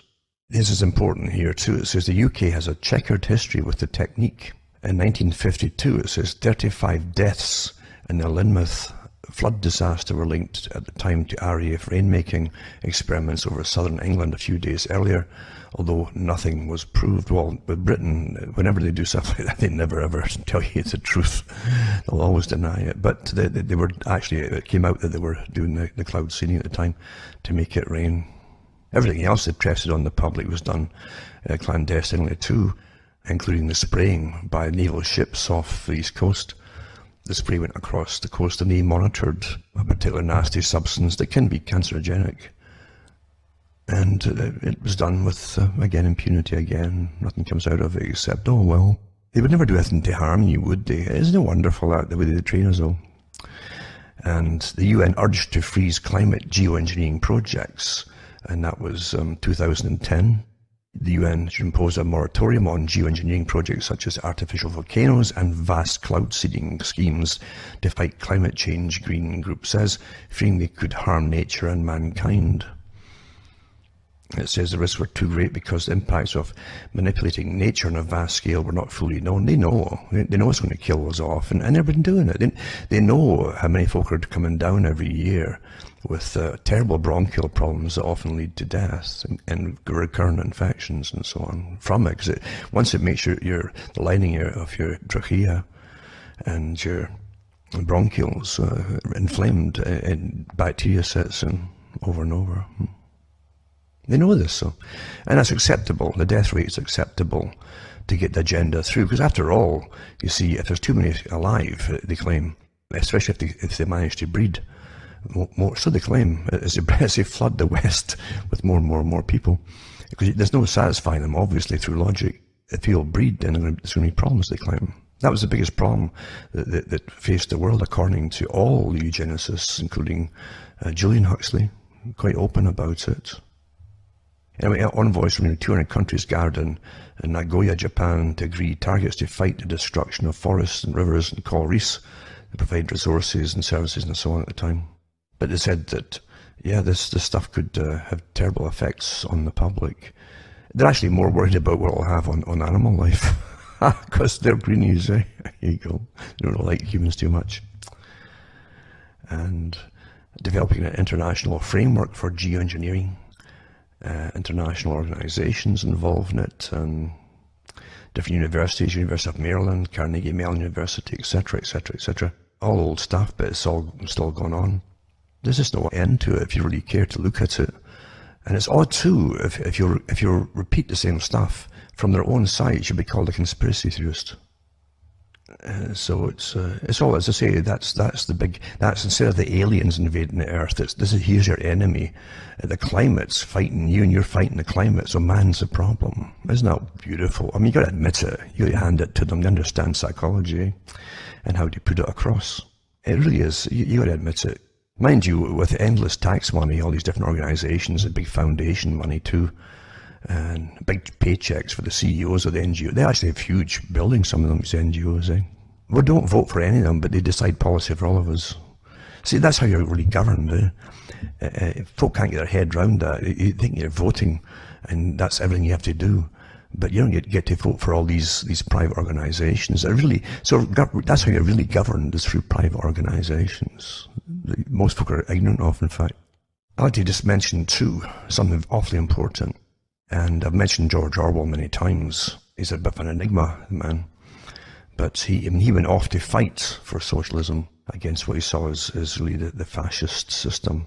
And he was very passionate about it. In his era, people had witnessed the massive marches to London for people who just to hand in big charts for people who were protesting utter poverty before World War II started.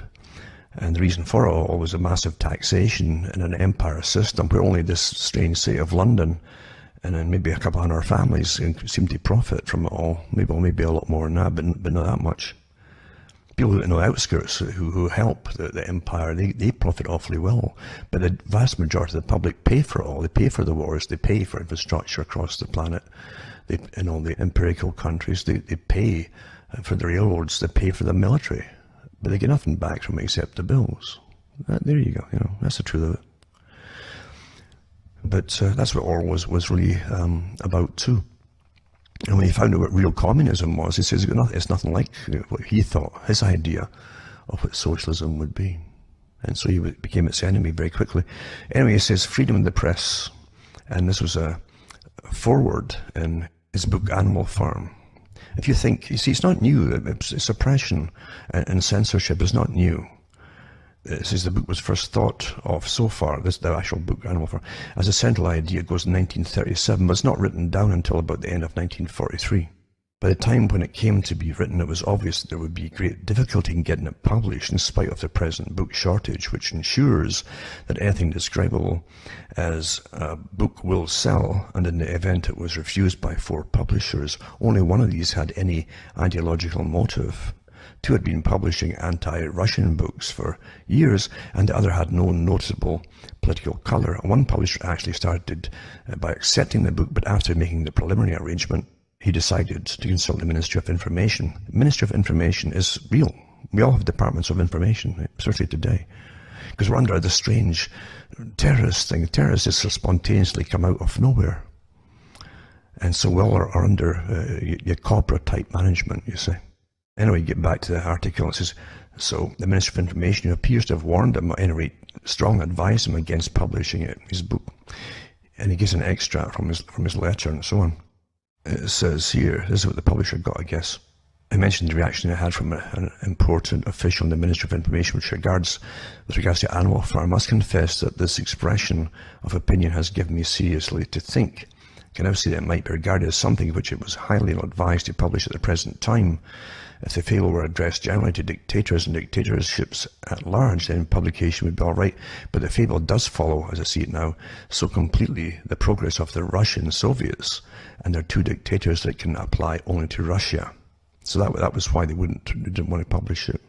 The same thing happened, of course, with 1984, which was published, I think, in 1947-48. But this one here, Animal Farm, he wanted to get published during World War II, when, of course, they were in bed with the Soviet system.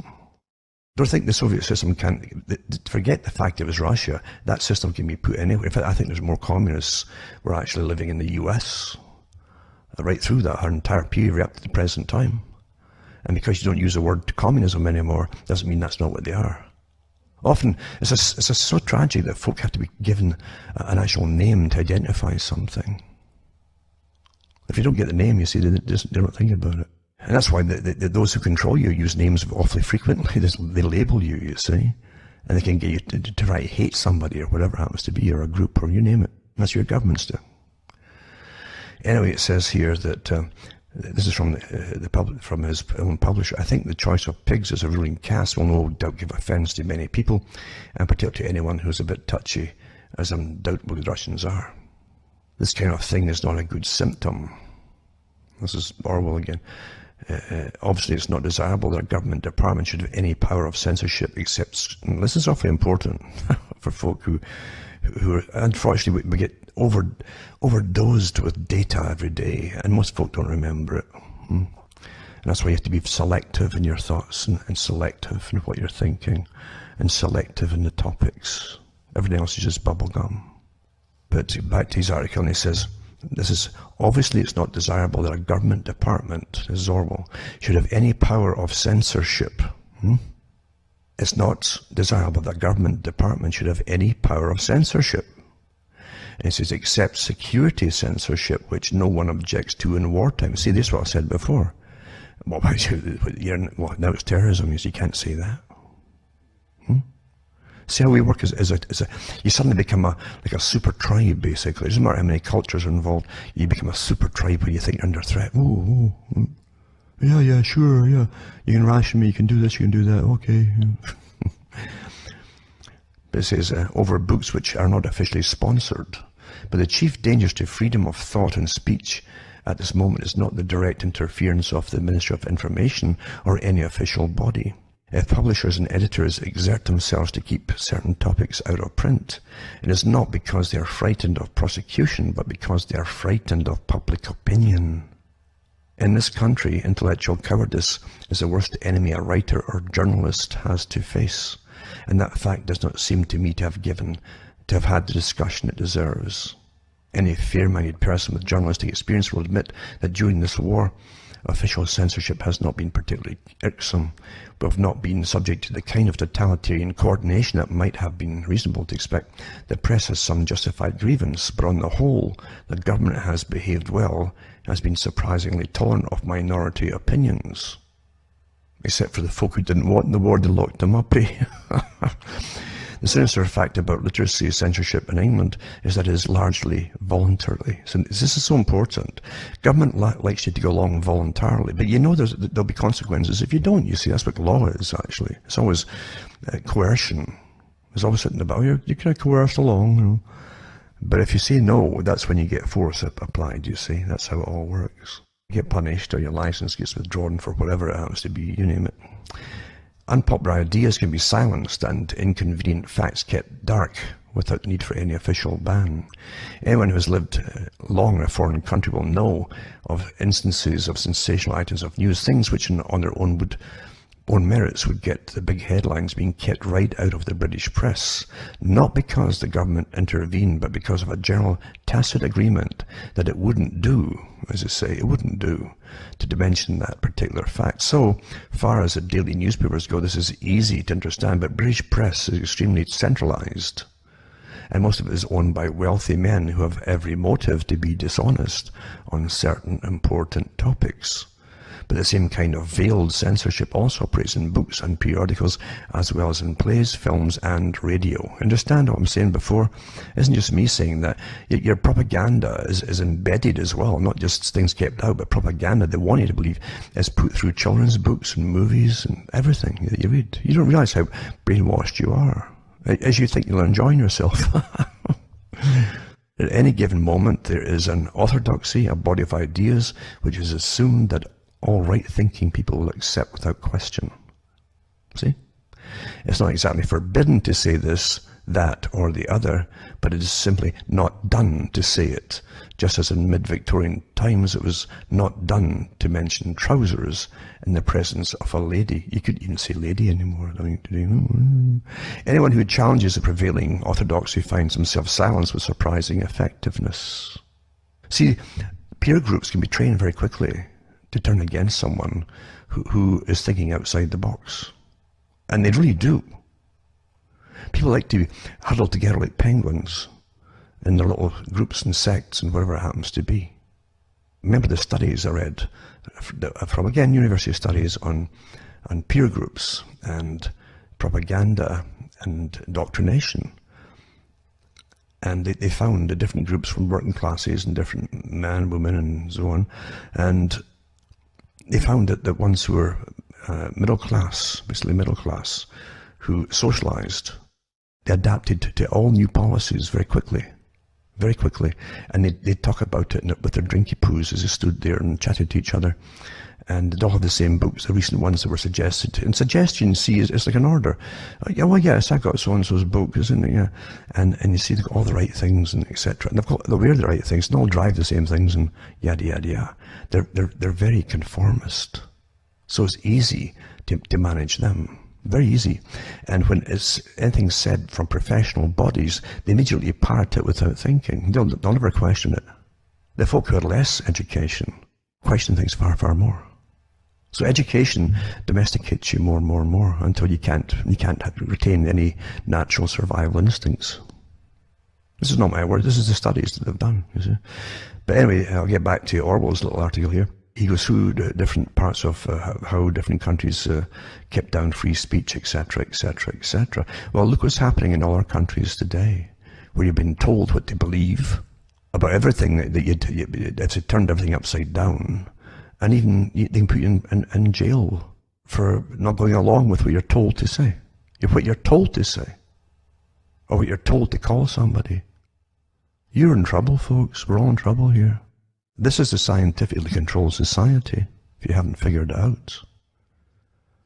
Also, too, I'll put up, I've got a whole bunch of stuff, as I say.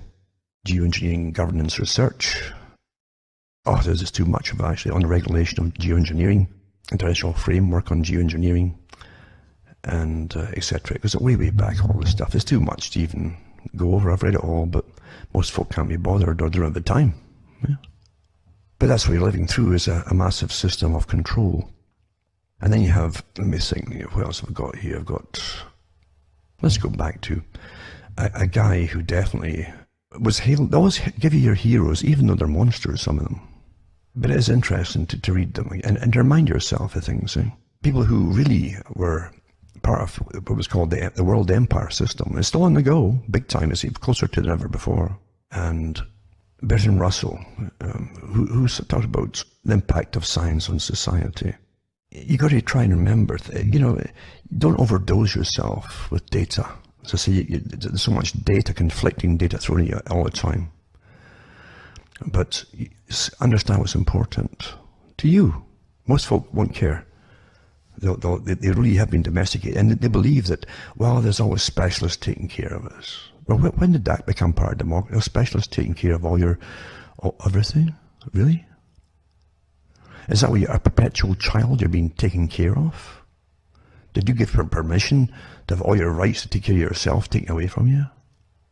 Every statement demands a question. So here we have what he says, what Russell said, right? And his whole agenda too is there's too many of the wrong people, blah, blah, blah, blah, blah. Same thing. He says on page 50, he says, Fichte laid it down, the philosopher, that education should aim at destroying free will. I'll repeat that for the harder thinking. Fichte said, or he laid it down, that education should aim at destroying free will, so that after pupils have left school, they shall be incapable for the rest of their lives of thinking or acting otherwise than as their schoolmasters would have wished. But in his day, this was an unattainable ideal. What he regarded as the best system in existence produced Karl Marx. I'd actually say it produced more than just Karl Marx. Here today, we're told that what you see isn't real. It's something else, and you better go along with it. Anyway, it says, in the future, such failures are not likely to occur where there is dictatorship. You see, you're really under a form of dictatorship.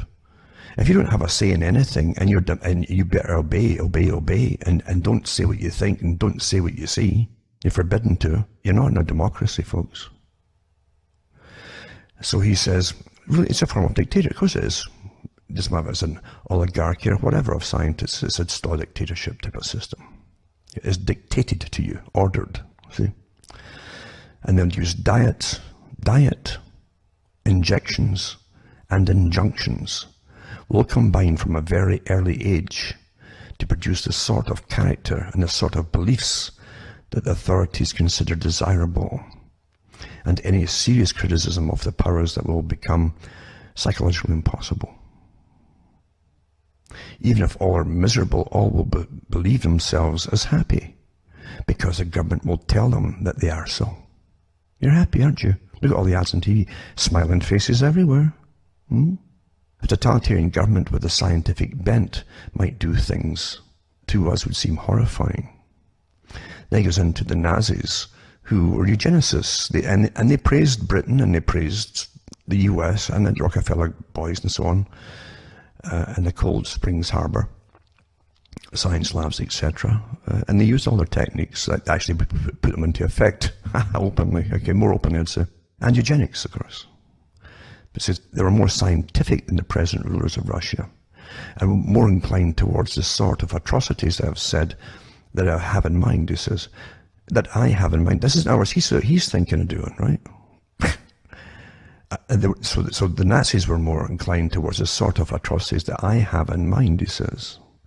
They were said, and I do not know how much truth there is, to use prisoners in concentration camps as material for all kinds of experiments, some involving death after much pain. By the way, it's amazing how they always hammer Germany, even though the Germans copied it all, as I say, from Britain, and the eugenicists and the Darwinian groups too. They're still on the go. The actual eugenics groups have changed their name, but they're still on the go.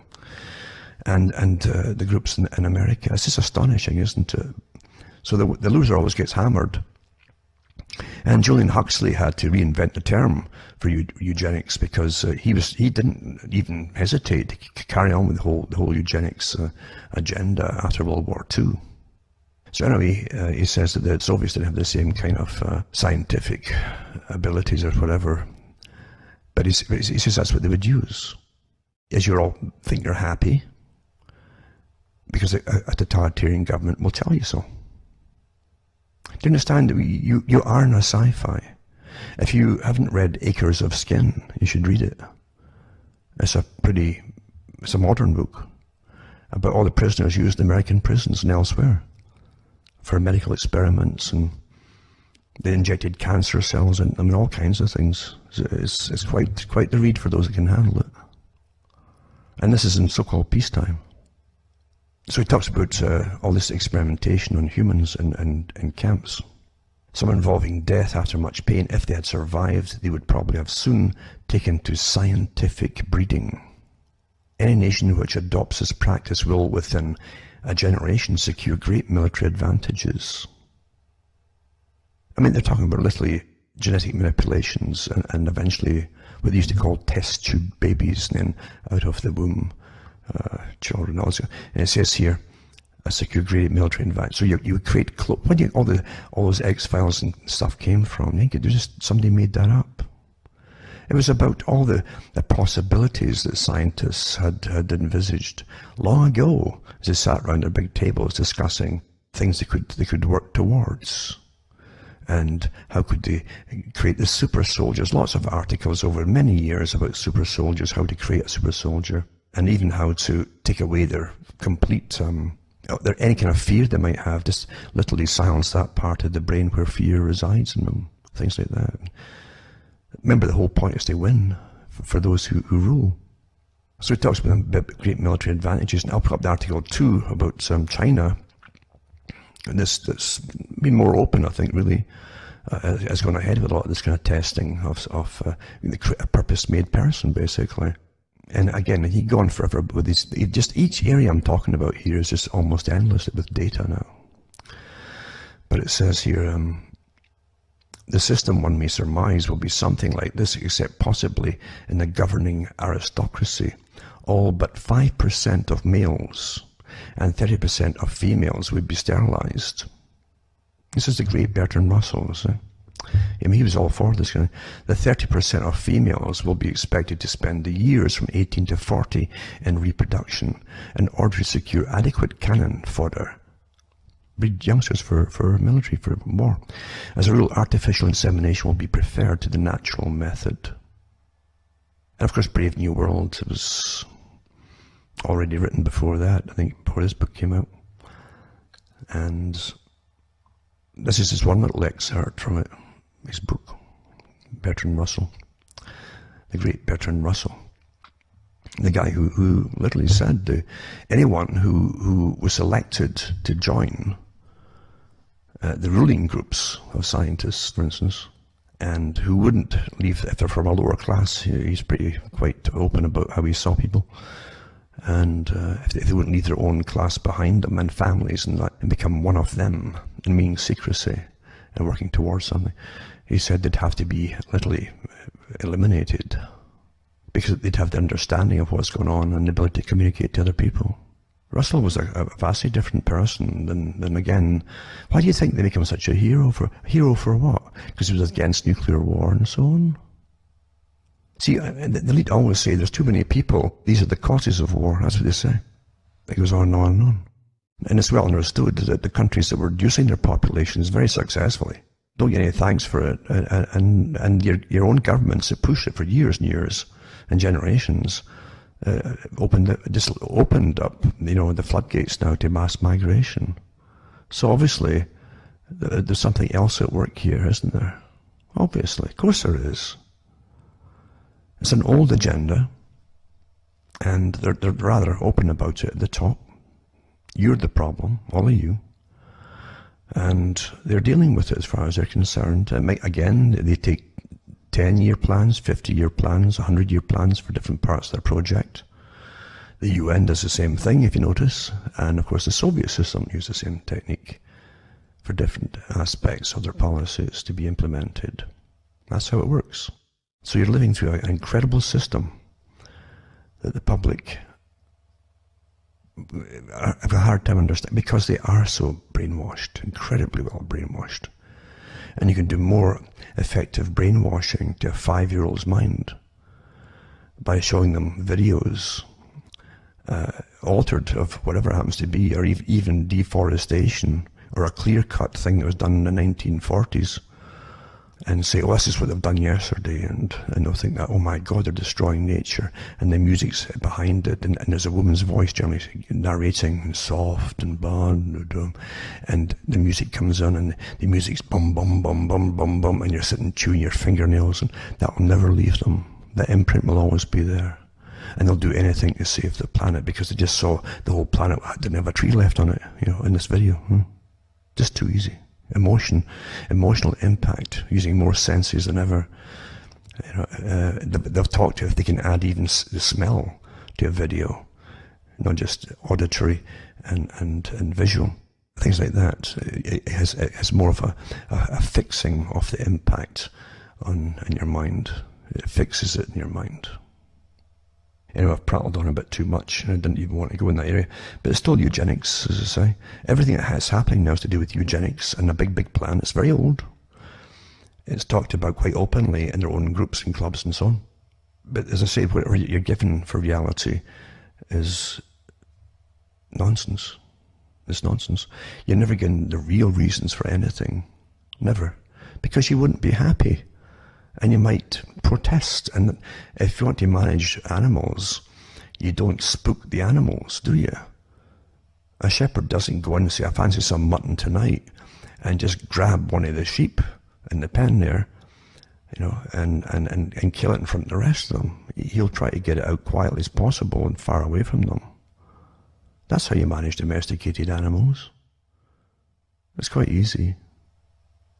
Anyway, hope I've been too depressing for you. Remember, you can buy the books and discs at cuttingthroughthematrix.com or donate to me, and you'll find out how to do it on my website. And remember, my websites are the official sites, and that's the only ones you can actually order from. Anyone else doing it, it's not my site at all. So for orders, definitely, or donations, definitely go to cuttingthroughthematrix.com, because I've had con people doing that before, using my name, and just do amazing things. It's quite a world we live in, isn't it? But there you are. So you can help me tick along by donating at least to cuttingthroughthematrix.com.